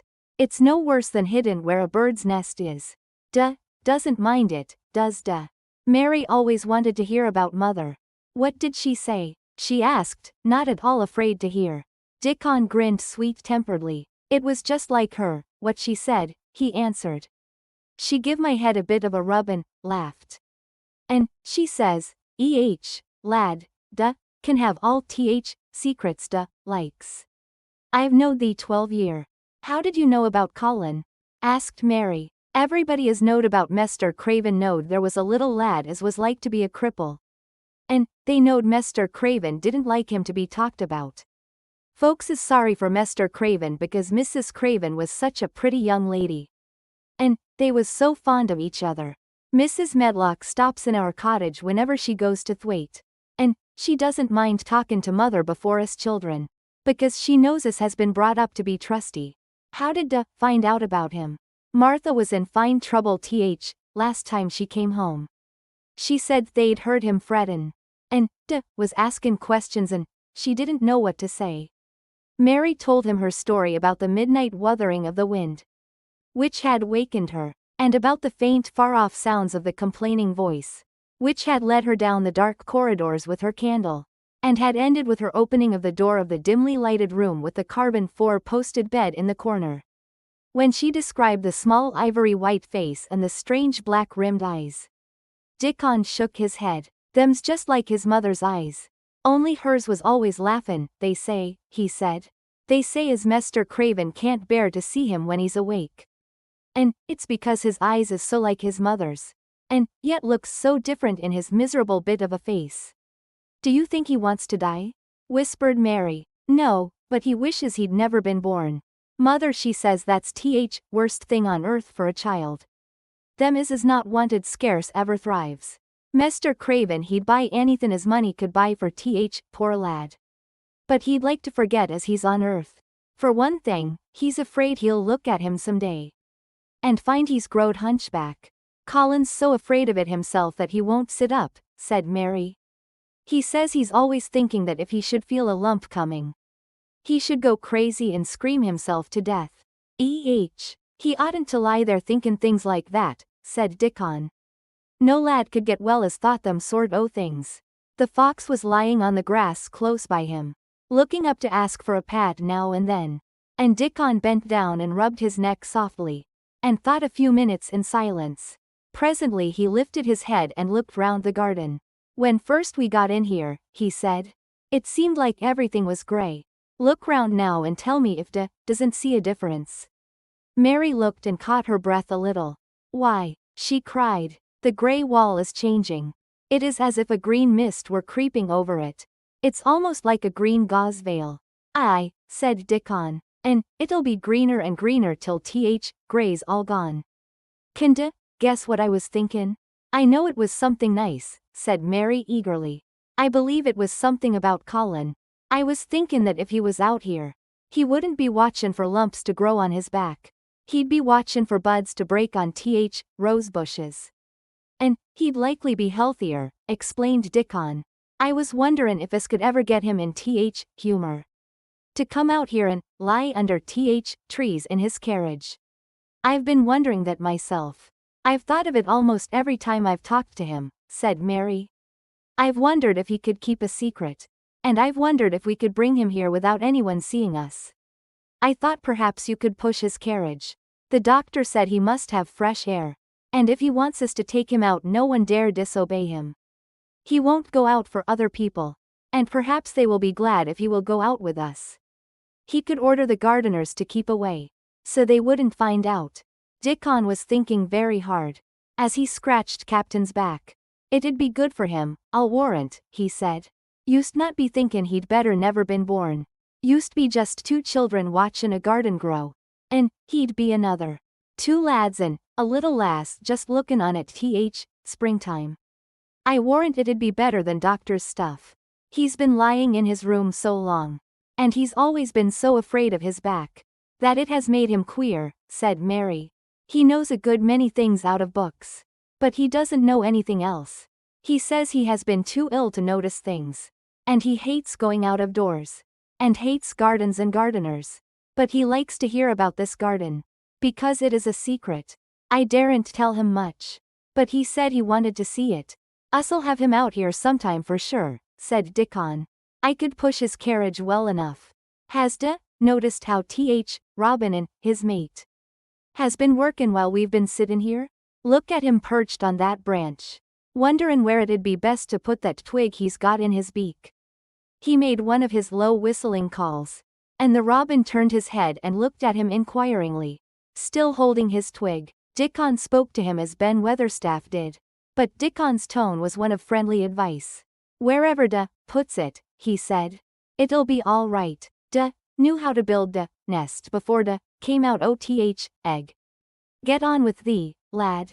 They'st got no time to lose.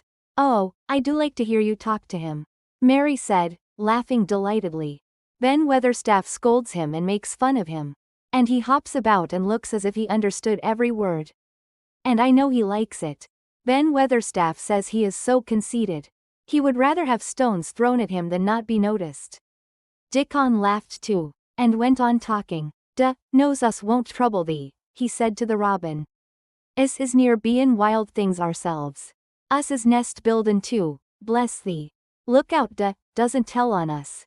And though the robin did not answer, because his beak was occupied, Mary knew that when he flew away with his twig, to his own corner of the garden, the darkness of his dew-bright eye meant that he would not tell their secret for the world. Chapter 16. I won't, said Mary. They found a great deal to do that morning, and Mary was late in returning to the house, and was also in such a hurry to get back to her work, that she quite forgot Colin until the last moment. Tell Colin that I can't come and see him yet, she said to Martha. I'm very busy in the garden. Martha looked rather frightened. Miss Mary, she said. It may put him all out of humor when I tell him that. But Mary was not as afraid of him as other people were. And she was not a self-sacrificing person. I can't stay, she answered. Dickon's waiting for me. And she ran away. The afternoon was even lovelier and busier than the morning had been. Already nearly all the weeds were cleared out of the garden. And most of the roses and trees had been pruned or dug about. Dickon had brought a spade of his own. And he had taught Mary to use all her tools. So that by this time it was plain that though the lovely wild place was not likely to become a gardener's garden, it would be a wilderness of growing things before the springtime was over. There'll be apple blossoms and cherry blossoms overhead, Dickon said, working away with all his might. And there'll be peach and plum trees in bloom against walls. And grass'll be a carpet o' flowers. The little fox and the rook were as happy and busy as they were. And the robin and his mate flew backward and forward, like tiny streaks of lightning. Sometimes the rook flapped his black wings, and soared away over the treetops in the park. Each time he came back and perched near Dickon, and cod several times, as if he were relating his adventures. And Dickon talked to him just as he had talked to the robin.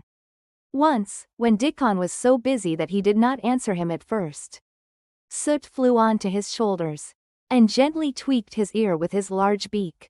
When Mary wanted to rest a little, Dickon sat down with her under a tree, and once he took his pipe out of his pocket, and played the soft strange little notes. And 2 squirrels appeared on the wall, and looked and listened. "This a good bit stronger than was," Dickon said, looking at her as she was digging. "This beginning to look different, for sure." Mary was glowing with exercise and good spirits. "I'm getting fatter and fatter every day," she said quite exultantly. "Mrs. Medlock will have to get me some bigger dresses. Martha says my hair is growing thicker. It isn't so flat and stringy." The sun was beginning to set, and sending deep gold-colored rays slanting under the trees when they parted. "It'll be fine tomorrow," said Dickon. "I'll be at work by sunrise." "So will I," said Mary. She ran back to the house as quickly as her feet would carry her. She wanted to tell Colin about Dickon's fox cub and the rook, and about what the springtime had been doing. She felt sure he would like to hear. So it was not very pleasant when she opened the door of her room to see Martha standing waiting for her with a doleful face. "What is the matter?" she asked. "What did Colin say when you told him I couldn't come?" Said Martha. "I wish they'd gone. He was nigh goin' into one o' his tantrums. There's been a nice to do all afternoon to keep him quiet. He would watch the clock all time." Mary's lips pinched themselves together. She was no more used to considering other people than Colin was, and she saw no reason why an ill-tempered boy should interfere with the thing she liked best. She knew nothing about the pitifulness of people who had been ill and nervous, and who did not know that they could control their tempers, and need not make other people ill and nervous, too. When she had had a headache in India, she had done her best to see that everybody else also had a headache, or something quite as bad, and she felt she was quite right. But of course now she felt that Colin was quite wrong. He was not on his sofa when she went into his room. He was lying flat on his back in bed, and he did not turn his head toward her as she came in. This was a bad beginning, and Mary marched up to him with her stiff manner. "Why didn't you get up?" she said. "I did get up this morning when I thought you were coming," he answered, without looking at her. "I made them put me back in bed this afternoon. My back ached and my head ached and I was tired." "Why didn't you come?" "I was working in the garden with Dickon," said Mary. Colin frowned and condescended to look at her. "I won't let that boy come here. If you go and stay with him instead of coming to talk to me," he said. Mary flew into a fine passion. She could fly into a passion without making a noise. She just grew sour and obstinate, and did not care what happened. "If you send Dickon away, I'll never come into this room again," she retorted. "You'll have to if I want you," said Colin. "I won't," said Mary. "I'll make you," said Colin. "They shall drag you in." "Shall they, Mr. Rajah?" said Mary fiercely. "They may drag me in, but they can't make me talk when they get me here. I'll sit and clench my teeth and never tell you one thing. I won't even look at you. I'll stare at the floor." They were a nice agreeable pair as they glared at each other. If they had been 2 little street boys, they would have sprung at each other and had a rough and tumble fight. As it was, they did the next thing to it. "You are a selfish thing," cried Colin. "What are you?" said Mary. "Selfish people always say that. Anyone is selfish who doesn't do what they want. You're more selfish than I am. You're the most selfish boy I ever saw." "I'm not," snapped Colin. "I'm not as selfish as your fine Dickon is. He keeps you playing in the dirt when he knows I am all by myself. He's selfish, if you like." Mary's eyes flashed fire. "He's nicer than any other boy that ever lived," she said. He's like an angel." It might sound rather silly to say that, but she did not care. "A nice angel," Colin sneered ferociously. "He's a common cottage boy off the moor." "He's better than a common Rajah," retorted Mary. "He's 1,000 times better." Because she was the stronger of the two, she was beginning to get the better of him. The truth was that he had never had a fight with anyone like himself in his life. And, upon the whole, it was rather good for him. Though neither he nor Mary knew anything about that. He turned his head on his pillow and shut his eyes. And a big tear was squeezed out and ran down his cheek. He was beginning to feel pathetic and sorry for himself. Not for anyone else. I'm not as selfish as you. Because I'm always ill. And I'm sure there is a lump coming on my back, he said. And I am going to die besides. You're not, contradicted Mary unsympathetically. He opened his eyes quite wide with indignation. He had never heard such a thing said before. He was at once furious and slightly pleased. If a person could be both at one time. I'm not? He cried. I am. You know I am. Everybody says so. I don't believe it, said Mary sourly. You just say that to make people sorry. I believe you're proud of it. I don't believe it. If you were a nice boy it might be true. But you're too nasty. In spite of his invalid back, Colin sat up in bed in quite a healthy rage. Get out of the room, he shouted, and he caught hold of his pillow and threw it at her. He was not strong enough to throw it far, and it only fell at her feet. But Mary's face looked as pinched as a nutcracker. I'm going, she said. And I won't come back. She walked to the door. And when she reached it she turned round and spoke again. I was going to tell you all sorts of nice things, she said. Dickon brought his fox and his rook. And I was going to tell you all about them. Now I won't tell you a single thing. She marched out of the door and closed it behind her. And there, to her great astonishment, she found the trained nurse standing as if she had been listening. And, more amazing still, she was laughing. She was a big handsome young woman, who ought not to have been a trained nurse at all, as she could not bear invalids. And she was always making excuses to leave Colin to Martha, or anyone else who would take her place. Mary had never liked her, and she simply stood and gazed up at her, as she stood giggling into her handkerchief. What are you laughing at? She asked her. At you two young ones, said the nurse. It's the best thing that could happen to the sickly pampered thing. To have someone to stand up to him that's as spoiled as himself. And she laughed into her handkerchief again. If he'd had a young vixen of a sister to fight with, it would have been the saving of him. Is he going to die? I don't know and I don't care, said the nurse. Hysterics and temper are half what ails him. What are hysterics? Asked Mary. You'll find out if you work him into a tantrum after this. But at any rate you've given him something to have hysterics about. And I'm glad of it. Mary went back to her room, not feeling at all as she had felt when she had come in from the garden. She was cross and disappointed, but not at all sorry for Colin. She had looked forward to telling him a great many things, and she had meant to try to make up her mind whether it would be safe to trust him with the great secret. She had been beginning to think it would be, but now she had changed her mind entirely. She would never tell him, and he could stay in his room and never get any fresh air, and die if he liked. It would serve him right.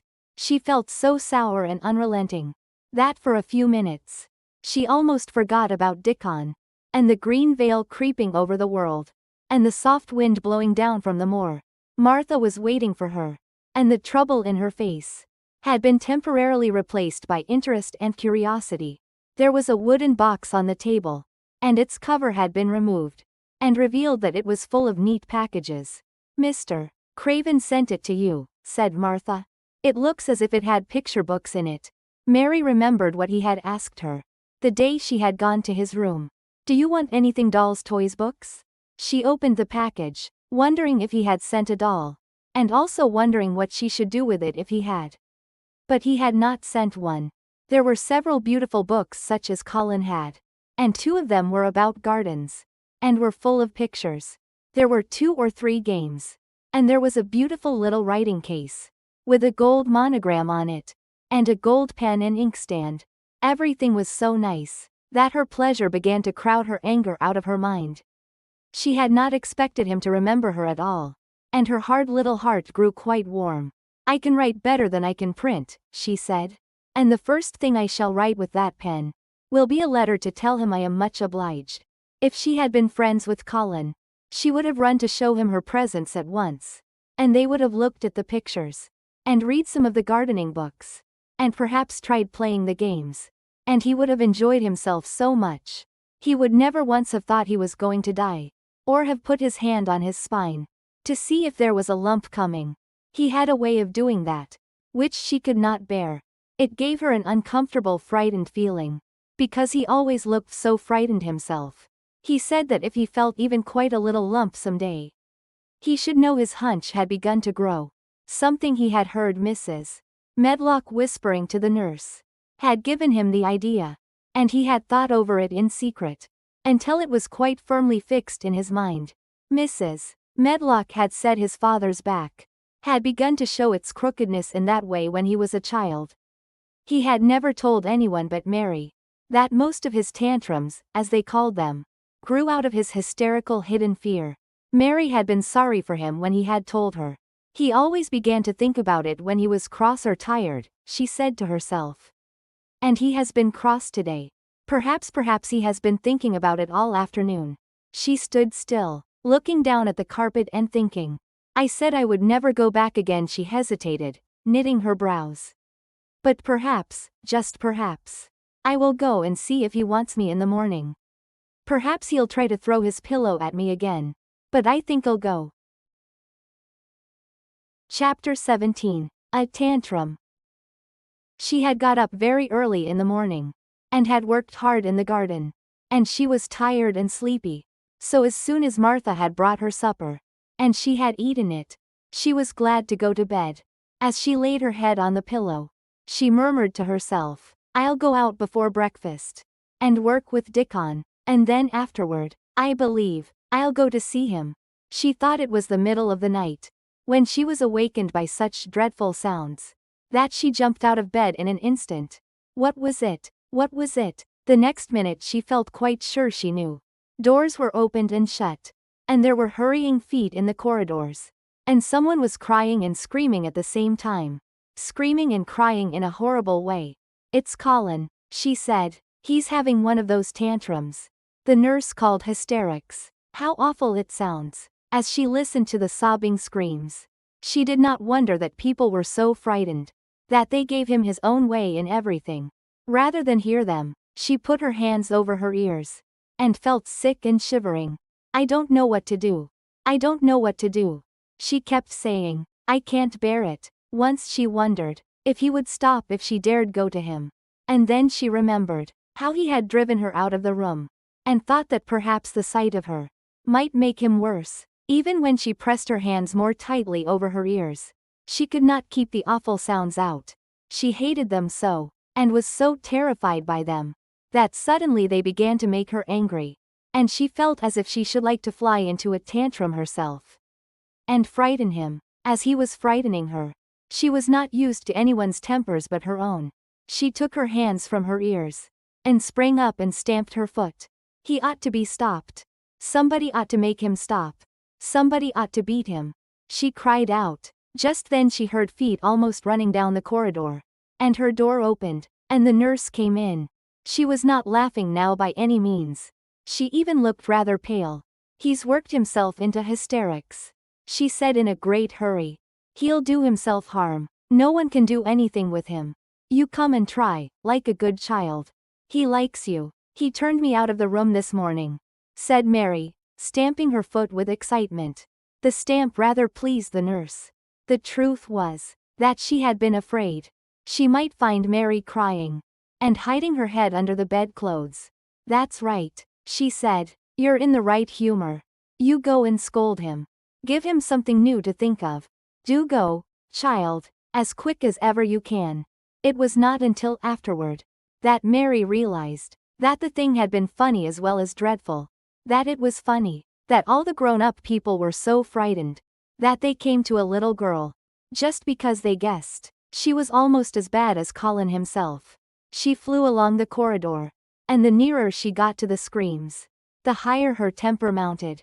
She felt quite wicked. By the time she reached the door, she slapped it open with her hand, and ran across the room to the four-posted bed. You stop, she almost shouted. You stop. I hate you. Everybody hates you. I wish everybody would run out of the house and let you scream yourself to death. You will scream yourself to death in a minute, and I wish you would. A nice sympathetic child could neither have thought nor said such things, but it just happened that the shock of hearing them was the best possible thing for this hysterical boy, whom no one had ever dared to restrain or contradict. He had been lying on his face, beating his pillow with his hands. And he actually almost jumped around. He turned so quickly, at the sound of the furious little voice. His face looked dreadful, white and red and swollen. And he was gasping and choking. But savage little Mary did not care an atom. "If you scream another scream," she said, "I'll scream too. And I can scream louder than you can. And I'll frighten you. I'll frighten you." He actually had stopped screaming, because she had startled him so. The scream which had been coming almost choked him. The tears were streaming down his face. And he shook all over. "I can't stop," he gasped and sobbed. I can't. You can," shouted Mary. "Half that ails you is hysterics and temper. Just hysterics. Hysterics. Hysterics." And she stamped each time she said it. "I felt the lump. I felt it," choked out Colin. "I knew I should. I shall have a hunch on my back. And then I shall die." And he began to writhe again. And turned on his face.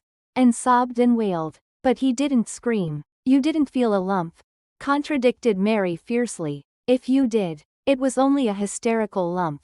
Hysterics makes lumps. There's nothing the matter with your horrid back. Nothing but hysterics. Turn over and let me look at it." She liked the word hysterics. And felt somehow, as if it had an effect on him. He was probably like herself. And had never heard it before. "Nurse," she commanded. "Come here and show me his back this minute." The nurse, Mrs. Medlock and Martha had been standing huddled together near the door, staring at her, their mouths half open. All three had gasped with fright more than once. The nurse came forward, as if she were half afraid. Colin was heaving with great breathless sobs. "Perhaps he won't let me." She hesitated in a low voice. Colin heard her, however. And he gasped out between two sobs. "Shush, show her. She'll see then." It was a poor thin back to look at when it was bared. Every rib could be counted and every joint of the spine. Though Mistress Mary did not count them. As she bent over and examined them. With a solemn savage little face. She looked so sour and old-fashioned, that the nurse turned her head aside, to hide the twitching of her mouth. There was just a minute's silence. For even Colin tried to hold his breath, while Mary looked up and down his spine. And down and up. As intently as if she had been the great doctor from London. "There's not a single lump there," she said at last. "There's not a lump as big as a pin except backbone lumps.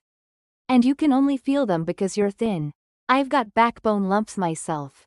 And they used to stick out as much as yours do. Until I began to get fatter.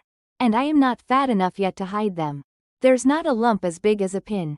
If you ever say there is again, I shall laugh." No one but Colin himself knew what effect those crossly spoken childish words had on him. If he had ever had anyone to talk to about his secret terrors. If he had ever dared to let himself ask questions. If he had had childish companions. And had not lain on his back in the huge closed house, breathing an atmosphere heavy with the fears of people, who were most of them ignorant and tired of him, he would have found out that most of his fright and illness was created by himself.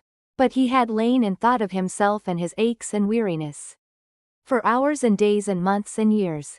And now that an angry, unsympathetic little girl insisted obstinately that he was not as ill as he thought he was, he actually felt as if she might be speaking the truth. "I didn't know," ventured the nurse, "that he thought he had a lump on his spine. His back is weak because he won't try to sit up. I could have told him there was no lump there." Colin gulped and turned his face a little to look at her. "See, could you?" he said pathetically. "Yes, sir." "There," said Mary. And she gulped too. Colin turned on his face again. And but for his long-drawn broken breaths, which were the dying down of his storm of sobbing, he lay still for a minute, though great tears streamed down his face and wet the pillow. Actually the tears meant that a curious great relief had come to him. Presently he turned and looked at the nurse again.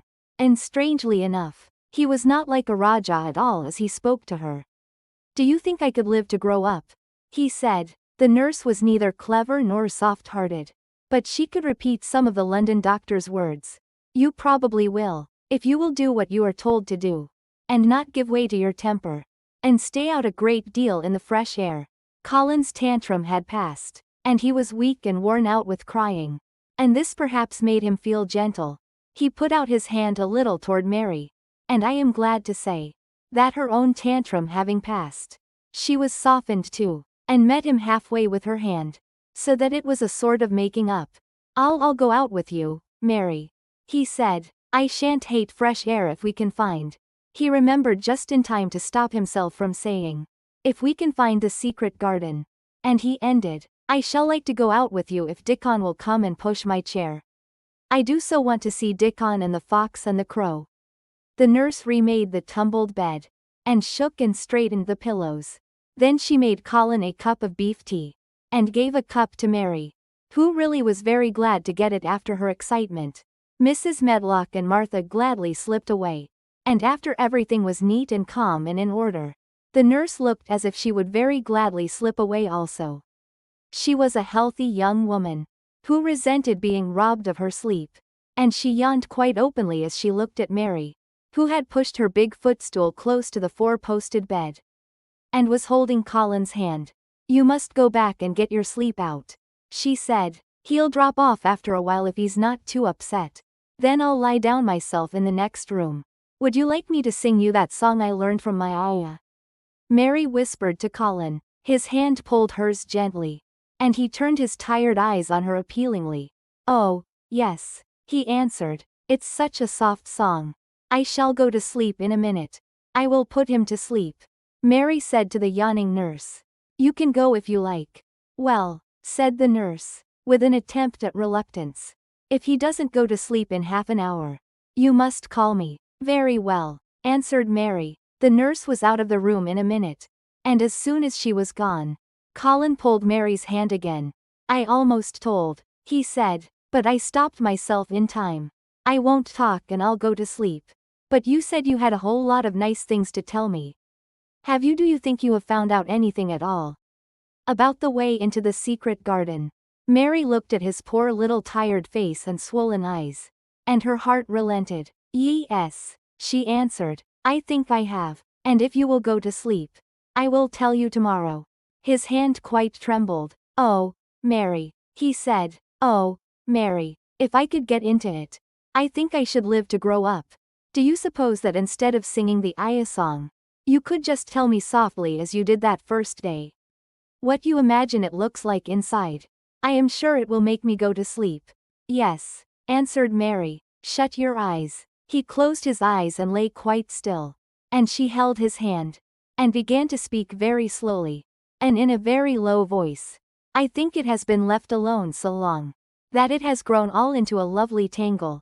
I think the roses have climbed and climbed and climbed, until they hang from the branches and walls, and creep over the ground, almost like a strange gray mist. Some of them have died but many are alive, and when the summer comes, there will be curtains and fountains of roses. I think the ground is full of daffodils and snowdrops and lilies and iris, working their way out of the dark. Now the spring has begun. Perhaps. The soft drone of her voice was making him stiller and stiller. And she saw it and went on. Perhaps they are coming up through the grass. Perhaps there are clusters of purple crocuses and gold ones even now. Perhaps the leaves are beginning to break out and uncurl. And perhaps the gray is changing. And a green gauze veil is creeping. And creeping over everything. And the birds are coming to look at it. Because it is so safe and still. And perhaps, very softly and slowly indeed, the robin has found a mate, and is building a nest. And Colin was asleep. Chapter 18. Not waste no time. Of course Mary did not waken early the next morning. She slept late because she was tired. And when Martha brought her breakfast she told her that though Colin was quite quiet, he was ill and feverish, as he always was after he had worn himself out with a fit of crying. Mary ate her breakfast slowly as she listened. He says he wishes would please go and see him as soon as can, Martha said. It's queer what a fancy he's took to thee. Did give it him last night for sure, didn't Nobody else would have dared to do it.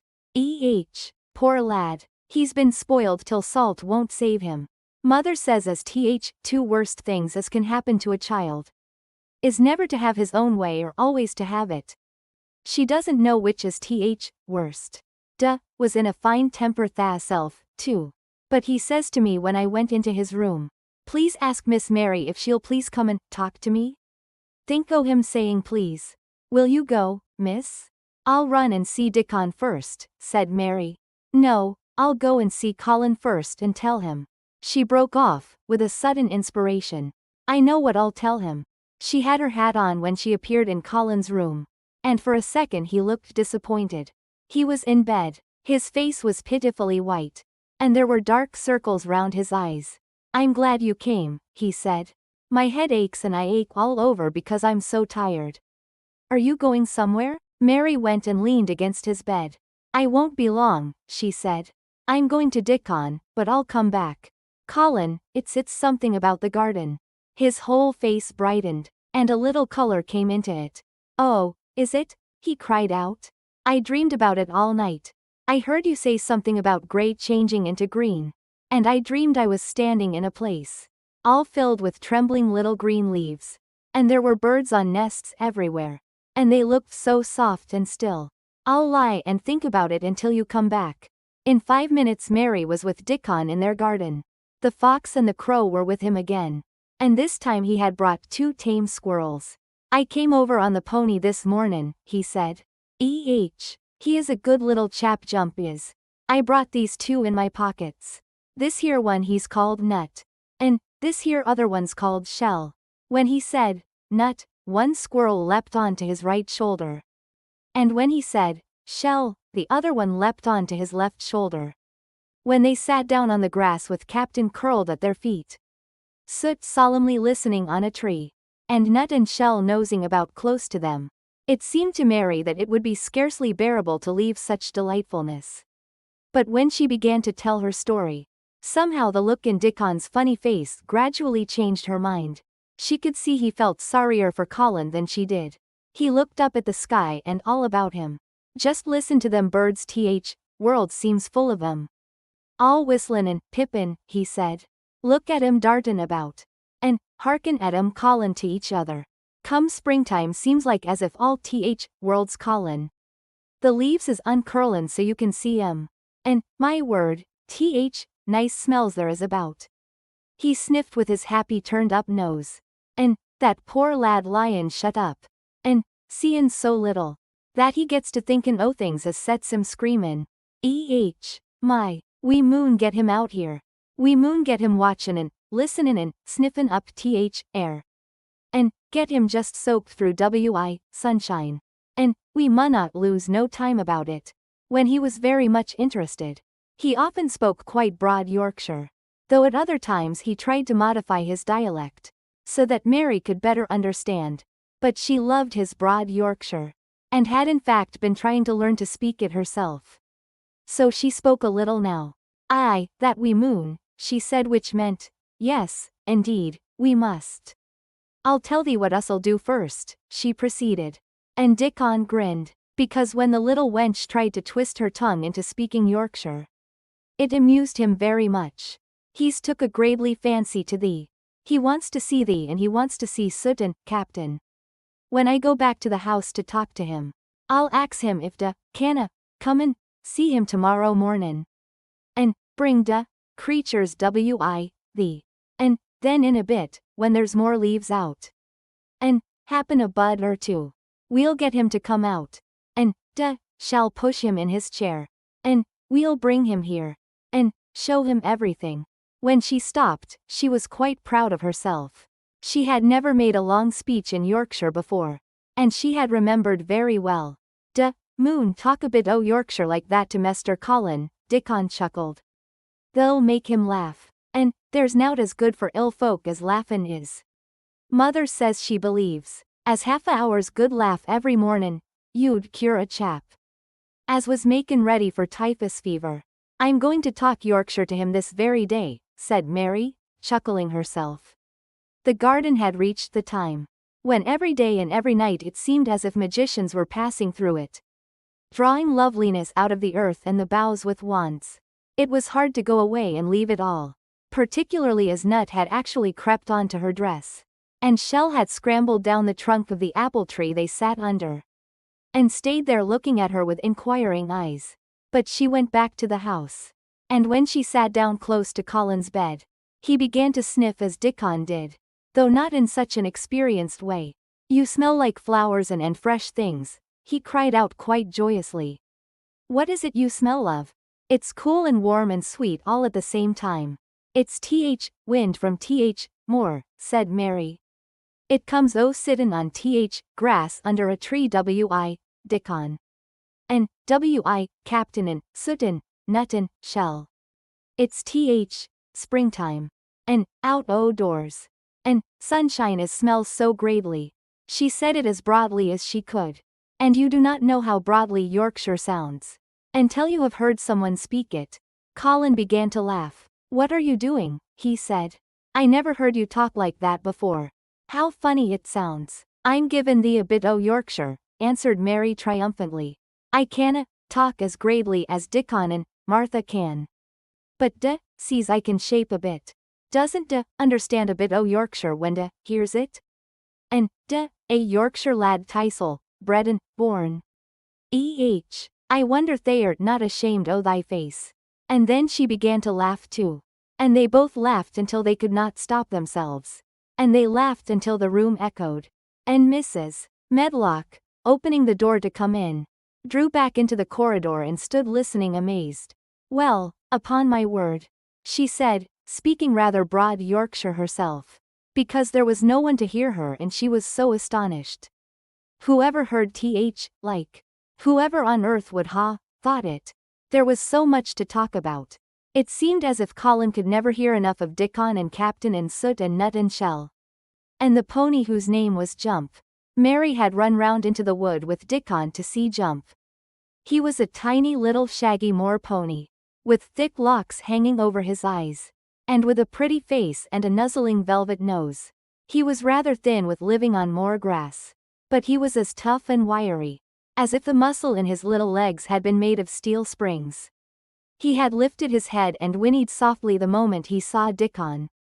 And he had trotted up to him and put his head across his shoulder. Then Dickon had talked into his ear, and Jump had talked back in odd little whinnies and puffs and snorts. Dickon had made him give Mary his small front hoof, and kiss her on her cheek with his velvet muzzle. "Does he really understand everything Dickon says?" Colin asked. "It seems as if he does," answered Mary. "Dickon says anything we'll understand. If you're friends with it for sure. But you have to be friends for sure." Colin lay quiet a little while, and his strange grey eyes seemed to be staring at the wall. But Mary saw he was thinking. "I wish I was friends with things," he said at last. "But I'm not. I never had anything to be friends with. And I can't bear people." "Can't you bear me?" asked Mary. "Yes, I can," he answered. "It's funny but I even like you." "Ben Weatherstaff said I was like him," said Mary. "He said he'd warrant we'd both got the same nasty tempers." "I think you are like him too. We are all three alike, you and I and Ben Weatherstaff. He said we were neither of us much to look at. And we were as sour as we looked. But I don't feel as sour as I used to before I knew the Robin and Dickon." "Did you feel as if you hated people?" "Yes," answered Mary without any affectation. "I should have detested you if I had seen you before I saw the Robin and Dickon." Colin put out his thin hand and touched her. "Mary," he said, "I wish I hadn't said what I did about sending Dickon away. I hated you when you said he was like an angel and I laughed at you. But perhaps he is." "Well, it was rather funny to say it," she admitted frankly. "Because his nose does turn up. And he has a big mouth. And his clothes have patches all over them. And he talks broad Yorkshire. But if an angel did come to Yorkshire and live on the moor. If there was a Yorkshire angel, I believe he'd understand the green things. And know how to make them grow. And he would know how to talk to the wild creatures as Dickon does. And they'd know he was friends for sure." "I shouldn't mind Dickon looking at me," said Colin. "I want to see him." "I'm glad you said that," answered Mary. Because quite suddenly it came into her mind that this was the minute to tell him. Colin knew something new was coming. "Because what?" he cried eagerly. Mary was so anxious that she got up from her stool, and came to him and caught hold of both his hands. Can I trust you? I trusted Dickon because birds trusted him. Can I trust you for sure, she implored. Her face was so solemn that he almost whispered his answer. Yes, yes. Well, Dickon will come to see you tomorrow morning. And he'll bring his creatures with him. Oh, oh, Colin cried out in delight. But that's not all, Mary went on, almost pale with solemn excitement. The rest is better. There is a door into the garden. I found it. It is under the ivy on the wall. If he had been a strong, healthy boy, Colin would probably have shouted, "Hooray! Hooray! Hooray!" But he was weak and rather hysterical. His eyes grew bigger and bigger. And he gasped for breath. Oh, Mary, he cried out with a half sob. Shall I see it? Shall I get into it? Shall I live to get into it? And he clutched her hands and dragged her toward him. Of course you'll see it, snapped Mary indignantly. Of course you'll live to get into it. Don't be silly. And she was so unhysterical and natural and childish that she brought him to his senses. And he began to laugh at himself. A few minutes afterward, she was sitting on her stool again, telling him not what she imagined the secret garden to be like, but what it really was. Colin's aches and tiredness were forgotten. And he was listening enraptured. It is just what you thought it would be, he said at last. It sounds just as if you had really seen it. You know I said that when you told me first. Mary hesitated about 2 minutes. And then boldly spoke the truth. I had seen it and I had been in, she said. I found a key and got in weeks ago. But I daren't tell you. I daren't because I was so afraid I couldn't trust you for sure. Chapter 19. It has come. Of course Dr. Craven had been sent for the morning after Colin had had his tantrum. He was always sent for at once when such a thing occurred. And he always found, when he arrived, a white shaken boy lying on his bed. Sulky and still so hysterical that he was ready to break into fresh sobbing at the least word. In fact, Dr. Craven dreaded and detested the difficulties of these visits. On this occasion he was away from Misselthwaite Manor until afternoon. How is he? He asked Mrs. Medlock rather irritably when he arrived. He will break a blood vessel in one of those fits some day. The boy is half insane with hysteria and self-indulgence.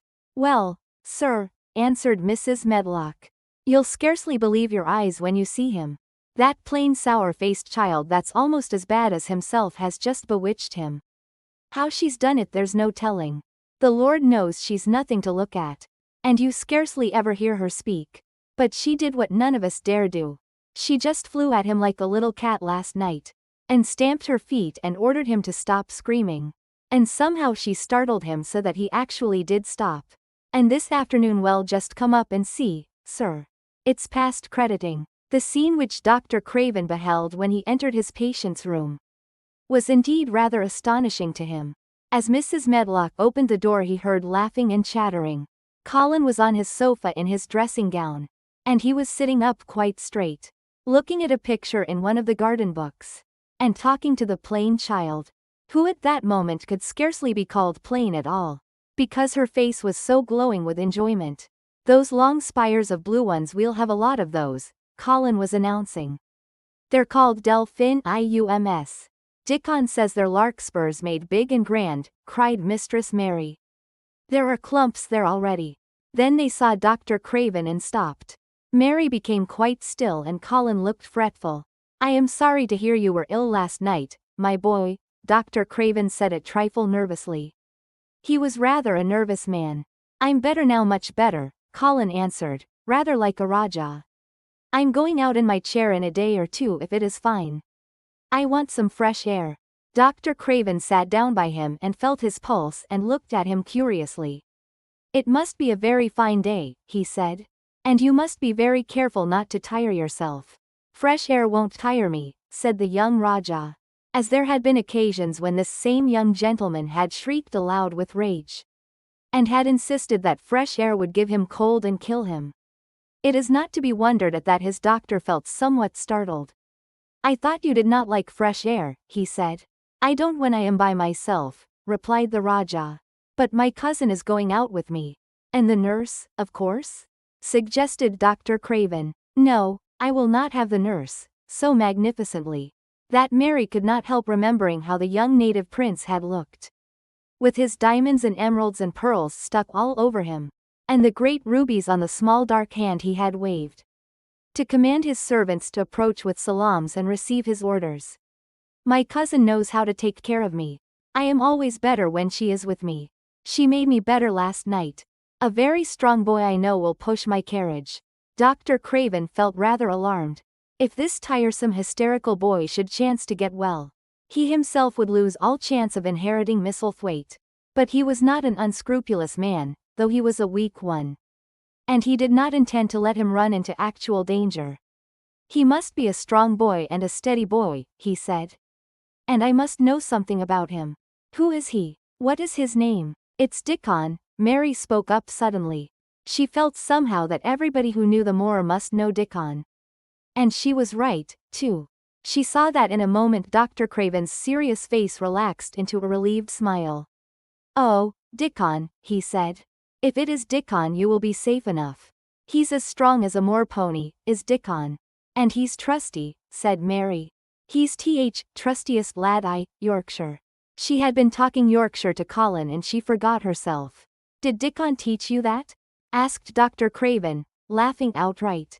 I'm learning it as if it was French, said Mary rather coldly. It's like a native dialect in India. Very clever people try to learn them. I like it and so does Colin. Well, he said. If it amuses you perhaps it won't do you any harm. Did you take your bromide last night, Colin? No, Colin answered. I wouldn't take it at first. And after Mary made me quiet.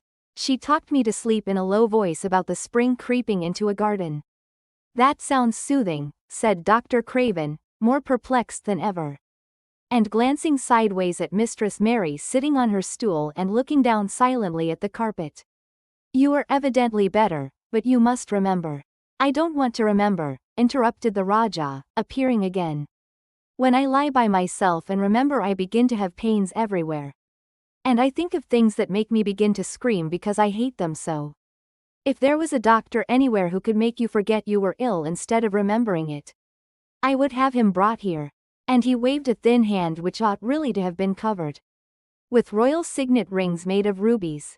It is because my cousin makes me forget that she makes me better. Dr. Craven had never made such a short stay after a tantrum. Usually he was obliged to remain a very long time and do a great many things. This afternoon he did not give any medicine or leave any new orders. And he was spared any disagreeable scenes. When he went downstairs he looked very thoughtful. And when he talked to Mrs. Medlock in the library, she felt that he was a much puzzled man. Well, sir, she ventured. Could you have believed it? It is certainly a new state of affairs, said the doctor. And there's no denying it is better than the old one. I believe Susan Sowerby's right, I do that, said Mrs. Medlock. I stopped in her cottage on my way to Thwaite yesterday and had a bit of talk with her. And she says to me, well, Sarah Ann, she mayn't be a good child, and she mayn't be a pretty one. But she's a child, and children needs children. We went to school together, Susan Sowerby and me. She's the best sick nurse I know, said Dr. Craven. When I find her in a cottage I know the chances are that I shall save my patient. Mrs. Medlock smiled. She was fond of Susan Sowerby. She's got away with her, has Susan, she went on quite volubly. I've been thinking all morning of one thing she said yesterday. She says, once when I was given children a bit of a preach after they'd been fightin'. I esses to 'em all, when I was at school my geography told us world was shaped like a orange. And, I found out before I was 10 that whole orange doesn't belong to nobody. No one owns more than his bit of a quarter. And, there's times it seems like there's not enow quarters to go round. But don't you know you think as you own whole orange. Or you'll find out you're mistaken, and you won't find it out without hard knocks. What children learns from children, she says, is that there's no sense in grabbin' at whole orange peel and all.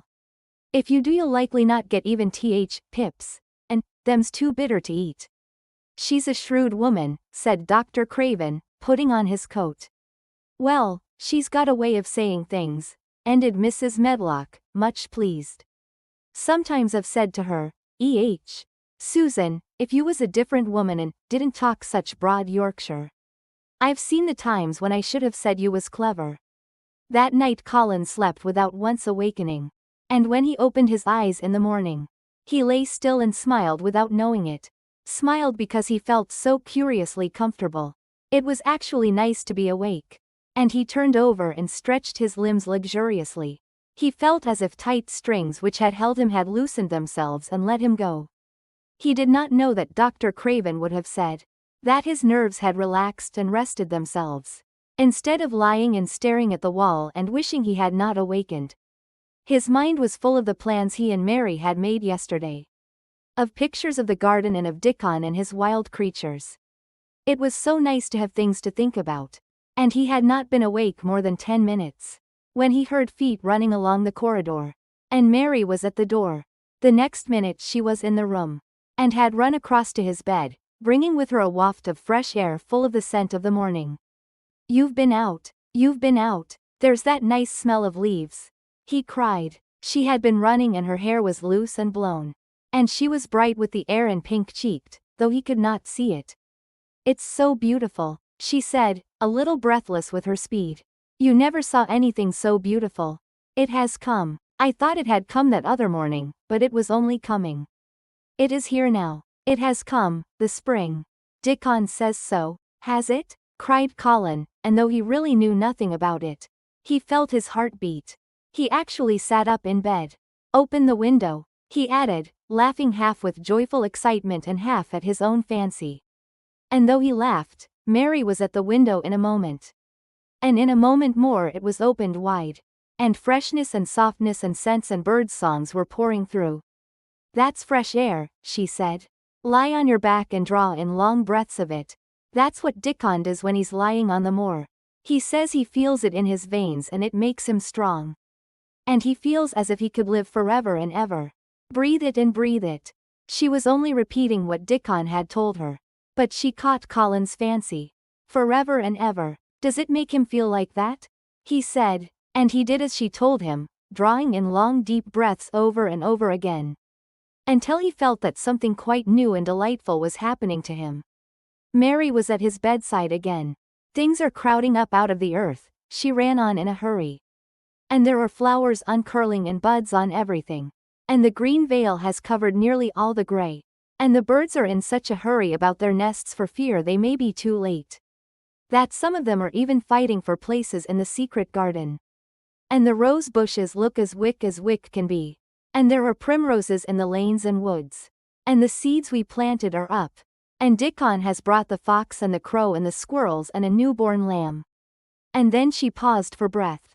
The newborn lamb Dickon had found 3 days before, lying by its dead mother among the gorse bushes on the moor. It was not the first motherless lamb he had found and he knew what to do with it.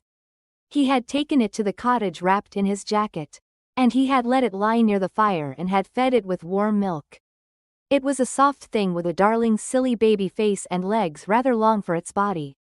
Dickon had carried it over the moor in his arms. And its feeding bottle was in his pocket with the squirrel. And when Mary had sat under a tree with its limp warmness huddled on her lap, she had felt as if she were too full of strange joy to speak. A lamb, a living lamb who lay on your lap like a baby. She was describing it with great joy. And Colin was listening and drawing in long breaths of air. When the nurse entered, she started a little at the sight of the open window. She had sat stifling in the room many a warm day. Because her patient was sure that open windows gave people cold. Are you sure you are not chilly, Master Colin? She inquired. No, was the answer. I am breathing long breaths of fresh air. It makes you strong. I am going to get up to the sofa for breakfast. My cousin will have breakfast with me. The nurse went away, concealing a smile, to give the order for 2 breakfasts. She found the servants' hall a more amusing place than the invalid's chamber. And just now everybody wanted to hear the news from upstairs. There was a great deal of joking about the unpopular young recluse, who, as the cook said, had found his master, and good for him. The servants' hall had been very tired of the tantrums. And the butler, who was a man with a family, had more than once expressed his opinion that the invalid would be all the better for a good hiding. When Colin was on his sofa and the breakfast for two was put upon the table, he made an announcement to the nurse in his most Rajah-like manner. A boy, and a fox, and a crow, and 2 squirrels, and a newborn lamb are coming to see me this morning. I want them brought upstairs as soon as they come, he said. You are not to begin playing with the animals in the servants' hall and keep them there. I want them here. The nurse gave a slight gasp and tried to conceal it with a cough. Yes, sir, she answered. I'll tell you what you can do, added Colin, waving his hand. You can tell Martha to bring them here. The boy is Martha's brother. His name is Dickon and he is an animal charmer. I hope the animals won't bite, Master Colin, said the nurse. I told you he was a charmer, said Colin austerely. Charmers' animals never bite. There are snake charmers in India, said Mary. And they can put their snakes' heads in their mouths. Goodness, shuddered the nurse. They ate their breakfast with the morning air pouring in upon them. Colin's breakfast was a very good one, and Mary watched him with serious interest. You will begin to get fatter just as I did, she said. I never wanted my breakfast when I was in India and now I always want it. I wanted mine this morning, said Colin. Perhaps it was the fresh air. When do you think Dickon will come? He was not long in coming. In about 10 minutes. Mary held up her hand. Listen, she said. Did you hear a caw? Colin listened and heard it. The oddest sound in the world to hear inside a house. A hoarse caw-caw. Yes, he answered. That's Soot, said Mary. Listen again. Do you hear a bleat, a tiny one? Oh, yes, cried Colin, quite flushing. That's the newborn lamb, said Mary. He's coming. Dickon's moorland boots were thick and clumsy, and though he tried to walk quietly, they made a clumping sound as he walked through the long corridors. Mary and Colin heard him marching, until he passed through the tapestry door, onto the soft carpet of Colin's own passage. If you please, sir, announced Martha, opening the door. If you please, sir, here's Dickon and his creatures. Dickon came in smiling his nicest wide smile. The newborn lamb was in his arms, and the little red fox trotted by his side. Nut sat on his left shoulder and Soot on his right, and Shell's head and paws peeped out of his coat pocket. Colin slowly sat up and stared, as he had stared when he first saw Mary. But this was a stare of wonder and delight. The truth was that in spite of all he had heard, he had not in the least understood what this boy would be like. And that his fox and his crow and his squirrels and his lamb were so near to him and his friendliness, that they seemed almost to be part of himself. Colin had never talked to a boy in his life, and he was so overwhelmed by his own pleasure and curiosity, that he did not even think of speaking. But Dickon did not feel the least shy or awkward. He had not felt embarrassed because the crow had not known his language, and had only stared and had not spoken to him the first time they met. Creatures were always like that until they found out about you.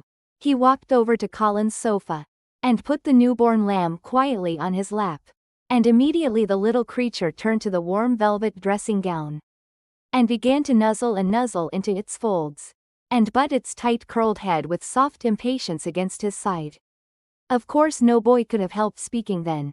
What is it doing? Cried Colin. What does it want? It wants its mother, said Dickon, smiling more and more. I brought it to thee a bit hungry, because I knowed they'd like to see it feed. He knelt down by the sofa, and took a feeding bottle from his pocket. Come on, little un, he said, turning the small woolly white head with a gentle brown hand. This is what this after. They'll get more out o' this than will out o' silk velvet coats. There now, and he pushed the rubber tip of the bottle into the nuzzling mouth, and the lamb began to suck it with ravenous ecstasy. After that there was no wondering what to say. By the time the lamb fell asleep, questions poured forth and Dickon answered them all. He told them how he had found the lamb just as the sun was rising 3 mornings ago. He had been standing on the moor listening to a skylark, and watching him swing higher and higher into the sky, until he was only a speck in the heights of blue. I'd almost lost him but for his song, and I was wonderin' how a chap could hear it when it seemed as if he'd get out o' world in a minute. And just then I heard somethin' else far off among gorse bushes.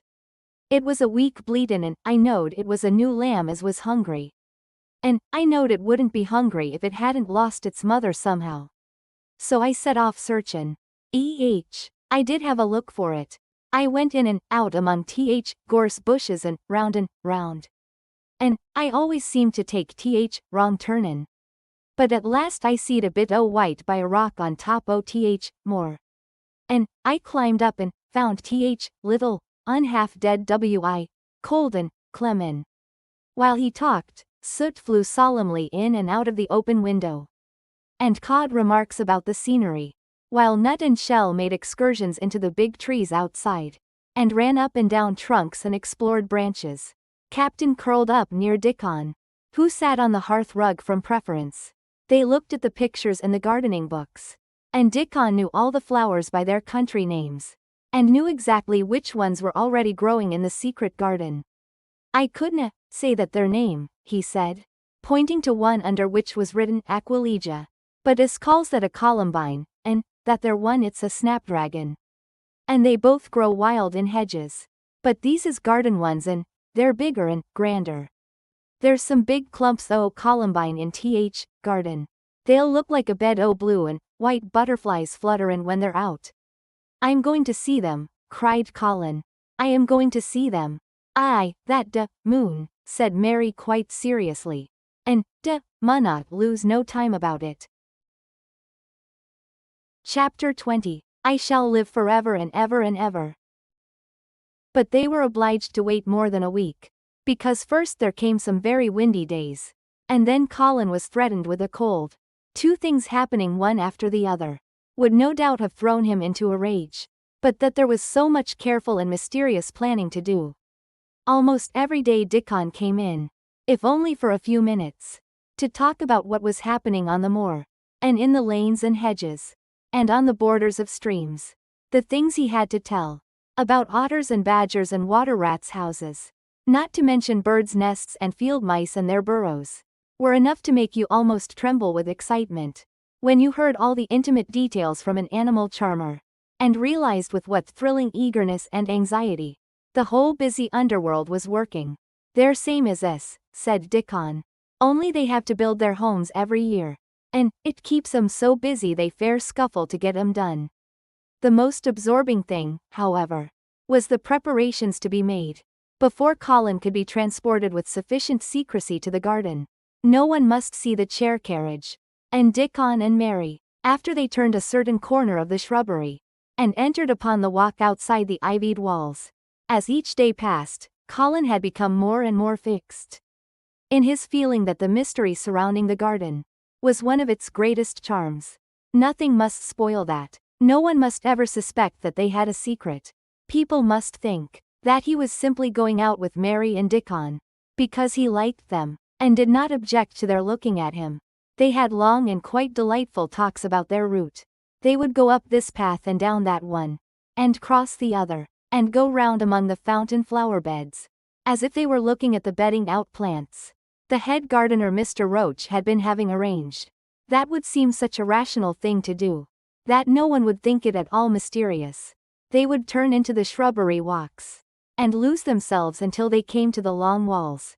It was almost as serious and elaborately thought out as the plans of march made by great generals in time of war. Rumors of the new and curious things which were occurring in the invalids' apartments had of course filtered through the servants' hall, into the stable yards and out among the gardeners. But notwithstanding this, Mr. Roach was startled one day, when he received orders from Master Colin's room, to the effect that he must report himself in the apartment no outsider had ever seen, as the invalid himself desired to speak to him. Well, he said to himself, as he hurriedly changed his coat. What's to do now? His Royal Highness that wasn't to be looked at, calling up a man he's never set eyes on. Mr. Roach was not without curiosity. He had never caught even a glimpse of the boy, and had heard a dozen exaggerated stories about his uncanny looks and ways and his insane tempers. The thing he had heard oftenest was that he might die at any moment, and there had been numerous fanciful descriptions of a humped back and helpless limbs, given by people who had never seen him. Things are changing in this house, Mr. Roach, said Mrs. Medlock, as she led him up the back staircase. to the corridor onto which opened the hitherto mysterious chamber. "Let's hope they're changing for the better, Mrs. Medlock," he answered. "They couldn't well change for the worse," she continued. "And queer as it all is, there's them as finds their duties made a lot easier to stand up under. Don't you be surprised, Mr. Roach, if you find yourself in the middle of a menagerie, and Martha Sowerby's Dickon more at home than you or me could ever be." There really was a sort of magic about Dickon, as Mary always privately believed. When Mr. Roach heard his name he smiled quite leniently. He'd be at home in Buckingham Palace, or at the bottom of a coal mine, he said. And yet it's not impudence, either. He's just fine, is that lad. It was perhaps well he had been prepared, or he might have been startled, when the bedroom door was opened. A large crow, which seemed quite at home perched on the high back of a carven chair, announced the entrance of a visitor by saying, "Caw caw," quite loudly. In spite of Miss Medlock's warning, Mr. Roach only just escaped being sufficiently undignified to jump backward. The young Rajah was neither in bed nor on his sofa. He was sitting in an armchair, and a young lamb was standing by him, shaking its tail in feeding lamb fashion, as Dickon knelt giving it milk from its bottle. A squirrel was perched on Dickon's bent back, attentively nibbling a nut. The little girl from India was sitting on a big footstool looking on. "Here is Mr. Roach, Master Colin," said Mrs. Medlock. The young Rajah turned and looked his servitor over. At least that was what the head gardener felt happened. "Oh, you are Roach, are you?" he said. "I sent for you to give you some very important orders." "Very good, sir," answered Roach, wondering if he was to receive instructions to fell all the oaks in the park, or to transform the orchards into water gardens. "I am going out in my chair this afternoon," said Colin. "If the fresh air agrees with me I may go out every day. When I go, none of the gardeners are to be anywhere near the long walk by the garden walls. No one is to be there.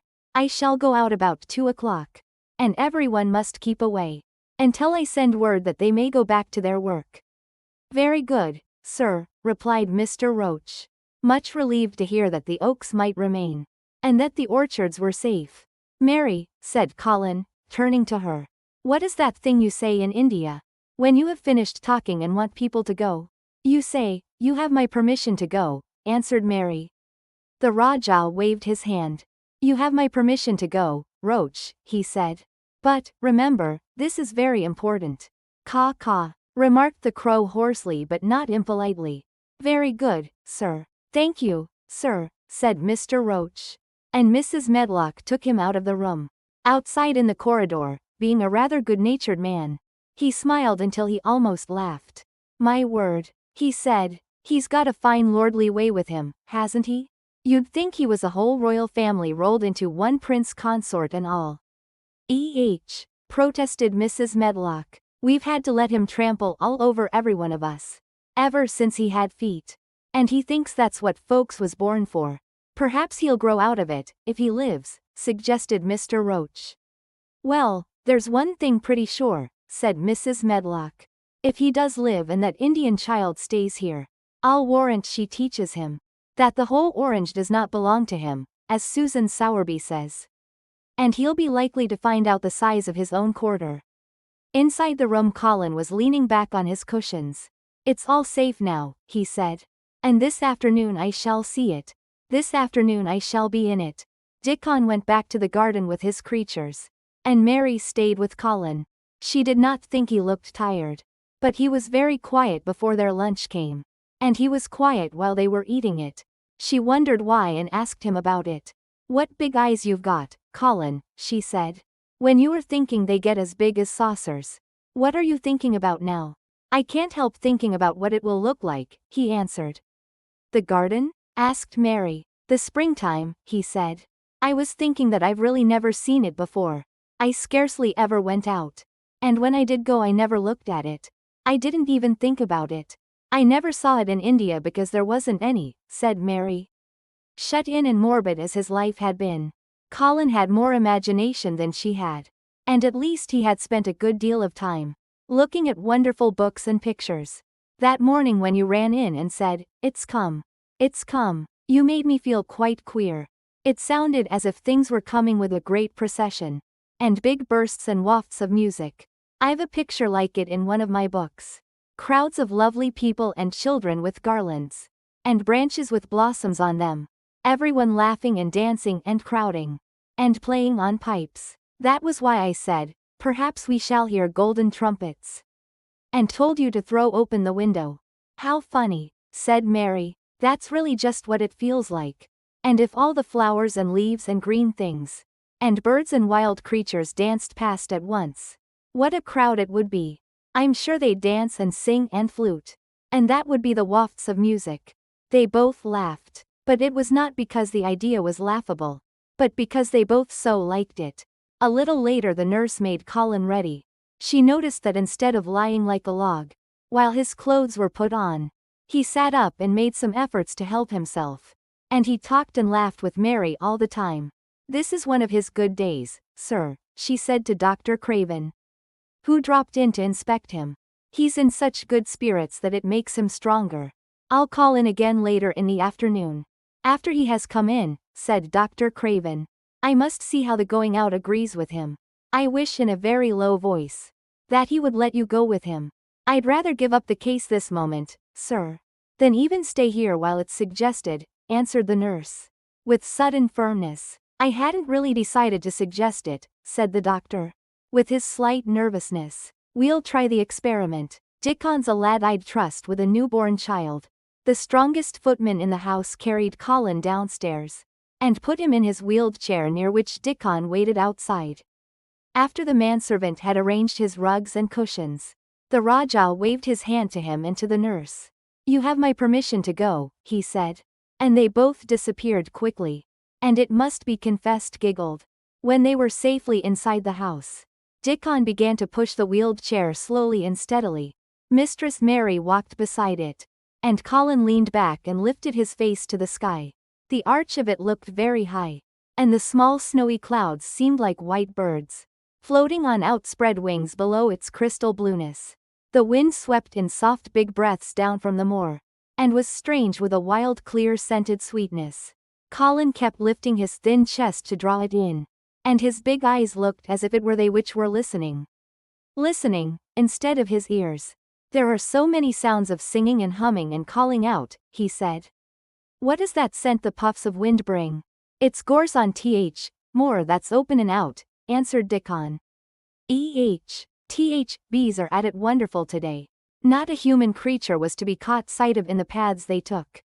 In fact every gardener or gardener's lad had been witched away.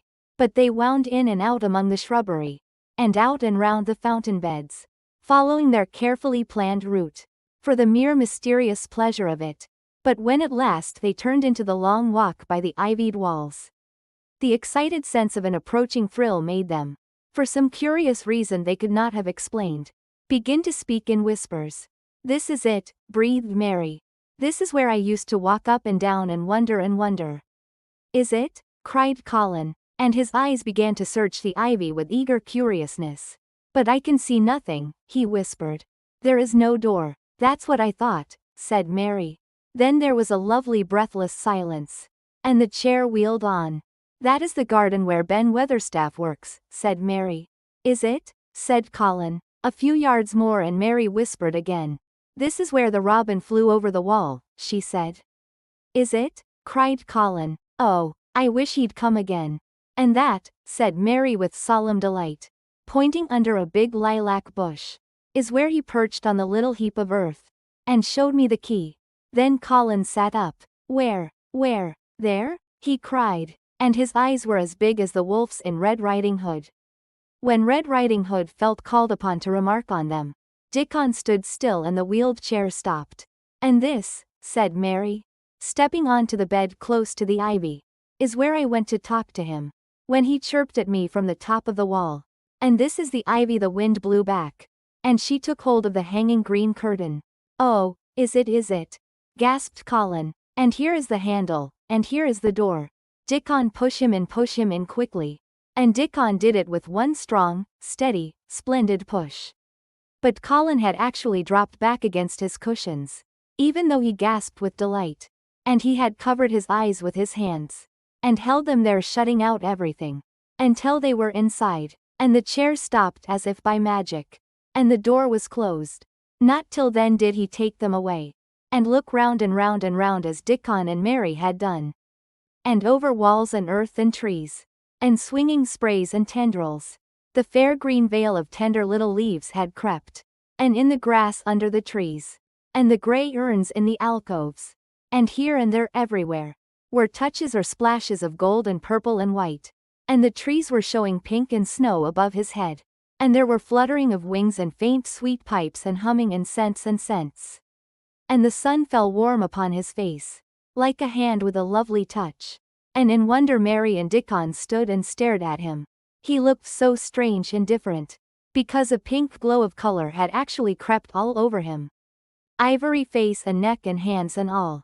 I shall get well, I shall get well, he cried out. Mary, Dickon, I shall get well, and I shall live forever and ever and ever. Chapter 21. Ben Weatherstaff. One of the strange things about living in the world is that it is only now and then one is quite sure one is going to live forever and ever and ever. One knows it sometimes when one gets up at the tender solemn dawn time and goes out and stands alone and throws one's head far back and looks up, and watches the pale sky slowly changing and flushing and marvelous unknown things happening until the east almost makes one cry out. And one's heart stands still at the strange unchanging majesty of the rising of the sun, which has been happening every morning for thousands and thousands and thousands of years. One knows it then for a moment or so.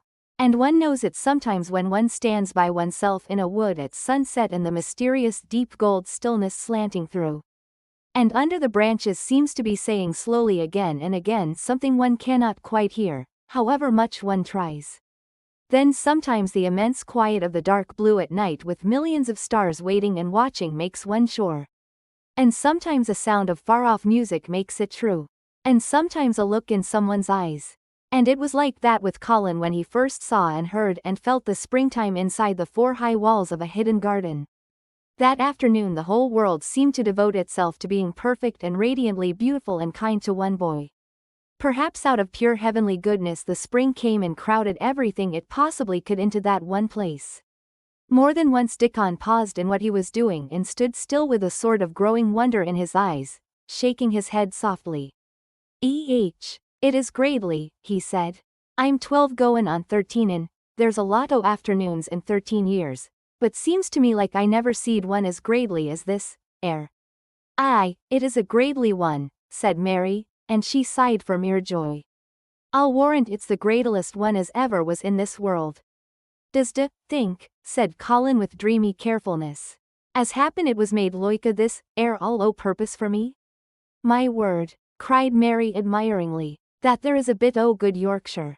They'rt shapen first rate that art. And delight reigned. They drew the chair under the plum tree, which was snow white with blossoms and musical with bees. It was like a king's canopy, a fairy king's. There were flowering cherry trees near and apple trees whose buds were pink and white, and here and there one had burst open wide. Between the blossoming branches of the canopy bits of blue sky looked down like wonderful eyes. Mary and Dickon worked a little here and there and Colin watched them. They brought him things to look at, buds which were opening, buds which were tight closed, bits of twig whose leaves were just showing green. The feather of a woodpecker which had dropped on the grass, the empty shell of some bird early hatched. Dickon pushed the chair slowly round and round the garden, stopping every other moment to let him look at wonders springing out of the earth or trailing down from trees. It was like being taken in state round the country of a magic king and queen and shown all the mysterious riches it contained. I wonder if we shall see the robin? Said Colin. They'll see him often enow after a bit, answered Dickon. When eggs hatches out little chap he'll be kep, so busy it'll make his head swim. They'll see him flyin' backward and, for a carryin' worms nigh as big as himsel, and, that much noise. Goin' on in nest when he gets there as fair flusters him so as he scarce knows which big mouth to drop first piece in. And, gappin' beaks and, squawks on every side.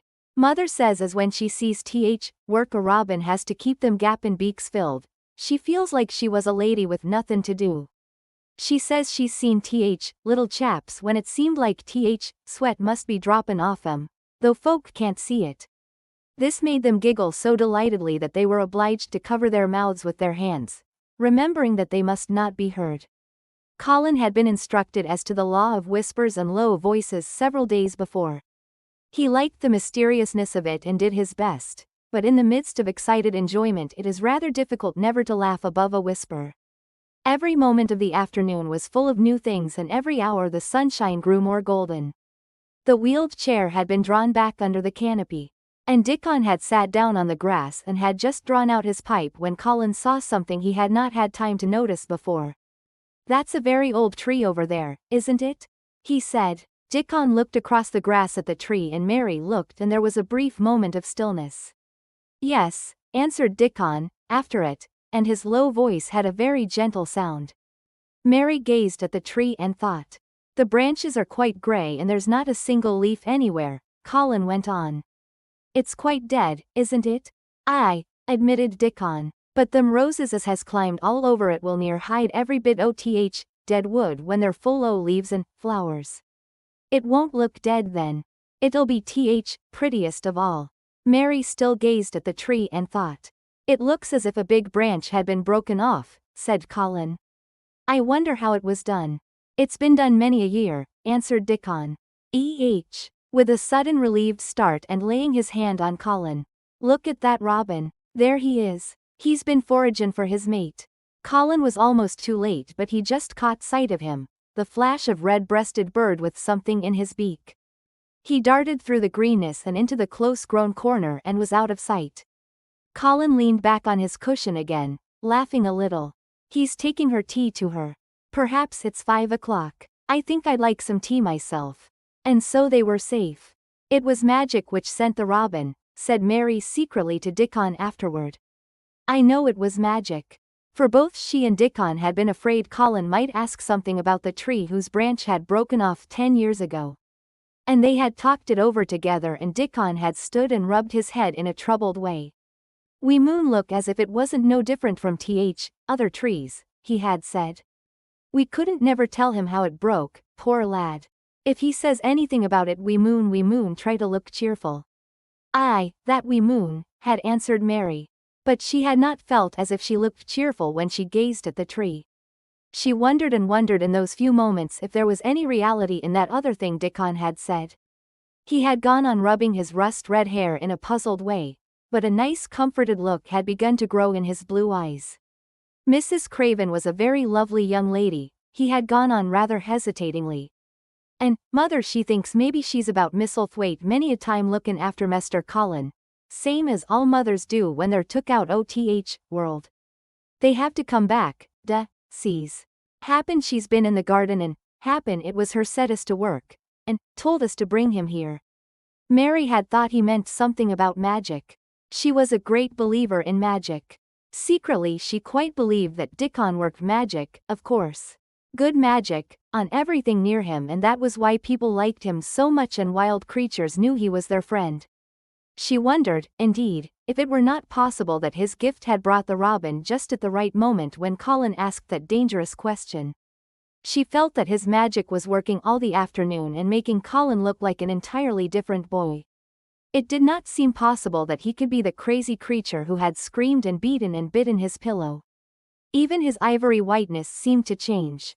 The faint glow of color which had shone on his face and neck and hands when he first got inside the garden really never quite died away. He looked as if he were made of flesh instead of ivory or wax. They saw the robin carry food to his mate 2 or 3 times, and it was so suggestive of afternoon tea that Colin felt they must have some. "Go and make one of the men servants bring some in a basket to the rhododendron walk," he said. "And then you and Dickon can bring it here." It was an agreeable idea, easily carried out, and when the white cloth was spread upon the grass, with hot tea and buttered toast and crumpets, a delightfully hungry meal was eaten. And several birds on domestic errands paused to inquire what was going on and were led into investigating crumbs with great activity.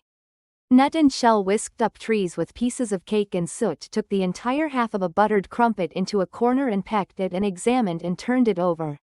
and made hoarse remarks about it until he decided to swallow it all joyfully in one gulp. The afternoon was dragging towards its mellow hour.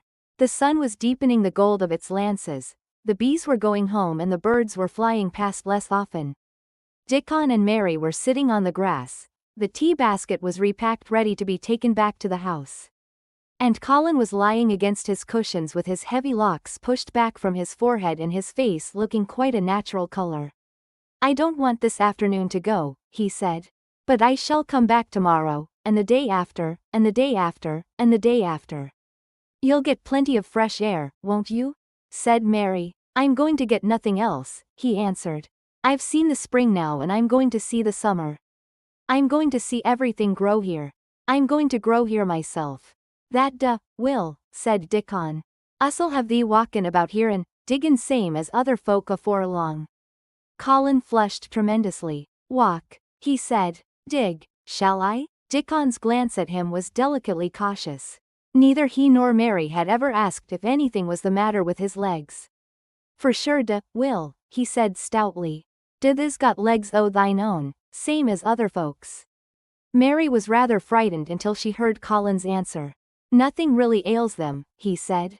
"But they are so thin and weak. They shake so that I'm afraid to try to stand on them." Both Mary and Dickon drew a relieved breath. "When stops bein' afraid thou'lt stand on 'em," Dickon said with renewed cheer. "And thou'lt stop bein' afraid in a bit."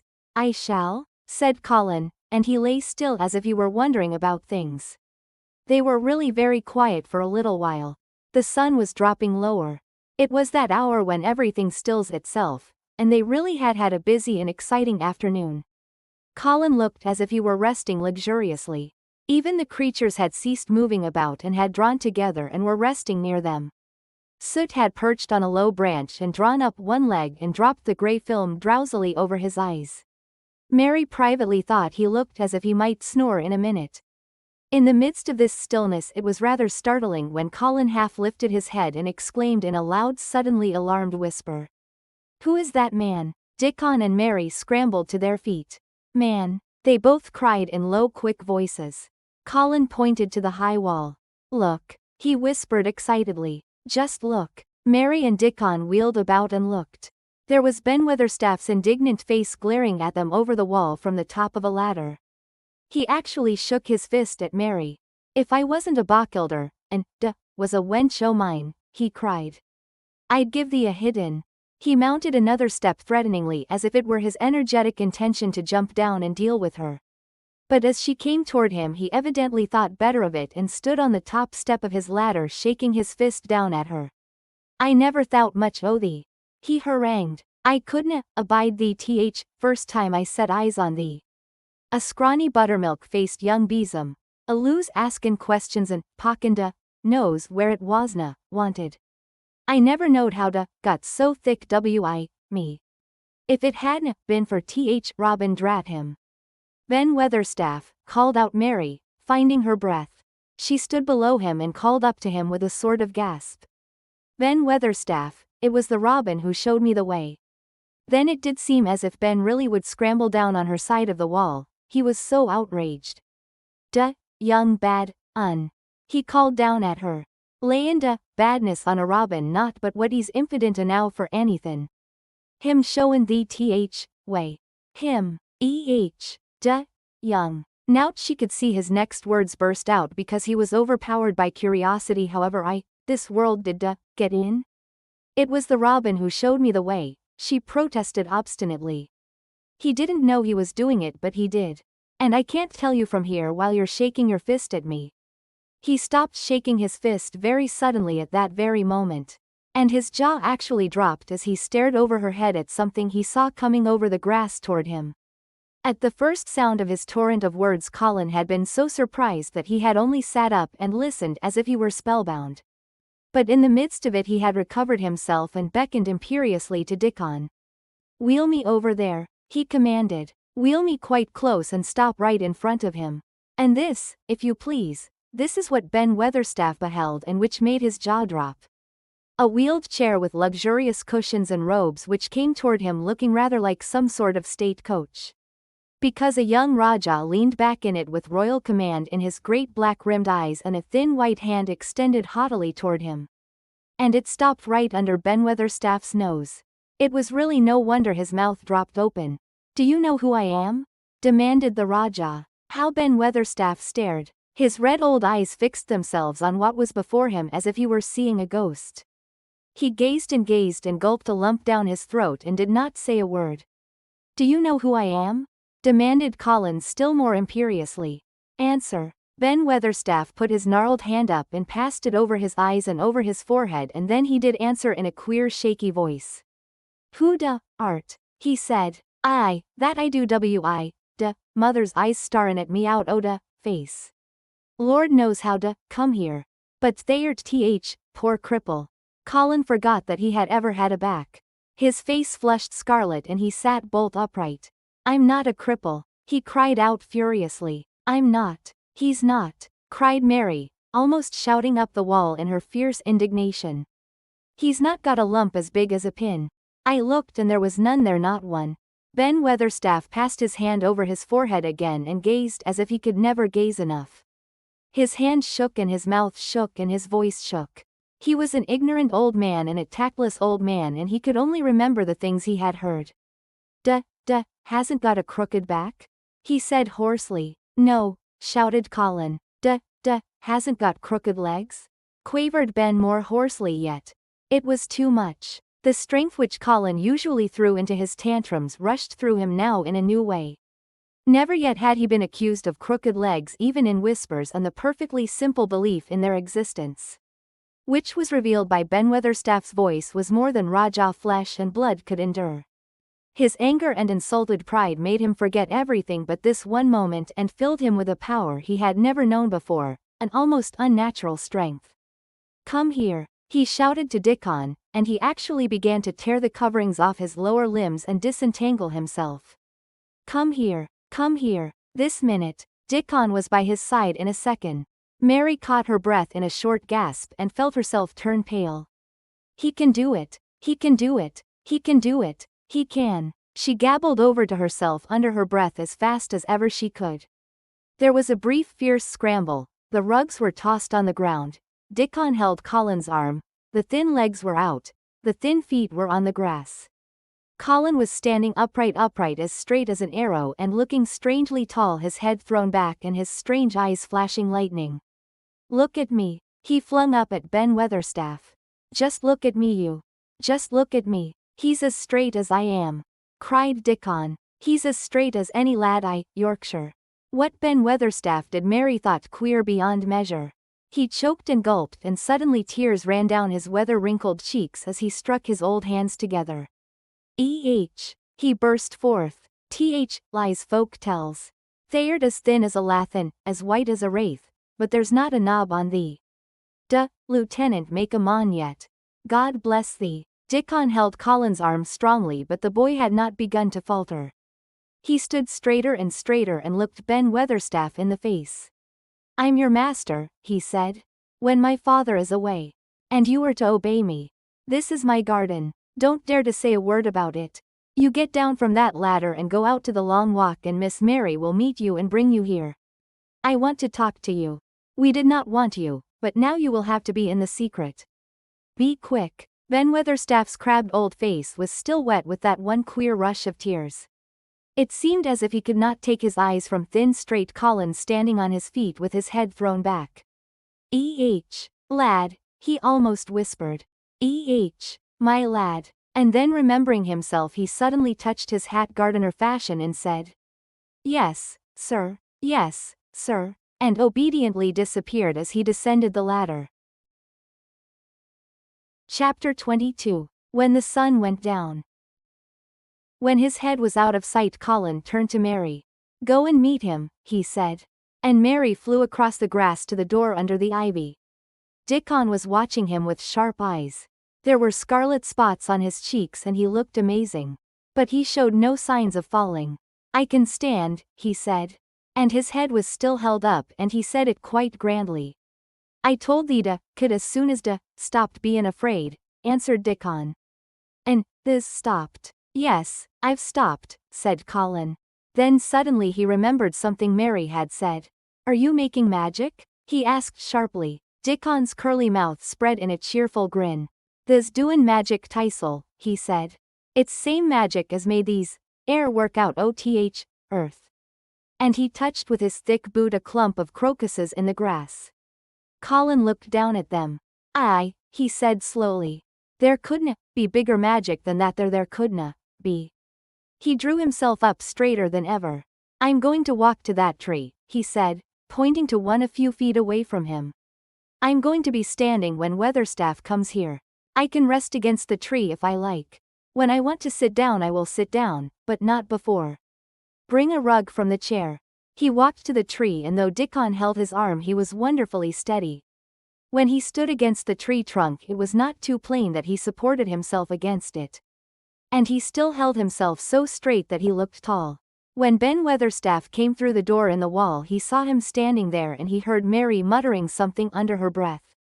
What art sayin'? He asked rather testily, because he did not want his attention distracted from the long thin straight boy figure and proud face. But she did not tell him. What she was saying was this. You can do it. You can do it. I told you you could. You can do it. You can do it. You can. She was saying it to Colin because she wanted to make magic and keep him on his feet looking like that. She could not bear that he should give in before Ben Weatherstaff. He did not give in. She was uplifted by a sudden feeling that he looked quite beautiful in spite of his thinness. He fixed his eyes on Ben Weatherstaff in his funny imperious way. Look at me, he commanded. Look at me all over. Am I a hunchback? Have I got crooked legs? Ben Weatherstaff had not quite got over his emotion, but he had recovered a little and answered almost in his usual way. Not duh, he said. Nout sort. What's duh been doin' with Teisel? Hidden out sight and lettin' folk think duh was cripple and half-witted? Half-witted, said Colin angrily. Who thought that? Lots o' fools, said Ben. World's full o' jackasses brayin' they never brain out but lies. What did shut Teisel up for? Everyone thought I was going to die, said Colin shortly. I'm not. And he said it with such decision Ben Weatherstaff looked him over, up and down and up. Die, he said with dry exultation. Nout sort. There's got too much pluck in thee. When I seed thee put legs on ground in such a hurry I knowed was all right. Sit thee down on rug a bit young mester and give me thy orders. There was a queer mixture of crabbed tenderness and shrewd understanding in his manner. Mary had poured out speech as rapidly as she could as they had come down the long walk. The chief thing to be remembered, she had told him, was that Colin was getting well. The garden was doing it. No one must let him remember about having humps and dying. The Rajah condescended to seat himself on a rug under the tree. What work do you do in the gardens, Weatherstaff? He inquired. Anything I'm told to do, answered old Ben. I'm on by favor because she liked me. She? Said Colin. Mother, answered Ben Weatherstaff. My mother? Said Colin, and he looked about him quietly. This was her garden, wasn't it? Aye, it was that. And Ben Weatherstaff looked about him too. She were main fond of it. It is my garden now. I am fond of it. I shall come here every day, announced Colin. But it is to be a secret. My orders are that no one is to know that we come here. Dickon and my cousin have worked and made it come alive. I shall send for you sometimes to help but you must come when no one can see you. Ben Weatherstaff's face twisted itself in a dry old smile. I've come here before when no one saw me, he said. What? Exclaimed Colin. When? Last time I was here. Rubbing his chin and looking round. Was about 2 years ago. But no one has been in it for 10 years. Cried Colin. There was no door. I'm no one, said old Ben dryly. And I didn't come through door. I come over wall. Rheumatics held me back last 2 year. Comin', did a bit o' prunin'. Cried Dickon. I couldn't make out how it had been done. She was so fond of it she was. Said Ben Weatherstaff slowly. And she was such a pretty young thing. She says to me once, Ben, says she laughin', if ever I'm ill or if I go away you must take care of my roses. When she did go away orders was no one was ever to come nigh. But I come, with grumpy obstinacy. Over while I come until rheumatics stopped me and I did a bit o' work once a year. She'd gave her order first.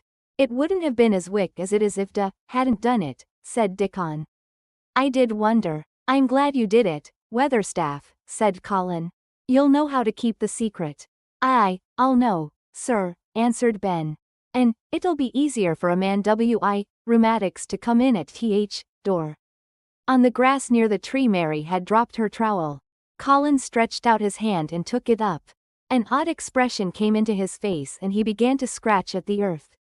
His thin hand was weak enough, but presently, as they watched him Mary with quite breathless interest, he drove the end of the trowel into the soil and turned some over.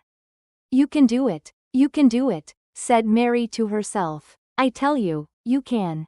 Dickon's round eyes were full of eager curiousness, but he said not a word. Ben Weatherstaff looked on with interested face. Colin persevered. After he had turned a few trowelfuls of soil he spoke exultantly to Dickon in his best Yorkshire. Said as they'd have me walkin' about here same as other folk and said they'd have me diggin'. I thought was just leein' to please me. This is only first day and I've walked in, here I am diggin'. Ben Weatherstaff's mouth fell open again when he heard him, but he ended by chuckling. He said, that sounds as if they'd got wits enow. They'rt a Yorkshire lad for sure. And they'rt diggin', too. How'd like to plant a bit o' somethin'? I can get thee a rose in a pot. Go and get it, said Colin, digging excitedly. Quick. It was done quickly enough indeed. Ben Weatherstaff went his way forgetting rheumatics. Dickon took his spade and dug the hole deeper and wider than a new digger with thin white hands could make it. Mary slipped out to run and bring back a watering can.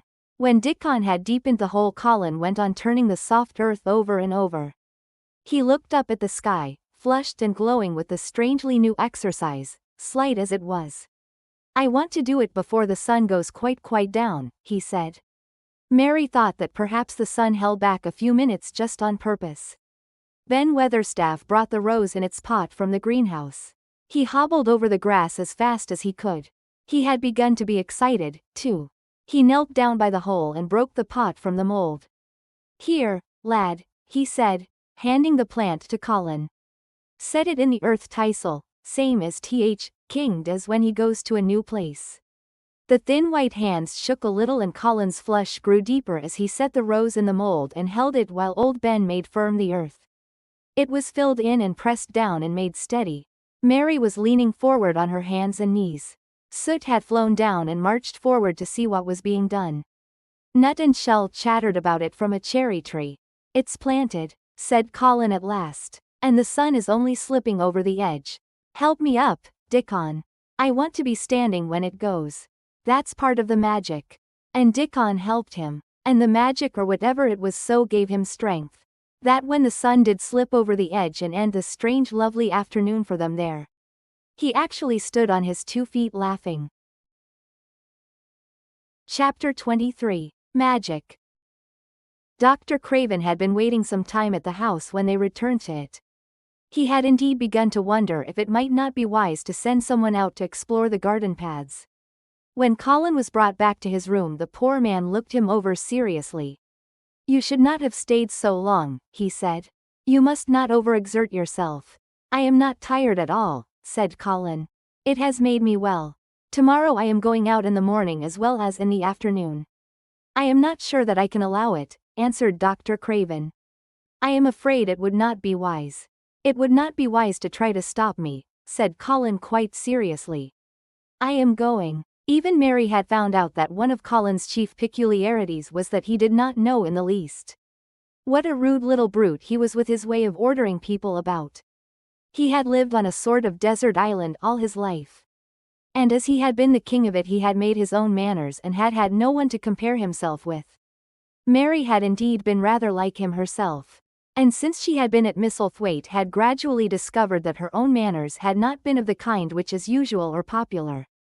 Having made this discovery, she naturally thought it of enough interest to communicate to Colin. So she sat and looked at him curiously for a few minutes after Dr. Craven had gone. She wanted to make him ask her why she was doing it. And of course she did. "What are you looking at me for?" he said. "I'm thinking that I am rather sorry for Dr. Craven." "So am I," said Colin calmly. But not without an air of some satisfaction. "He won't get Misselthwaite at all now. I'm not going to die." "I'm sorry for him because of that, of course," said Mary.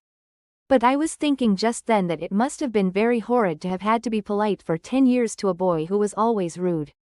I would never have done it." "Am I rude?" Colin inquired undisturbedly. "If you had been his own boy and he had been a slapping sort of man," said Mary, "he would have slapped you." "But he daren't," said Colin. "No, he daren't," answered Mistress Mary, thinking the thing out quite without prejudice. "Nobody ever dared to do anything you didn't like because you were going to die and things like that. You were such a poor thing." "But," announced Colin stubbornly, "I am not going to be a poor thing. I won't let people think I'm one.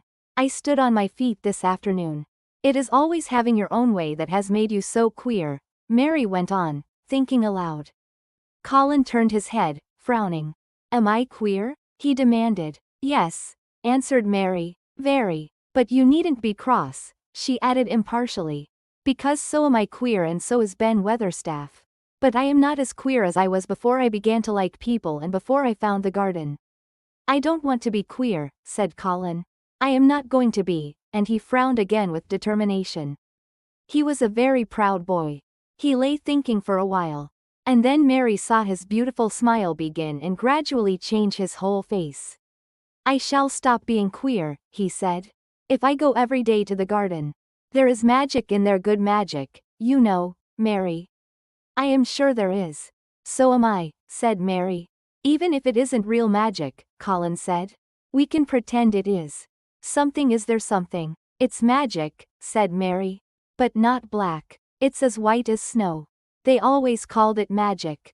And indeed it seemed like it in the months that followed, the wonderful months, the radiant months, the amazing ones. Oh, the things which happened in that garden. If you have never had a garden you cannot understand. And if you have had a garden you will know that it would take a whole book to describe all that came to pass there. At first it seemed that green things would never cease pushing their way through the earth, in the grass, in the beds, even in the crevices of the walls. Then the green things began to show buds. And the buds began to unfurl and show color. Every shade of blue, every shade of purple, every tint and hue of crimson. In its happy days flowers had been tucked away into every inch and hole and corner. Ben Weatherstaff had seen it done and had himself scraped out mortar from between the bricks of the wall. And made pockets of earth for lovely clinging things to grow on. Iris and white lilies rose out of the grass in sheaves. And the green alcoves filled themselves with amazing armies of the blue and white flower lances of tall delphiniums or columbines or campanulas. She was main fond o' them, she was, Ben Weatherstaff said. She liked them things as was a loose pointin' up to blue sky, she used to tell. Not as she was one o' them as looked down on earth, not her. She just loved it, but she said as blue sky alus looked so joyful. The seeds Dickon and Mary had planted grew as if fairies had tended them. Satiny poppies of all tints danced in the breeze by the score. Gaily defying flowers which had lived in the garden for years. And which, it might be confessed, seemed rather to wonder how such new people had got there.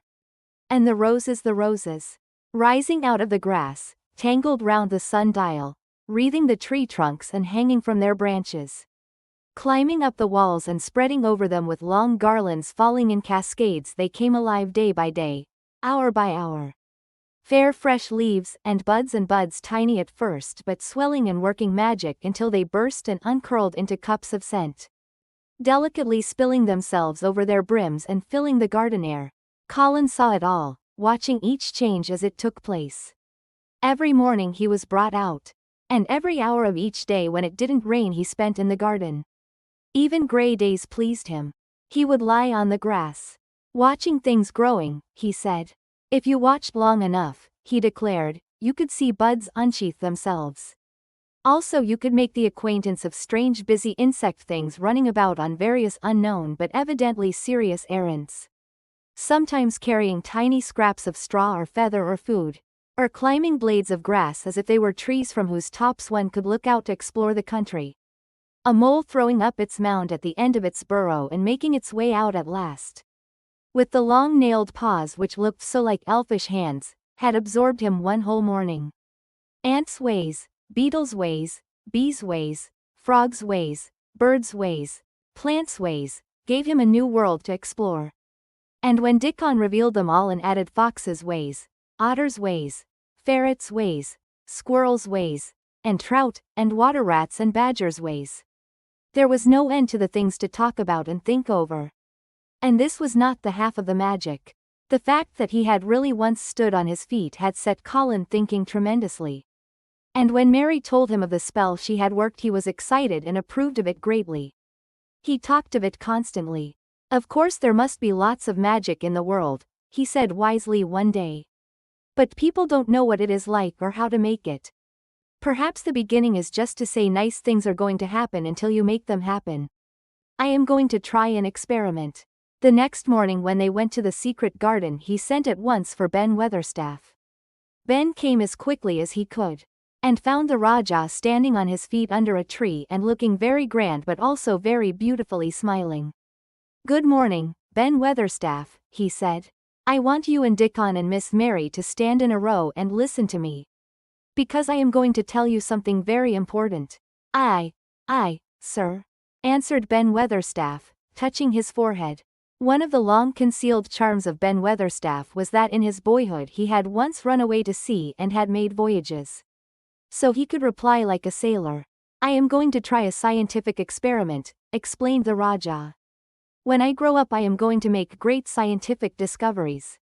And I am going to begin now with this experiment." Aye, sir," said Ben Weatherstaff promptly, though this was the first time he had heard of great scientific discoveries. It was the first time Mary had heard of them, either. But even at this stage she had begun to realize that, queer as he was, Colin had read about a great many singular things. And was somehow a very convincing sort of boy. When he held up his head and fixed his strange eyes on you, it seemed as if you believed him almost in spite of yourself. Though he was only 10 years old going on 11. At this moment he was especially convincing. Because he suddenly felt the fascination of actually making a sort of speech like a grown-up person. "The great scientific discoveries I am going to make," he went on, "will be about magic. Magic is a great thing and scarcely anyone knows anything about it. Except a few people in old books and Mary a little, because she was born in India where there are fakirs. I believe Dickon knows some magic, but perhaps he doesn't know he knows it. He charms animals and people. I would never have let him come to see me if he had not been an animal charmer, which is a boy charmer, too, because a boy is an animal. I am sure there is magic in everything, only we have not sense enough to get hold of it and make it do things for us like electricity and horses and steam." This sounded so imposing that Ben Weatherstaff became quite excited and really could not keep still. Aye, sir," he said. And he began to stand up quite straight. "When Mary found this garden it looked quite dead," the orator proceeded. "Then something began pushing things up out of the soil and making things out of nothing. One day things weren't there and another they were. I had never watched things before and it made me feel very curious. Scientific people are always curious and I am going to be scientific. I keep saying to myself, what is it? What is it? It's something. It can't be nothing. I don't know its name so I call it magic. I have never seen the sunrise but Mary and Dickon have. And from what they tell me I am sure that is magic too. Something pushes it up and draws it. Sometimes since I've been in the garden I've looked up through the trees at the sky. And I have had a strange feeling of being happy.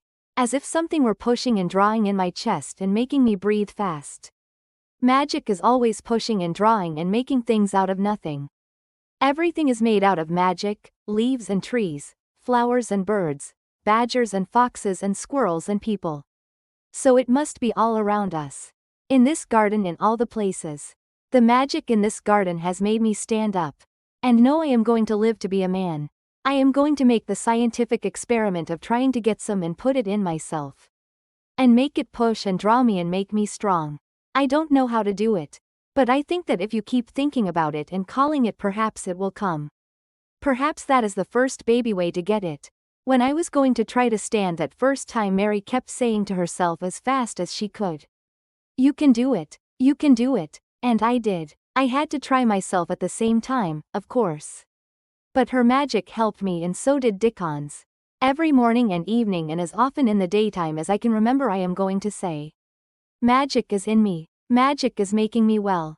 I am going to be as strong as Dickon, as strong as Dickon. And you must all do it, too. That is my experiment. Will you help, Ben Weatherstaff?" "Aye, sir," said Ben Weatherstaff. "Aye, if you keep doing it every day as regularly as soldiers go through drill. We shall see what will happen and find out if the experiment succeeds. You learn things by saying them over and over and thinking about them until they stay in your mind forever. And I think it will be the same with magic.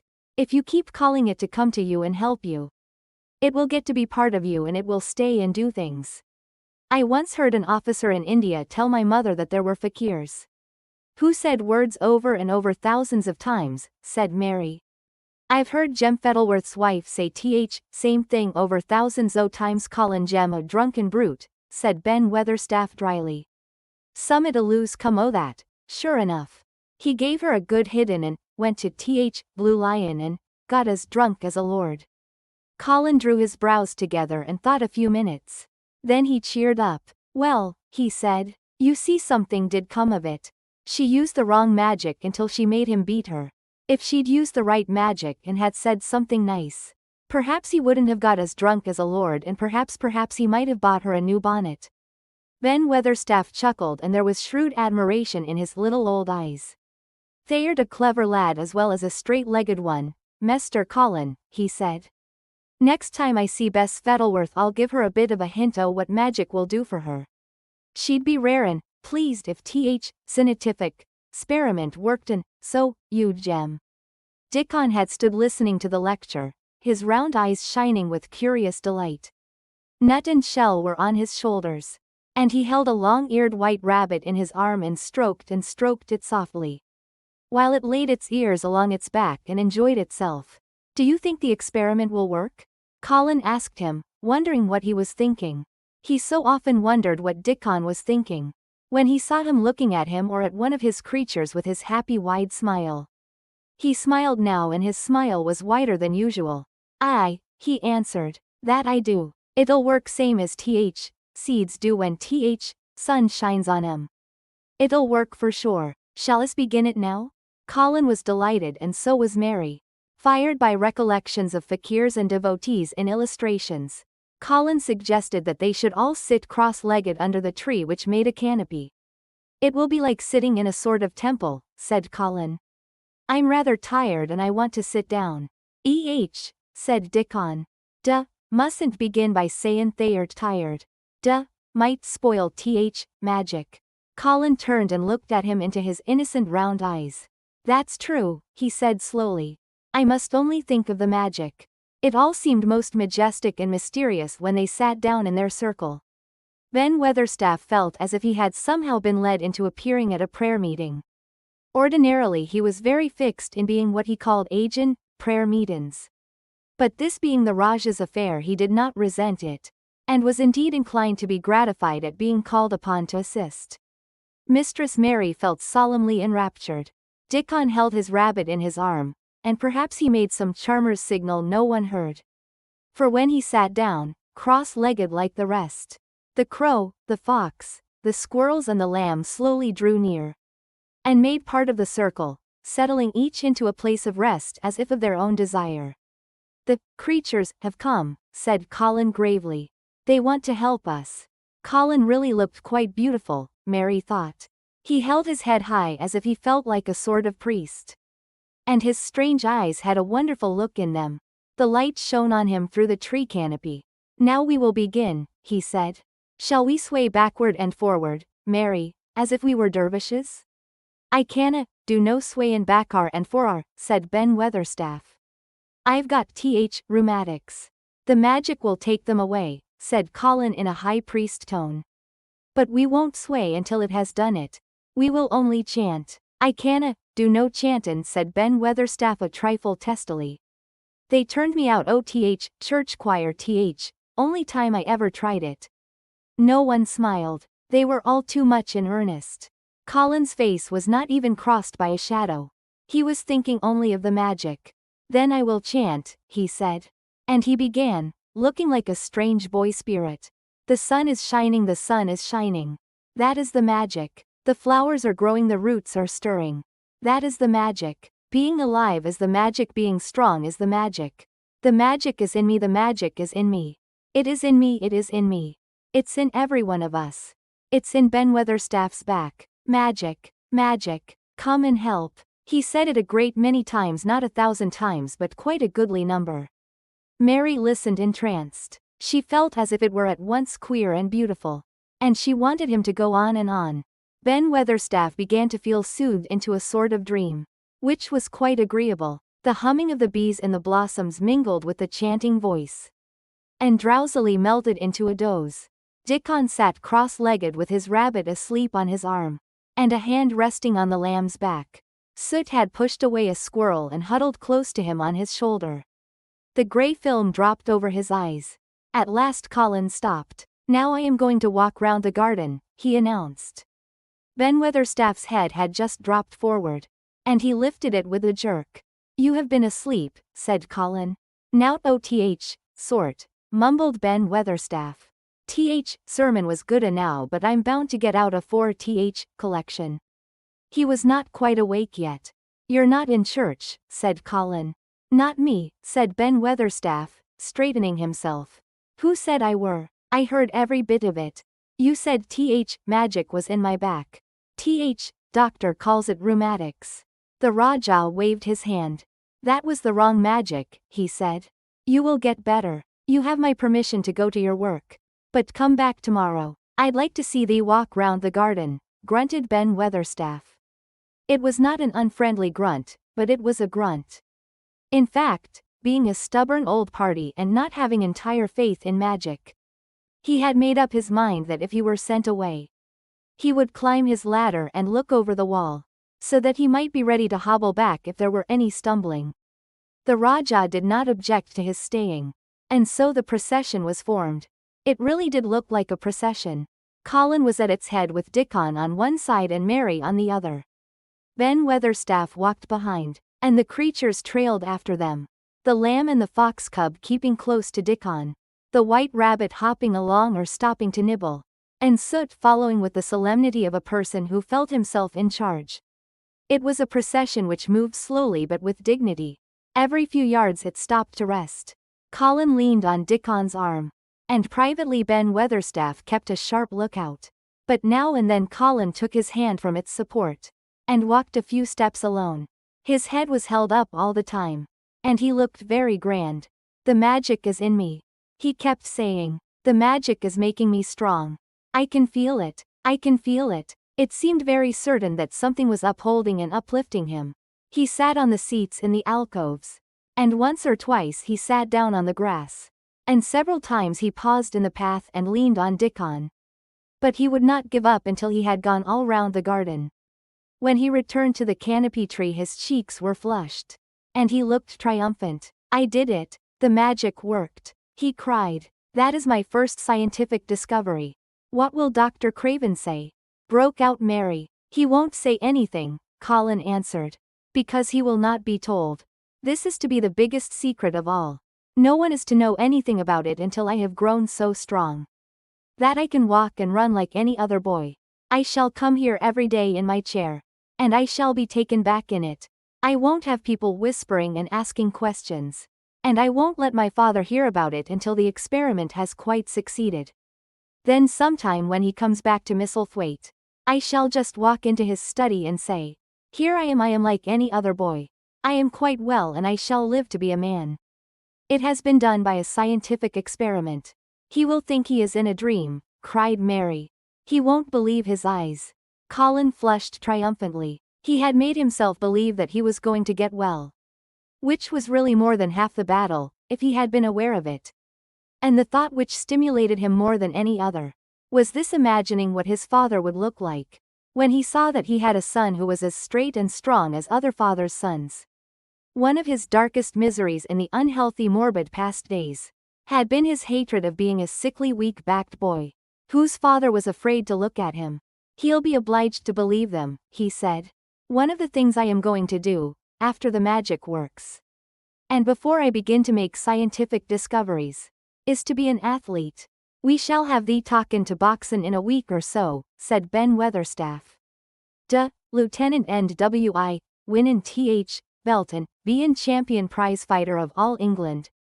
Colin fixed his eyes on him sternly. "Weatherstaff," he said, "that is disrespectful. You must not take liberties because you are in the secret. However much the magic works, I shall not be a prize fighter. I shall be a scientific discoverer." Axe pardon, sir," answered Ben Weatherstaff, touching his forehead in salute. "I ought to have seed it wasn't a jokin' matter." But his eyes twinkled, and secretly he was immensely pleased. He really did not mind being snubbed, since the snubbing meant that the lad was gaining strength and spirit. Chapter 24. Let Them Laugh. The secret garden was not the only one Dickon worked in.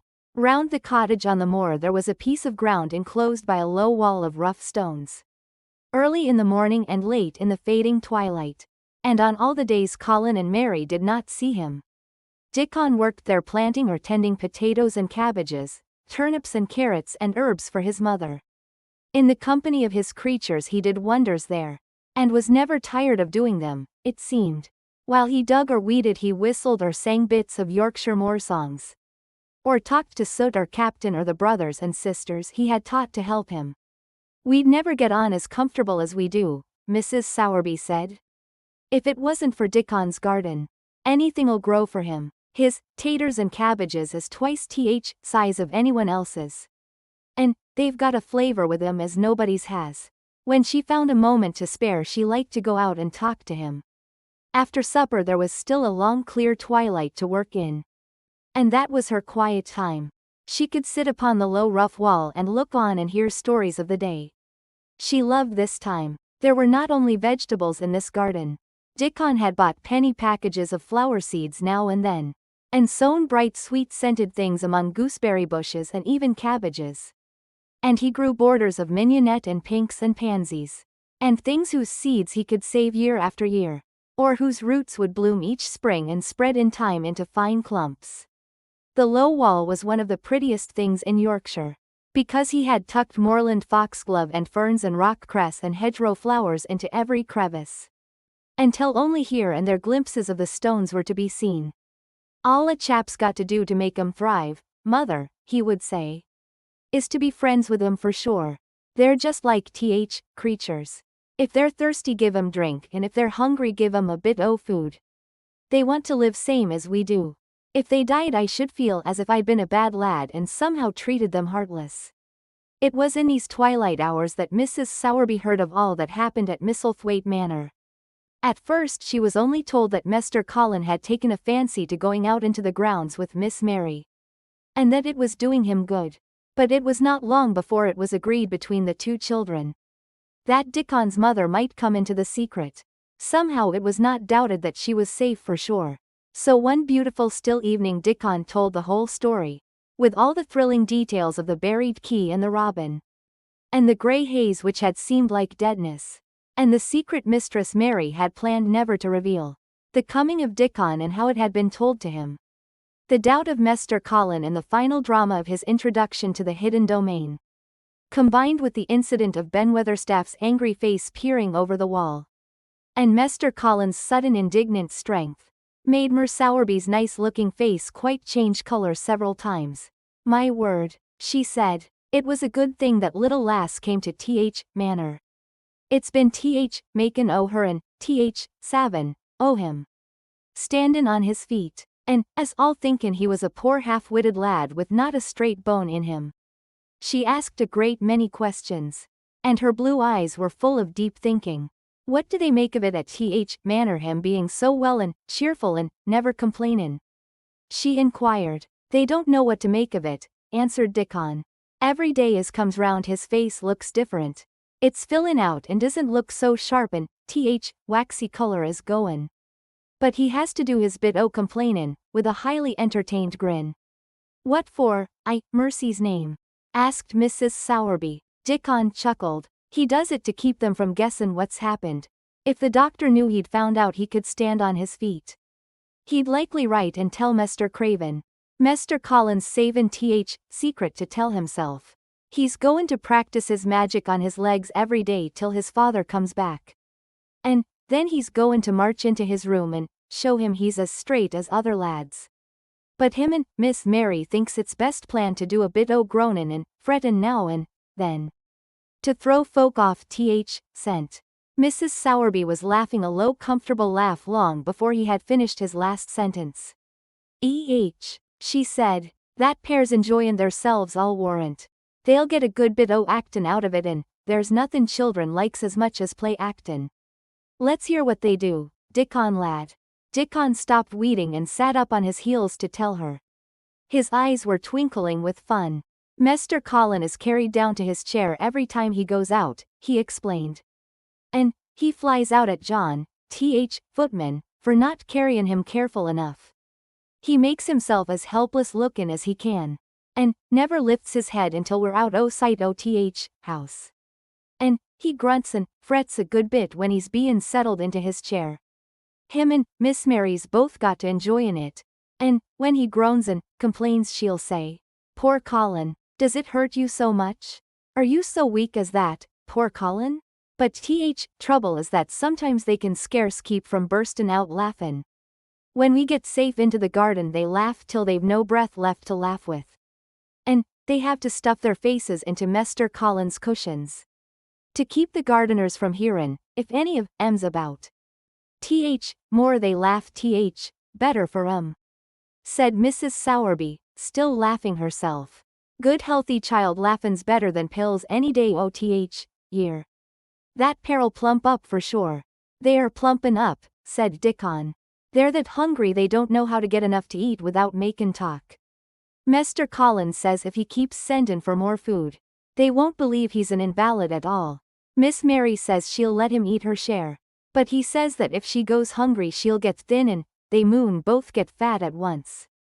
Mrs. Sowerby laughed so heartily at the revelation of this difficulty, that she quite rocked backward and forward in her blue cloak. And Dickon laughed with her. I'll tell thee what, lad, Mrs. Sowerby said when she could speak. I've thought of a way to help 'em.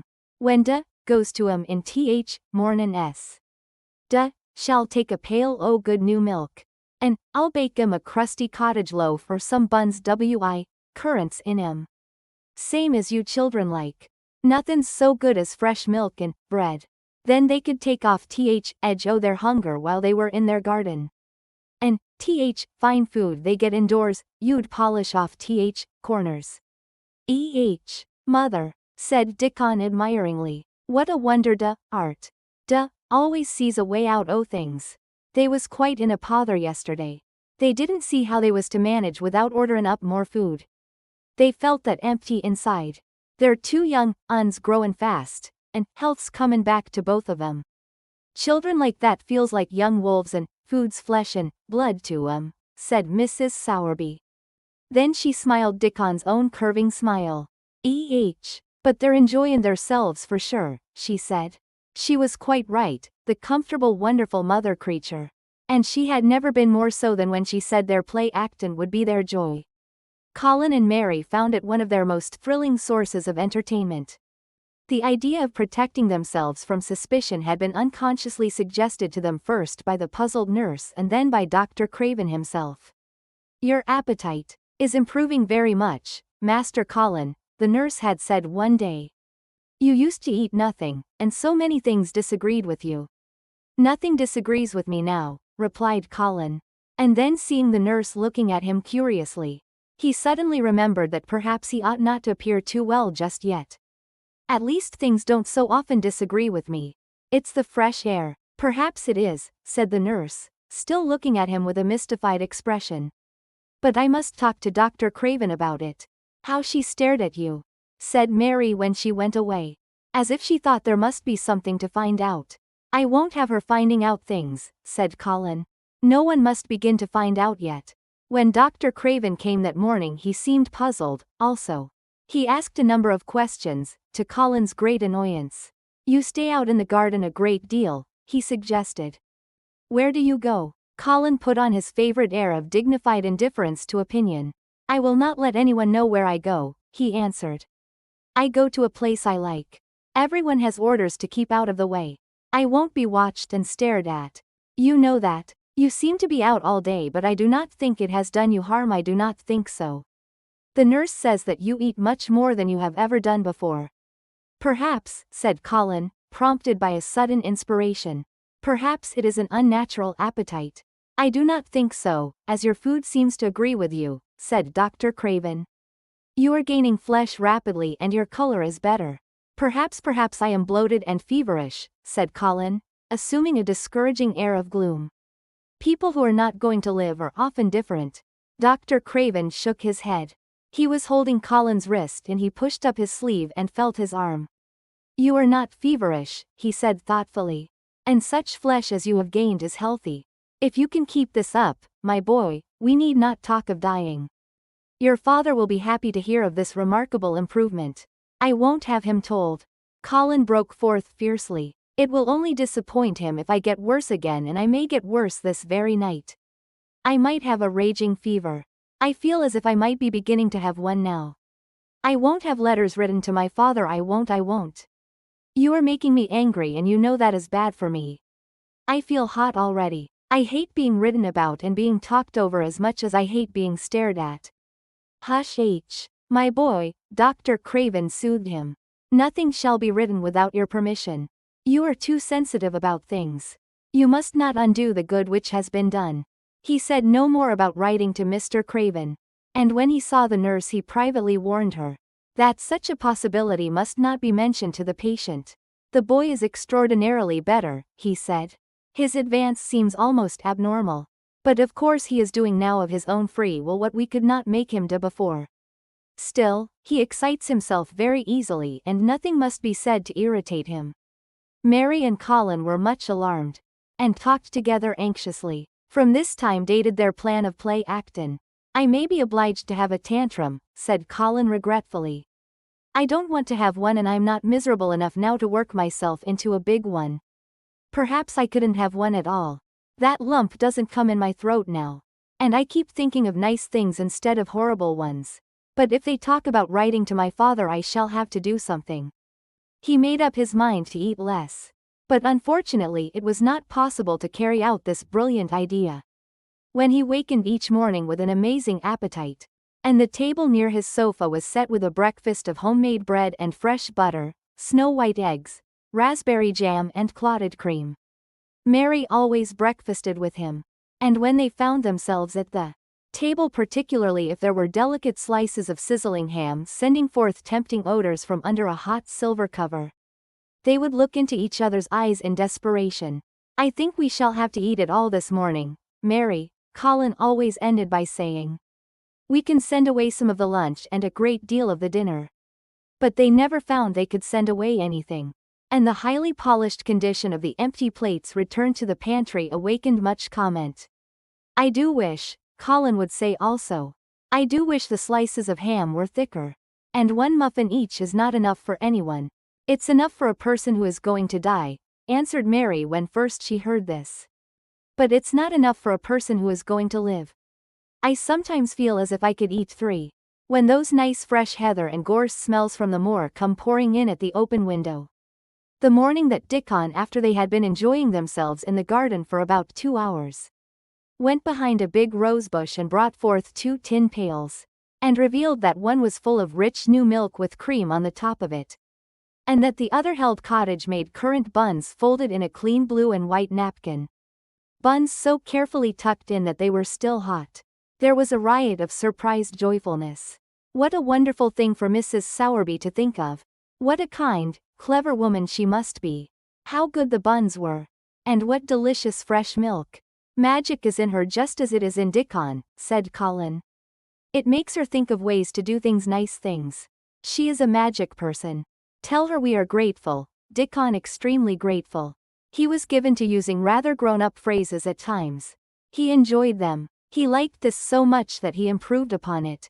Tell her she has been most bounteous and our gratitude is extreme. And then forgetting his grandeur, he fell to and stuffed himself with buns and drank milk out of the pail in copious draughts, in the manner of any hungry little boy who had been taking unusual exercise, and breathing in moorland air, and whose breakfast was more than 2 hours behind him. This was the beginning of many agreeable incidents of the same kind. They actually awoke to the fact that as Mrs. Sowerby had 14 people to provide food for, she might not have enough to satisfy 2 extra appetites every day. So they asked her to let them send some of their shillings to buy things. Dickon made the stimulating discovery that in the wood in the park outside the garden, where Mary had first found him piping to the wild creatures, there was a deep little hollow, where you could build a sort of tiny oven with stones and roast potatoes and eggs in it. Roasted eggs were a previously unknown luxury, and very hot potatoes with salt and fresh butter in them were fit for a woodland king besides being deliciously satisfying. You could buy both potatoes and eggs and eat as many as you liked, without feeling as if you were taking food out of the mouths of 14 people. Every beautiful morning the magic was worked by the mystic circle under the plum tree, which provided a canopy of thickening green leaves after its brief blossom time was ended.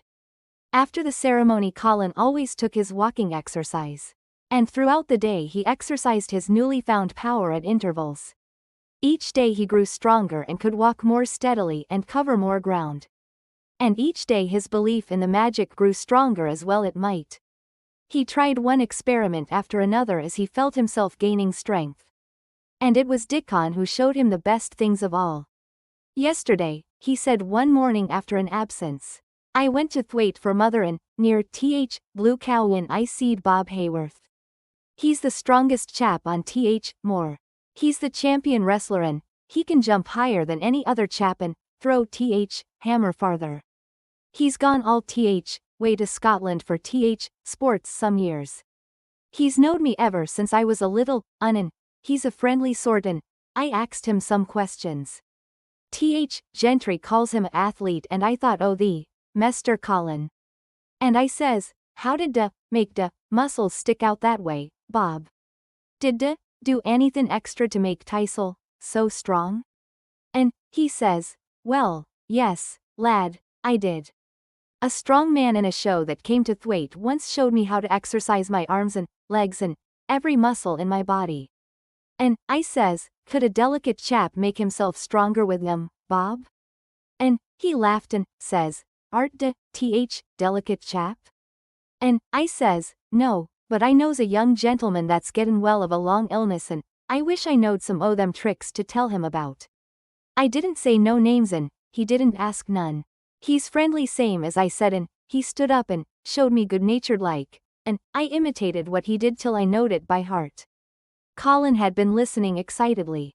Can you show me? He cried. Will you? Aye, to be sure, Dickon answered, getting up. But he says moon do 'em gentle at first and, be careful not to tire Teisel. Rest in between times and, take deep breaths and, don't overdo. I'll be careful, said Colin. Show me, Dickon, you are the most magic boy in the world. Dickon stood up on the grass, and slowly went through a carefully practical but simple series of muscle exercises. Colin watched them with widening eyes. He could do a few while he was sitting down. Presently he did a few gently, while he stood upon his already steadied feet. Mary began to do them also. Soot, who was watching the performance, became much disturbed, and left his branch, and hopped about restlessly, because he could not do them too. From that time the exercises were part of the day's duties, as much as the magic was. It became possible for both Colin and Mary to do more of them each time they tried, and such appetites were the results, that but for the basket Dickon put down behind the bush each morning when he arrived, they would have been lost.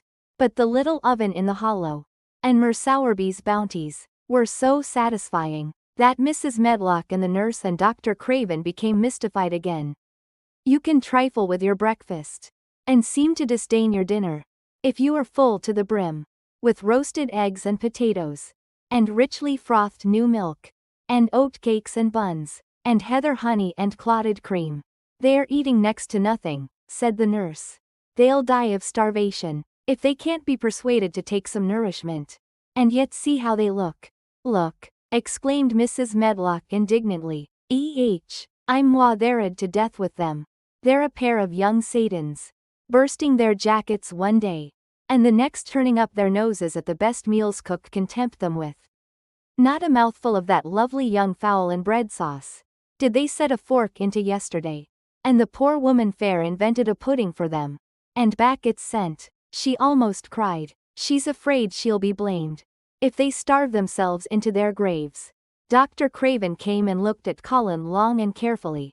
He wore an extremely worried expression when the nurse talked with him, and showed him the almost untouched tray of breakfast she had saved for him to look at. But it was even more worried when he sat down by Colin's sofa and examined him. He had been called to London on business, and had not seen the boy for nearly 2 weeks. When young things begin to gain health, they gain it rapidly. The waxen tinge had left Colin's skin, and a warm rose showed through it. His beautiful eyes were clear, and the hollows under them, and in his cheeks and temples had filled out. His once dark, heavy locks had begun to look as if they sprang healthily from his forehead, and were soft and warm with life. His lips were fuller and of a normal color. In fact, as an imitation of a boy who was a confirmed invalid, he was a disgraceful sight. Dr. Craven held his chin in his hand, and thought him over. I am sorry to hear that you do not eat anything, he said. That will not do. You will lose all you have gained. And you have gained amazingly. You ate so well a short time ago. I told you it was an unnatural appetite, answered Colin. Mary was sitting on her stool nearby, and she suddenly made a very queer sound, which she tried so violently to repress, that she ended by almost choking. What is the matter? Said Dr. Craven, turning to look at her. Mary became quite severe in her manner. It was something between a sneeze and a cough, she replied with reproachful dignity. And it got into my throat. But, she said afterward to Colin, I couldn't stop myself. It just burst out. Because all at once I couldn't help remembering that last big potato you ate, and the way your mouth stretched when you bit through that thick lovely crust, with jam and clotted cream on it. Is there any way in which those children can get food secretly? Dr. Craven inquired of Mrs. Medlock. There's no way, unless they dig it out of the earth, or pick it off the trees, Mrs. Medlock answered. They stay out in the grounds all day, and see no one but each other. And if they want anything different to eat from what's sent up to them, they need only ask for it. Well, said Dr. Craven, so long as going without food agrees with them, we need not disturb ourselves. The boy is a new creature. So is the girl, said Mrs. Medlock. She's begun to be downright pretty, since she's filled out, and lost her ugly little sour look. Her hair's grown thick and healthy looking, and she's got a bright color. The glummest, ill-natured little thing she used to be. And now her and Master Colin laugh together, like a pair of crazy young ones. Perhaps they're growing fat on that. Perhaps they are, said Dr. Craven. Let them laugh. Chapter 25. The Curtain. And the secret garden bloomed and bloomed, and every morning revealed new miracles. In the robin's nest there were eggs, and the robin's mate sat upon them, keeping them warm with her feathery little breast and careful wings. At first she was very nervous, and the robin himself was indignantly watchful. Even Dickon did not go near the close-grown corner in those days, but waited until by the quiet working of some mysterious spell, he seemed to have conveyed to the soul of the little pair that in the garden there was nothing which was not quite like themselves. Nothing which did not understand the wonderfulness of what was happening to them. The immense, tender, terrible, heartbreaking beauty and solemnity of eggs. If there had been one person in that garden who had not known through all his or her innermost being that if an egg were taken away or hurt, the whole world would whirl round and crash through space and come to an end. If there had been even one who did not feel it and act accordingly, there could have been no happiness, even in that golden springtime air. But they all knew it and felt it, and the robin and his mate knew they knew it, At first the robin watched Mary and Colin with sharp anxiety. For some mysterious reason he knew he need not watch Dickon. The first moment he set his bright black eye on Dickon, he knew he was not a stranger, but a sort of robin without beak or feathers. He could speak robin, which is a quite distinct language not to be mistaken for any other. To speak robin to a robin is like speaking French to a Frenchman. Dickon always spoke it to the robin himself, so the queer gibberish he used when he spoke to humans did not matter in the least. The robin thought he spoke this gibberish to them, because they were not intelligent enough to understand feathered speech. His movements also were robin. They never startled one, by being sudden enough to seem dangerous or threatening. Any robin could understand Dickon, so his presence was not even disturbing. But at the outset it seemed necessary to be on guard against the other two. In the first place, the boy creature did not come into the garden on his legs. He was pushed in on a thing with wheels, and the skins of wild animals were thrown over him. That in itself was doubtful. Then when he began to stand up and move about, he did it in a queer unaccustomed way, and the others seemed to have to help him. The robin used to secrete himself in a bush, and watch this anxiously, his head tilted first on one side and then on the other. He thought that the slow movements might mean that he was preparing to pounce, as cats do. When cats are preparing to pounce, they creep over the ground very slowly. The robin talked this over with his mate a great deal for a few days. But after that he decided not to speak of the subject, because her terror was so great that he was afraid it might be injurious to the eggs. When the boy began to walk by himself, and even to move more quickly, it was an immense relief. But for a long time, or it seemed a long time to the robin, he was a source of some anxiety. He did not act as the other humans did. He seemed very fond of walking, but he had a way of sitting or lying down for a while, and then getting up in a disconcerting manner to begin again. One day the robin remembered that when he himself had been made to learn to fly by his parents, he had done much the same sort of thing. He had taken short flights of a few yards, and then had been obliged to rest. So it occurred to him that this boy was learning to fly, or rather to walk. He mentioned this to his mate, and when he told her that the eggs would probably conduct themselves in the same way after they were fledged, she was quite comforted, and even became eagerly interested, and derived great pleasure from watching the boy over the edge of her nest. Though she always thought that the eggs would be much cleverer and learn more quickly. But then she said indulgently that humans were always more clumsy and slow than eggs, and most of them never seemed really to learn to fly at all. You never met them in the air or on treetops. After a while the boy began to move about as the others did. But all three of the children at times did unusual things. They would stand under the trees, and move their arms and legs and heads about, in a way which was neither walking nor running nor sitting down. They went through these movements at intervals every day, and the robin was never able to explain to his mate what they were doing or trying to do. He could only say that he was sure that the eggs would never flap about in such a manner.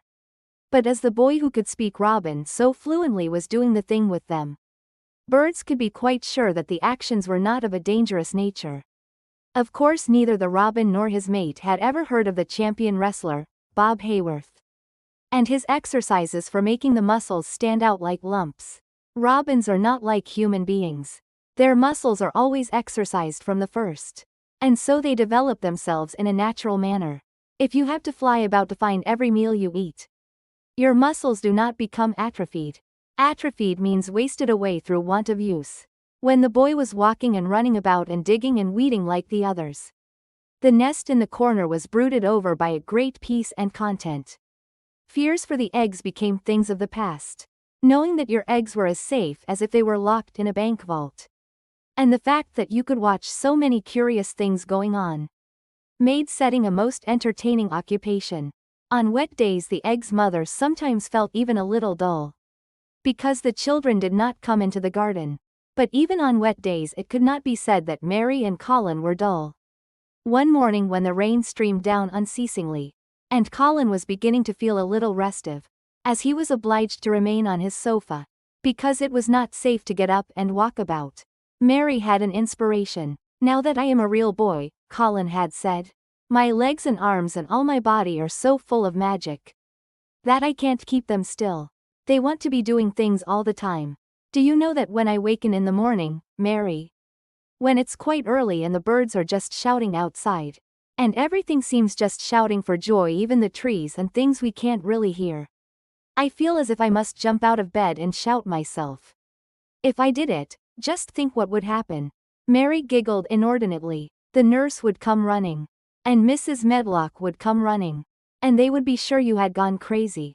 And they'd send for the doctor, she said. Colin giggled himself. He could see how they would all look. How horrified by his outbreak. And how amazed to see him standing upright. I wish my father would come home, he said. I want to tell him myself. I'm always thinking about it, but we couldn't go on like this much longer. I can't stand lying still and pretending. And besides, I look too different. I wish it wasn't raining today. It was then Mistress Mary had her inspiration. Colin, she began mysteriously. Do you know how many rooms there are in this house? About 1,000, I suppose, he answered. There's about 100 no one ever goes into, said Mary. And one rainy day I went and looked into ever so many of them. No one ever knew, though Mrs. Medlock nearly found me out. I lost my way when I was coming back. And I stopped at the end of your corridor. That was the second time I heard you crying. Colin started up on his sofa. 100 rooms no one goes into, he said. It sounds almost like a secret garden. Suppose we go and look at them. Wheel me in my chair and nobody would know we went. That's what I was thinking, said Mary. No one would dare to follow us. There are galleries where you could run. We could do our exercises.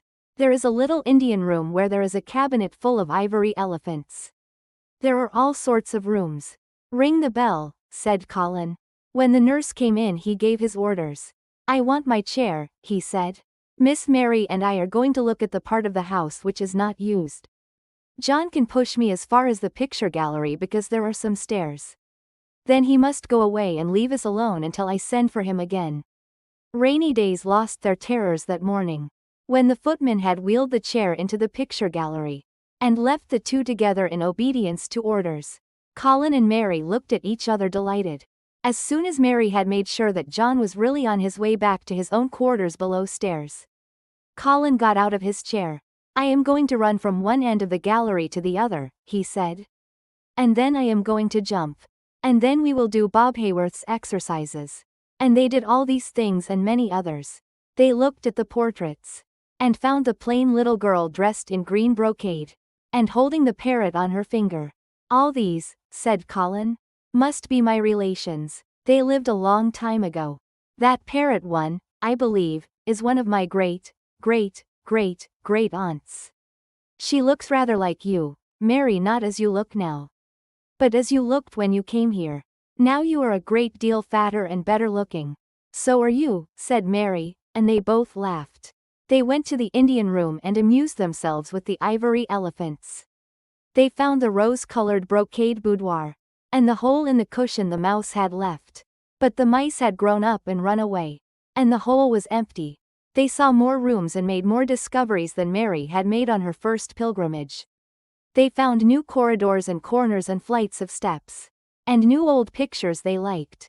And weird old things they did not know the use of. It was a curiously entertaining morning. And the feeling of wandering about in the same house with other people, but at the same time feeling as if one were miles away from them, was a fascinating thing. I'm glad we came, Colin said. I never knew I lived in such a big queer old place. I like it. We will ramble about every rainy day. We shall always be finding new queer corners and things. That morning they had found among other things such good appetites, that when they returned to Colin's room, it was not possible to send the luncheon away untouched.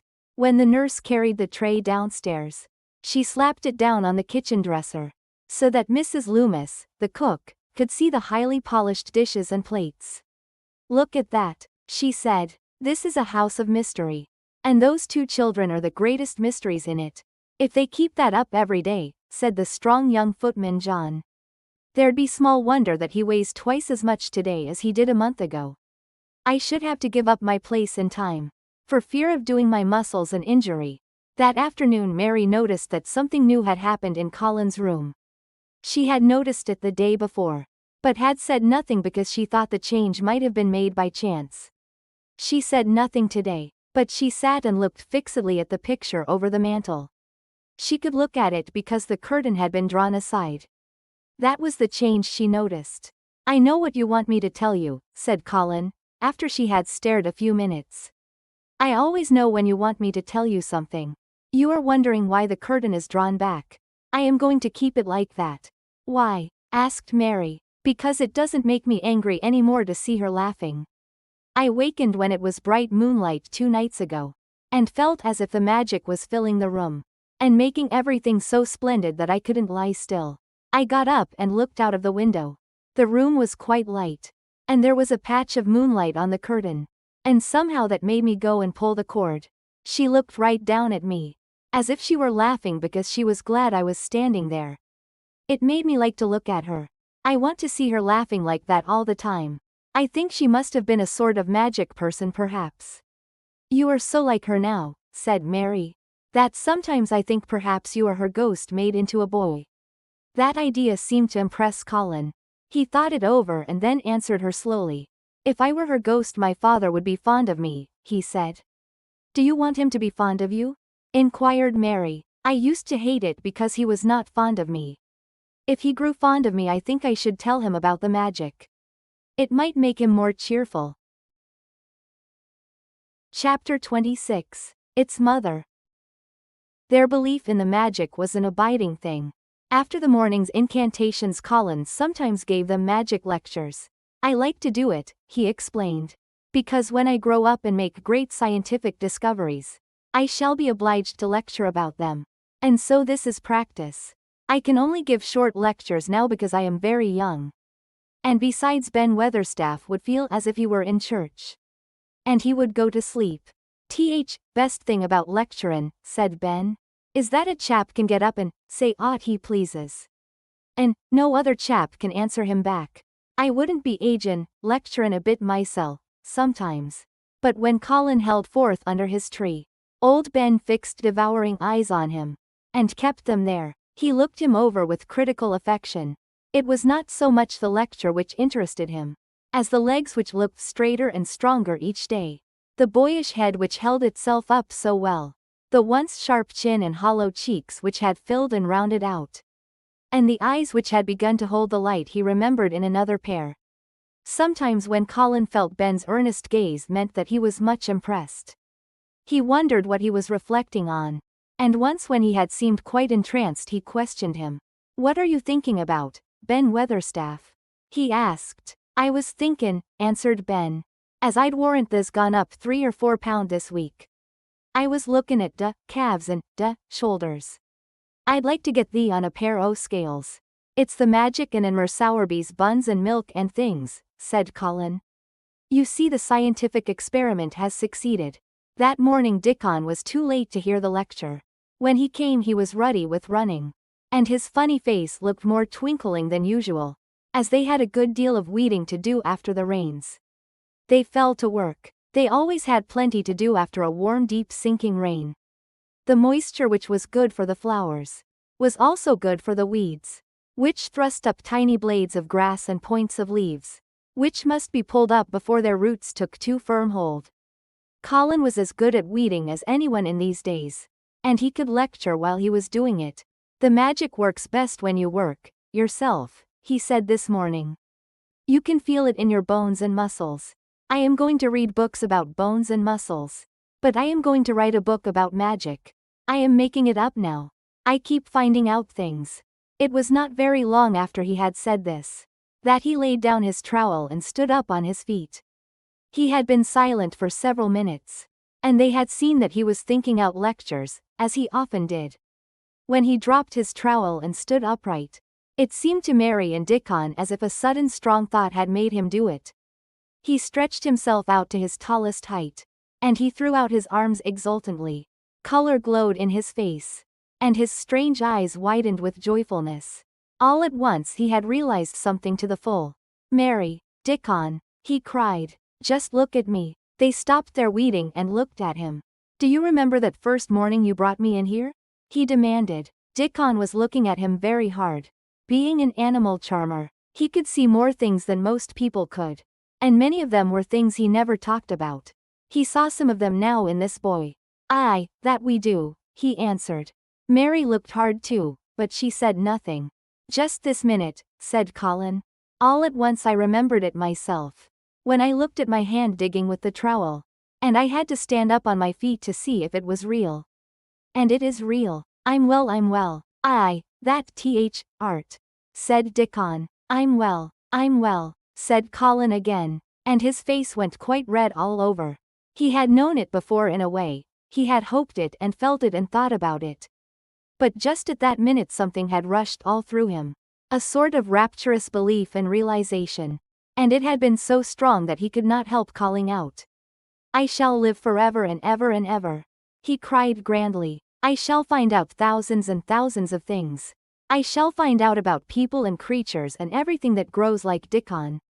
And I shall never stop making magic. I'm well. I feel as if I want to shout out something. Something thankful, joyful." Ben Weatherstaff, who had been working near a rose bush, glanced round at him. Might sing doxology, he suggested in his driest grunt. He had no opinion of the doxology. And he did not make the suggestion with any particular reverence. But Colin was of an exploring mind. And he knew nothing about the doxology. "What is that?" he inquired. "Dickon can sing it for thee, I'll warrant," replied Ben Weatherstaff. Dickon answered with his all-perceiving animal charmer's smile. "They sing it church," he said. "Mother says she believes Skylarks sings it when they gets up mornin'. If she says that, it must be a nice song," Colin answered. "I've never been in a church myself. I was always too ill. Sing it, Dickon. I want to hear it." Dickon was quite simple and unaffected about it. He understood what Colin felt better than Colin did himself. He understood by a sort of instinct so natural that he did not know it was understanding. He pulled off his cap and looked round still smiling. Must take off cap," he said to Colin. "And so moon Ben. And moon stand up nose." Colin took off his cap. And the sun shone on and warmed his thick hair. As he watched Dickon intently, Ben Weatherstaff scrambled up from his knees. And bared his head too. With a sort of puzzled half-resentful look on his old face. As if he didn't know exactly why he was doing this remarkable thing. Dickon stood out among the trees and rose bushes. And began to sing in quite a simple matter-of-fact way. And in a nice strong boy voice. "Praise God from whom all blessings flow. Praise him all creatures here below. Praise him above ye heavenly host. Praise Father, Son, and Holy Ghost. Amen." When he had finished, Ben Weatherstaff was standing quite still. With his jaws set obstinately. But with a disturbed look in his eyes fixed on Colin. Colin's face was thoughtful and appreciative. "It is a very nice song," he said.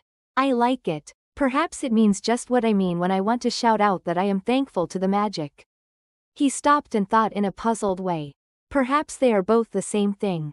How can we know the exact names of everything? "Sing it again, Dickon." "Let us try, Mary. I want to sing it, too. It's my song. How does it begin?" "Praise God from whom all blessings flow." And they sang it again. And Mary and Colin lifted their voices as musically as they could. And Dickon swelled quite loud and beautiful. And at the second line Ben Weatherstaff raspingly cleared his throat. And at the third line he joined in with such vigor that it seemed almost savage. And when the amen came to an end, Mary observed that the very same thing had happened to him, which had happened when he found out that Colin was not a cripple. His chin was twitching, and he was staring and winking, and his leathery old cheeks were wet. "I never seed no sense in doxology afore," he said hoarsely. "But I may change my mind time. I should say they'd gone up £5 this week, Mester Colin 5 on 'em." Colin was looking across the garden at something attracting his attention, and his expression had become a startled one. "Who is coming in here?" he said quickly. "Who is it?" The door in the ivied wall had been pushed gently open, and a woman had entered. She had come in with the last line of their song, and she had stood still listening and looking at them, with the ivy behind her, the sunlight drifting through the trees. and dappling her long blue cloak, and her nice fresh face smiling across the greenery. She was rather like a softly colored illustration in one of Colin's books. She had wonderful affectionate eyes, which seemed to take everything in all of them, even Ben Weatherstaff and the creatures, and every flower that was in bloom. Unexpectedly as she had appeared, not one of them felt that she was an intruder at all. Dickon's eyes lighted like lamps. "It's mother, that's who it is," he cried, and went across the grass at a run. Colin began to move toward her, too, and Mary went with him. They both felt their pulses beat faster. "It's mother," Dickon said again when they met halfway. "I knowed wanted to see her and I told her where door was hid." Colin held out his hand with a sort of flushed royal shyness, but his eyes quite devoured her face. "Even when I was ill I wanted to see you," he said. "You and Dickon and the secret garden. I'd never wanted to see anyone or anything before." The sight of his uplifted face brought about a sudden change in her own. She flushed and the corners of her mouth shook, and a mist seemed to sweep over her eyes. Dear lad," she broke out tremulously. Dear lad," as if she had not known she were going to say it. She did not say, "Mester Colin," but just "dear lad" quite suddenly. She might have said it to Dickon in the same way, if she had seen something in his face which touched her. Colin liked it. "Are you surprised because I am so well?" he asked. She put her hand on his shoulder, and smiled the mist out of her eyes. "Aye, that I am," she said, "but they'rt so like thy mother made my heart jump." "Do you think," said Colin a little awkwardly, "that will make my father like me?" "Aye, for sure, dear lad," she answered, and she gave his shoulder a soft quick pat. He moon come home." "Susan Sowerby," said Ben Weatherstaff, getting close to her. "Look at lad's legs, wilt they was like drumsticks I stockin' 2 month ago. And I heard folk tell as they was bandy and knock-kneed both at same time. Look at 'em now." Susan Sowerby laughed a comfortable laugh. "They're goin' to be fine strong lad's legs in a bit," she said. "Let him go on playin' and workin' in the garden, and eatin' hearty and drinkin' plenty o' good sweet milk. And there'll not be a finer pair Yorkshire, thank God for it." She put both hands on Mistress Mary's shoulders, and looked her little face over in a motherly fashion. "And thee, too," she said. "They'rt grown near as hearty as our Lizabeth Ellen. I'll warrant they'rt like thy mother too. Our Martha told me as Mrs. Medlock heard she was a pretty woman. Lieutenant be like a blush rose when grows up, my little lass, bless thee." She did not mention that when Martha came home on her day out, and described the plain sallow child, she had said that she had no confidence whatever in what Mrs. Medlock had heard. "It doesn't stand to reason that a pretty woman could be mother o' such a little lass," she had added obstinately. Mary had not had time to pay much attention to her changing face. She had only known that she looked different, and seemed to have a great deal more hair, and that it was growing very fast. But remembering her pleasure in looking at the Memsahib in the past, she was glad to hear that she might some day look like her. Susan Sowerby went round their garden with them, and was told the whole story of it, and shown every bush and tree which had come alive. Colin walked on one side of her and Mary on the other. Each of them kept looking up at her comfortable rosy face, secretly curious about the delightful feeling she gave them, a sort of warm, supported feeling. It seemed as if she understood them, as Dickon understood his creatures. She stooped over the flowers and talked about them as if they were children. Soot followed her and once or twice cawed at her, and flew upon her shoulder as if it were Dickon's. When they told her about the robin and the first flight of the young ones, she laughed a motherly little mellow laugh in her throat. "I suppose learnin' 'em to fly is like learnin' children to walk. But I'm feared I should be all in a worry if mine had wings instead o' legs," she said. It was because she seemed such a wonderful woman, in her nice moorland cottage way, that at last she was told about the magic. "Do you believe in magic?" asked Colin, after he had explained about Indian fakirs. "I do hope you do." "That I do, lad," she answered. "I never knowed it by that name. But what does name matter? I warrant they call it a different name France. And A different one Germany. Same thing as set seeds swellin'. And sun shinin' made thee a well lad. And it's good thing. It isn't like us poor fools as think it matters. If this is called out of our names. Big good thing doesn't stop to worry, bless thee. It goes on makin' worlds by million worlds like us. Never thee stop believin' in big good thing. And, knowin' worlds full of it and, call it what likes. Wert singin' to it when I come into garden. I felt so joyful, said Colin, opening his beautiful strange eyes at her.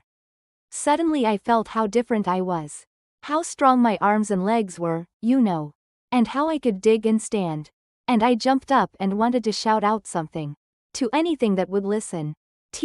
Magic listened when sung doxology. It would listen to anything they'd sung.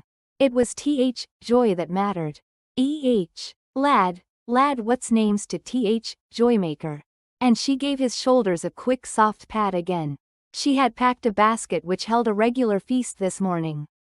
And when the hungry hour came, and Dickon brought it out from its hiding place, she sat down with them under their tree, and watched them devour their food, laughing and quite gloating over their appetites.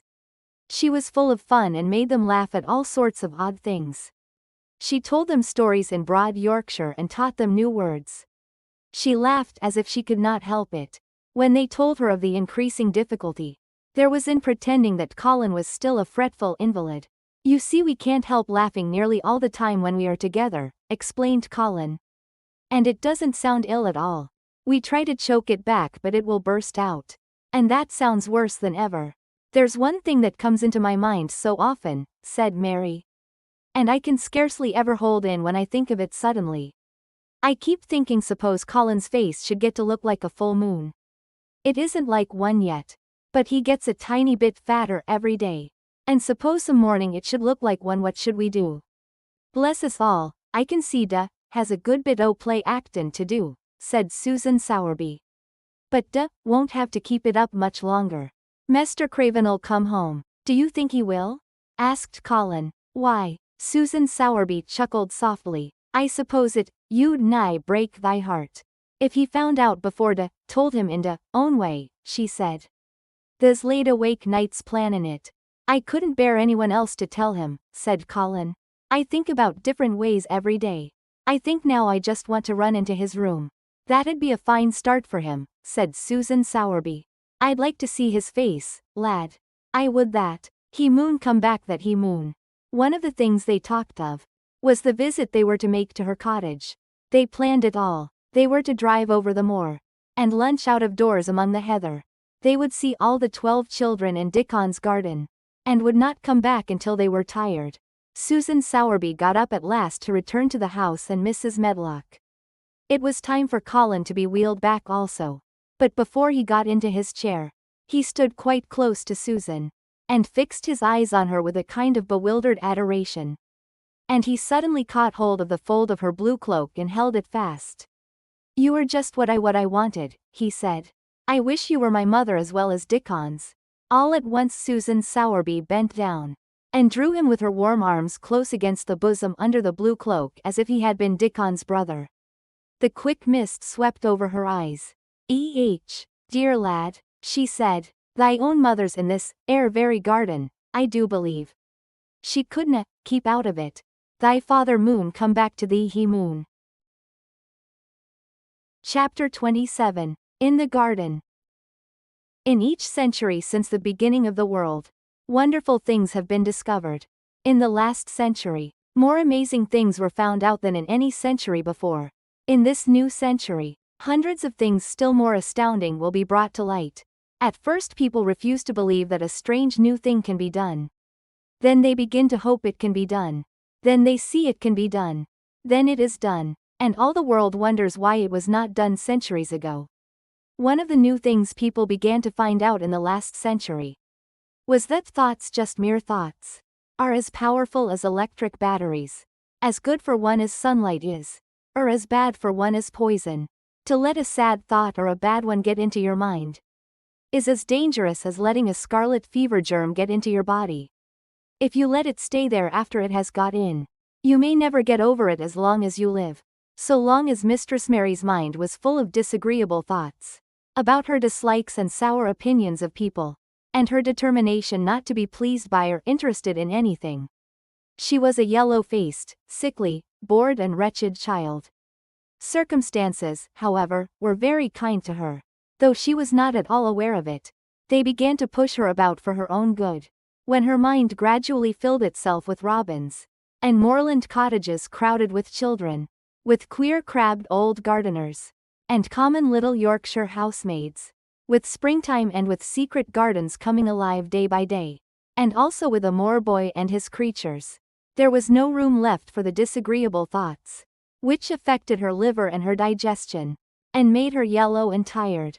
So long as Colin shut himself up in his room, and thought only of his fears and weakness, and his detestation of people who looked at him, and reflected hourly on humps and early death, he was a hysterical half-crazy little hypochondriac, who knew nothing of the sunshine in the spring, and also did not know that he could get well, and could stand upon his feet if he tried to do it. When new beautiful thoughts began to push out the old hideous ones, life began to come back to him. His blood ran healthily through his veins, and strength poured into him like a flood. His scientific experiment was quite practical and simple, and there was nothing weird about it at all. Much more surprising things can happen to anyone who, when a disagreeable or discouraged thought comes into his mind, just has the sense to remember in time, and push it out by putting in an agreeable, determinedly courageous one. Two things cannot be in one place. Where you tend a rose, my lad, a thistle cannot grow. While the secret garden was coming alive, and two children were coming alive with it, there was a man wandering about certain faraway beautiful places, in the Norwegian fjords and the valleys and mountains of Switzerland. He was a man who for 10 years had kept his mind filled with dark and heartbroken thinking. He had not been courageous.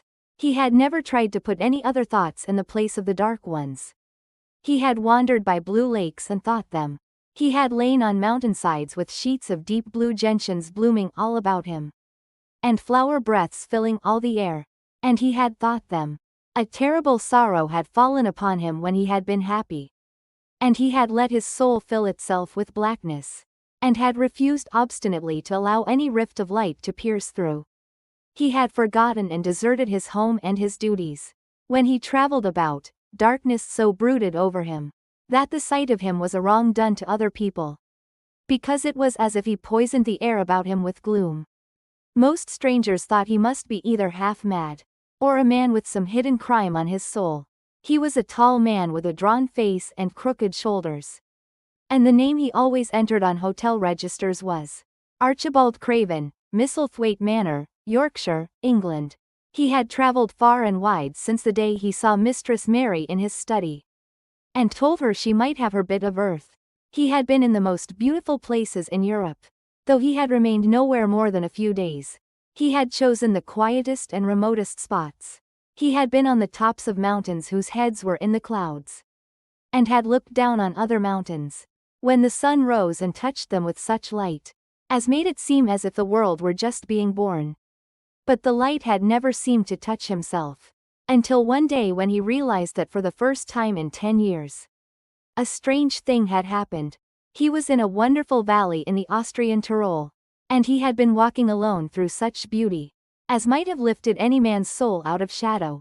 He had walked a long way and it had not lifted his. But at last he had felt tired, and had thrown himself down to rest on a carpet of moss by a stream. It was a clear little stream, which ran quite merrily along on its narrow way through the luscious damp greenness. Sometimes it made a sound rather like very low laughter, as it bubbled over and round stones. He saw birds come and dip their heads to drink in it, and then flick their wings and fly away. It seemed like a thing alive, and yet its tiny voice made the stillness seem deeper. The valley was very, very still. As he sat gazing into the clear running of the water, Archibald Craven gradually felt his mind and body both grow quiet as the valley itself. He wondered if he were going to sleep, but he was not. He sat and gazed at the sunlit water, and his eyes began to see things growing at its edge.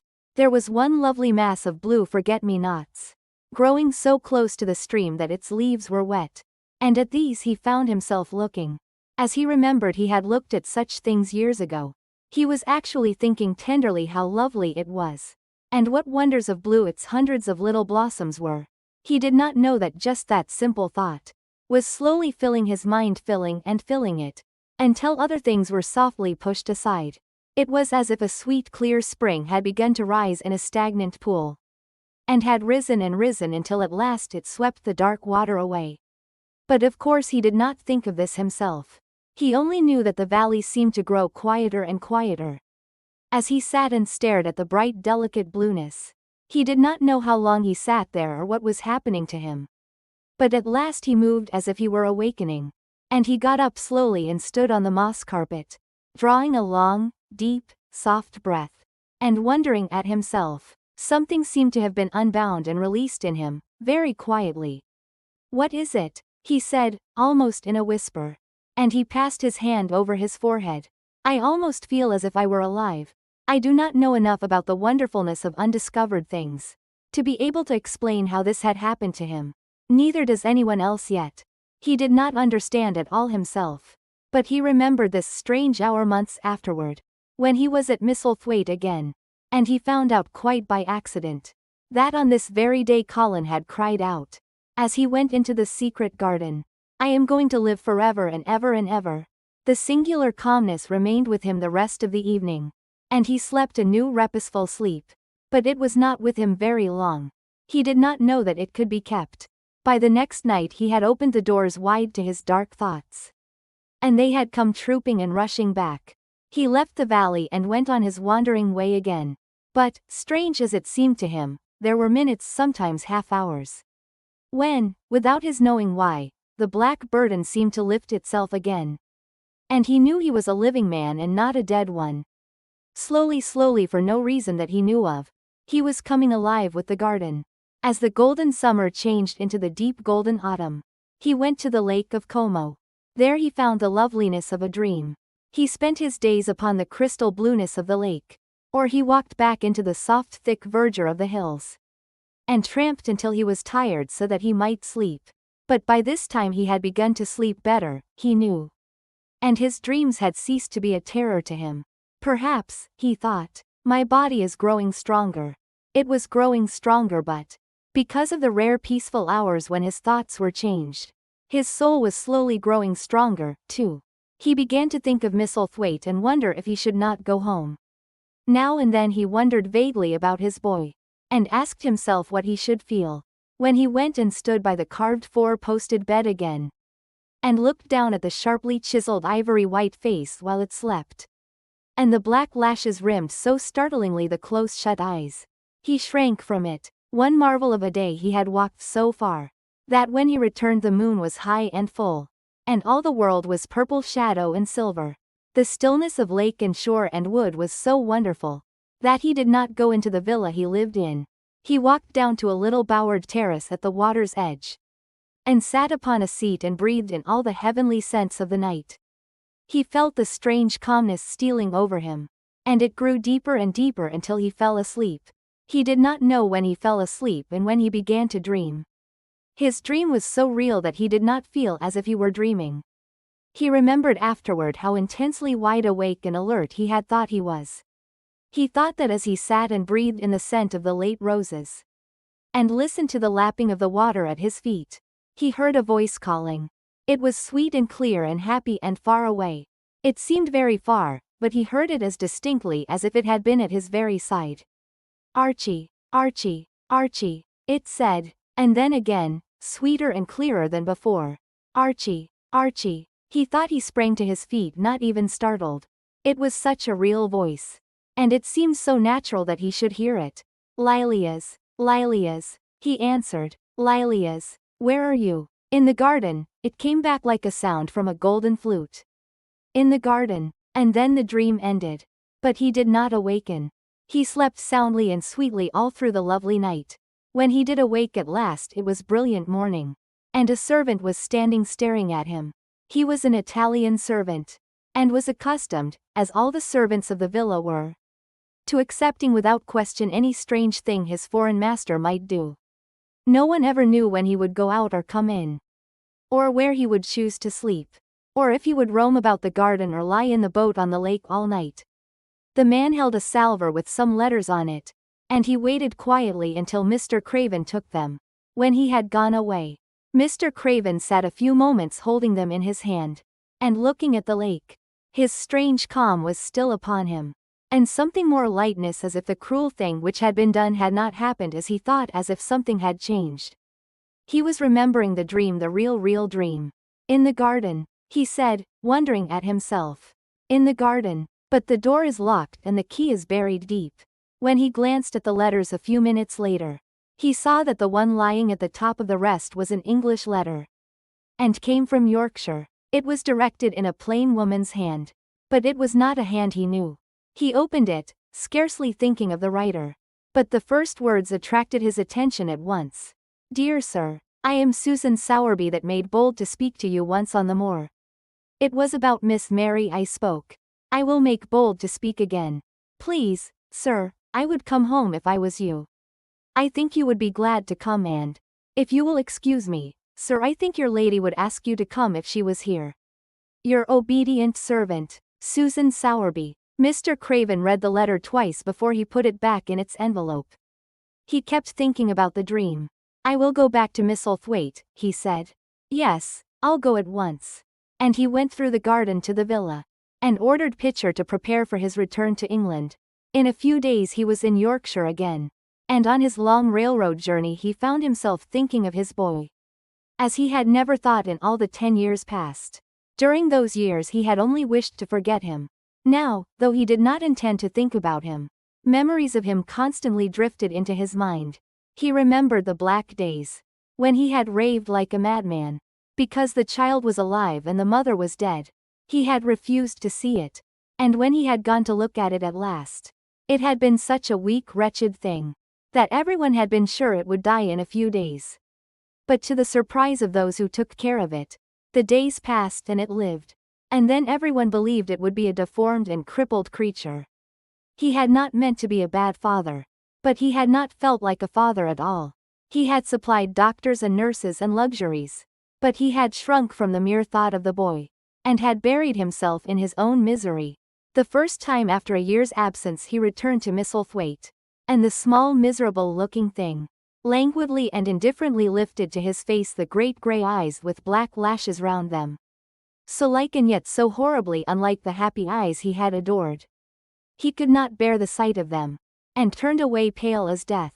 After that he scarcely ever saw him except when he was asleep, and all he knew of him was that he was a confirmed invalid, with a vicious, hysterical, half-insane temper. He could only be kept from furies dangerous to himself, by being given his own way in every detail. All this was not an uplifting thing to recall, but as the train whirled him through mountain passes and golden plains, the man who was coming alive began to think in a new way. And he thought long and steadily and deeply. Perhaps I have been all wrong for 10 years, he said to himself. 10 years is a long time. It may be too late to do anything, quite too late. What have I been thinking of? Of course this was the wrong magic to begin by saying too late. Even Colin could have told him that. But he knew nothing of magic, either black or white. This he had yet to learn. He wondered if Susan Sowerby had taken courage, and written to him only because the motherly creature had realized that the boy was much worse, was fatally ill. If he had not been under the spell of the curious calmness which had taken possession of him, he would have been more wretched than ever. But the calm had brought a sort of courage and hope with it. Instead of giving way to thoughts of the worst, he actually found he was trying to believe in better things. Could it be possible that she sees that I may be able to do him good and control him? He thought, I will go and see her on my way to Misselthwaite. But when on his way across the moor he stopped the carriage at the cottage. 7 or 8 children who were playing about gathered in a group, and bobbing 7 or 8 friendly and polite curtsies, told him that their mother had gone to the other side of the moor early in the morning to help a woman who had a new baby. Our Dickon, they volunteered, was over at the manor working in one of the gardens, where he went several days each week. Mr. Craven looked over the collection of sturdy little bodies and round red-cheeked faces, each one grinning in its own particular way, and he awoke to the fact that they were a healthy, likable lot. He smiled at their friendly grins and took a golden sovereign from his pocket and gave it to our Elizabeth Ellen, who was the oldest. "If you divide that into 8 parts, there will be half a crown for each of you," he said. Then amid grins and chuckles and bobbing of curtsies, he drove away, leaving ecstasy and nudging elbows and little jumps of joy behind. The drive across the wonderfulness of the moor was a soothing thing. Why did it seem to give him a sense of homecoming, which he had been sure he could never feel again? That sense of the beauty of land and sky, and purple bloom of distance, and a warming of the heart at drawing nearer to the great old house, which had held those of his blood for 600 years. How he had driven away from it the last time, shuddering to think of its closed rooms, and the boy lying in the 4-posted bed with the brocaded hangings. Was it possible that perhaps he might find him changed a little for the better, and that he might overcome his shrinking from him? How real that dream had been! How wonderful and clear the voice which called back to him. In the garden, in the garden. "I will try to find the key," he said. "I will try to open the door. I must, though I don't know why." When he arrived at the manor, the servants who received him with the usual ceremony noticed that he looked better, and that he did not go to the remote rooms where he usually lived attended by Pitcher. He went into the library and sent for Mrs. Medlock. She came to him somewhat excited and curious and flustered. "How is Master Colin, Medlock?" he inquired. "Well, sir," Mrs. Medlock answered. He's different, in a manner of speaking." "Worse?" he suggested. Mrs. Medlock really was flushed. "Well, you see, sir," she tried to explain, "neither Dr. Craven, nor the nurse, nor me can exactly make him out." "Why is that?" "To tell the truth, sir, Master Colin might be better. And he might be changing for the worse. His appetite, sir, is past understanding, and his ways." "Has he become more peculiar?" her master asked, knitting his brows anxiously. "That's it, sir. He's growing very peculiar when you compare him with what he used to be. He used to eat nothing, and then suddenly he began to eat something enormous. And then he stopped again all at once. And the meals were sent back just as they used to be. You never knew, sir, perhaps, that out of doors he never would let himself be taken. The things we've gone through to get him to go out in his chair would leave a body trembling like a leaf. He'd throw himself into such a state that Dr. Craven said he couldn't be responsible for forcing him. Well, sir, just without warning, not long after one of his worst tantrums, he suddenly insisted on being taken out every day by Miss Mary and Susan Sowerby's boy Dickon, that could push his chair. He took a fancy to both Miss Mary and Dickon brought his tame animals. And, if you'll credit it, sir, out of doors he will stay from morning until night." "How does he look?" was the next question. "If he took his food natural, sir, you'd think he was putting on flesh. But we're afraid it may be a sort of bloat. He laughs sometimes in a queer way when he's alone with Miss Mary. He never used to laugh at all.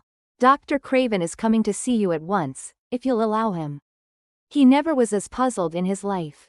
"Where is Master Colin now?" Mr. Craven asked. "In the garden, sir. He's always in the garden. Though not a human creature is allowed to go near for fear they'll look at him." Mr. Craven scarcely heard her last words. "In the garden," he said. And after he had sent Mrs. Medlock away, he stood and repeated it again and again. "In the garden." He had to make an effort to bring himself back to the place he was standing in. And when he felt he was on earth again, he turned and went out of the room. He took his way, as Mary had done, through the door in the shrubbery, and among the laurels and the fountain beds. The fountain was playing now, and was encircled by beds of brilliant autumn flowers. He crossed the lawn and turned into the long walk by the ivied walls. He did not walk quickly, but slowly, and his eyes were on the path. He felt as if he were being drawn back to the place he had so long forsaken. And he did not know why. As he drew near to it, his step became still more slow. He knew where the door was, even though the ivy hung thick over it. But he did not know exactly where it lay, that buried key. So he stopped and stood still, looking about him. And almost the moment after he had paused, he started and listened, asking himself if he were walking in a dream. The ivy hung thick over the door. The key was buried under the shrubs. No human being had passed that portal for 10 lonely years. And yet inside the garden there were sounds. They were the sounds of running, scuffling feet, seeming to chase round and round under the trees. They were strange sounds of lowered, suppressed voices, exclamations and smothered joyous cries. It seemed actually like the laughter of young things. The uncontrollable laughter of children, who were trying not to be heard, but who in a moment or so, as their excitement mounted, would burst forth. What in heaven's name was he dreaming of? What in heaven's name did he hear? Was he losing his reason, and thinking he heard things which were not for human ears? Was it that the far clear voice had meant? And then the moment came. The uncontrollable moment when the sounds forgot to hush themselves. The feet ran faster and faster. They were nearing the garden door. There was quick, strong young breathing, and a wild outbreak of laughing shouts, which could not be contained. And the door in the wall was flung wide open, the sheet of ivy swinging back, and a boy burst through it at full speed, and, without seeing the outsider, dashed almost into his arms. Mr. Craven had extended them just in time to save him from falling as a result of his unseeing dash against him. And when he held him away to look at him in amazement at his being there, he truly gasped for breath. He was a tall boy and a handsome one. He was glowing with life, and his running had sent splendid color leaping to his face. He threw the thick hair back from his forehead, and lifted a pair of strange gray eyes. Eyes full of boyish laughter and rimmed with black lashes like a fringe. It was the eyes which made Mr. Craven gasp for breath. Who? He stammered. This was not what Colin had expected. This was not what he had planned. And yet to come dashing out winning a race, perhaps it was even better. He drew himself up to his very tallest. Mary, who had been running with him, and had dashed through the door too, believed that he managed to make himself look taller than he had ever looked before, inches taller. "Father," he said, "I'm Colin. You can't believe it. I scarcely can myself. I'm Colin." Like Mrs. Medlock, he did not understand what his father meant. When he said hurriedly, "In the garden, in the garden." Yes, hurried on Colin. It was the garden that did it, and Mary and Dickon and the creatures and the magic. No one knows. We kept it to tell you when you came. I can beat Mary in a race. I'm going to be an athlete. He said it all so like a healthy boy. His face flushed, his words tumbling over each other in his eagerness, that Mr. Craven's soul shook with unbelieving joy. Colin put out his hand and laid it on his father's arm. "Aren't you glad, father?" he ended. "Aren't you glad? I'm going to live forever and ever and ever." Mr. Craven put his hands on both the boy's shoulders and held him still. He knew he dared not even try to speak for a moment. "Take me into the garden, my boy," he said at last, "and tell me all about it." And so they led him in. The place was a wilderness of autumn gold and purple and violet blue and flaming scarlet. And on every side were sheaves of late lilies standing together. Lilies which were white and ruby. He remembered well when the first of them had been planted, that just at this season of the year their late glories should reveal themselves. Late roses climbed and hung and clustered, and the sunshine, deepening the hue of the yellowing trees, made one feel that one stood in an embowered temple of gold. The newcomer stood silent, just as the children had done when they came into its grayness. He looked round and round. "I thought it would be dead," he said. "Mary thought so at first," said Colin. "But it came alive." Then they sat down under their tree, all but Colin, who wanted to stand while he told the story. It was the strangest thing he had ever heard, Archibald Craven thought, as it was poured forth in headlong boy fashion. Mystery and magic and wild creatures. The weird midnight meeting, the coming of the spring. The passion of insulted pride which had dragged the young Rajah to his feet, to defy old Ben Weatherstaff to his face. The odd companionship, the play acting, the great secret so carefully kept. The listener laughed until tears came into his eyes. And sometimes tears came into his eyes when he was not laughing.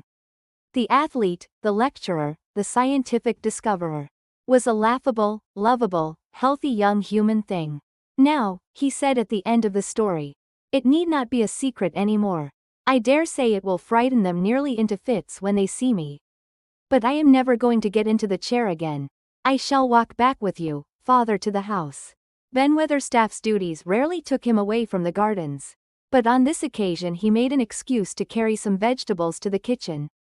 And being invited into the servants' hall by Mrs. Medlock to drink a glass of beer, he was on the spot as he had hoped to be, when the most dramatic event Misselthwaite Manor had seen during the present generation actually took place.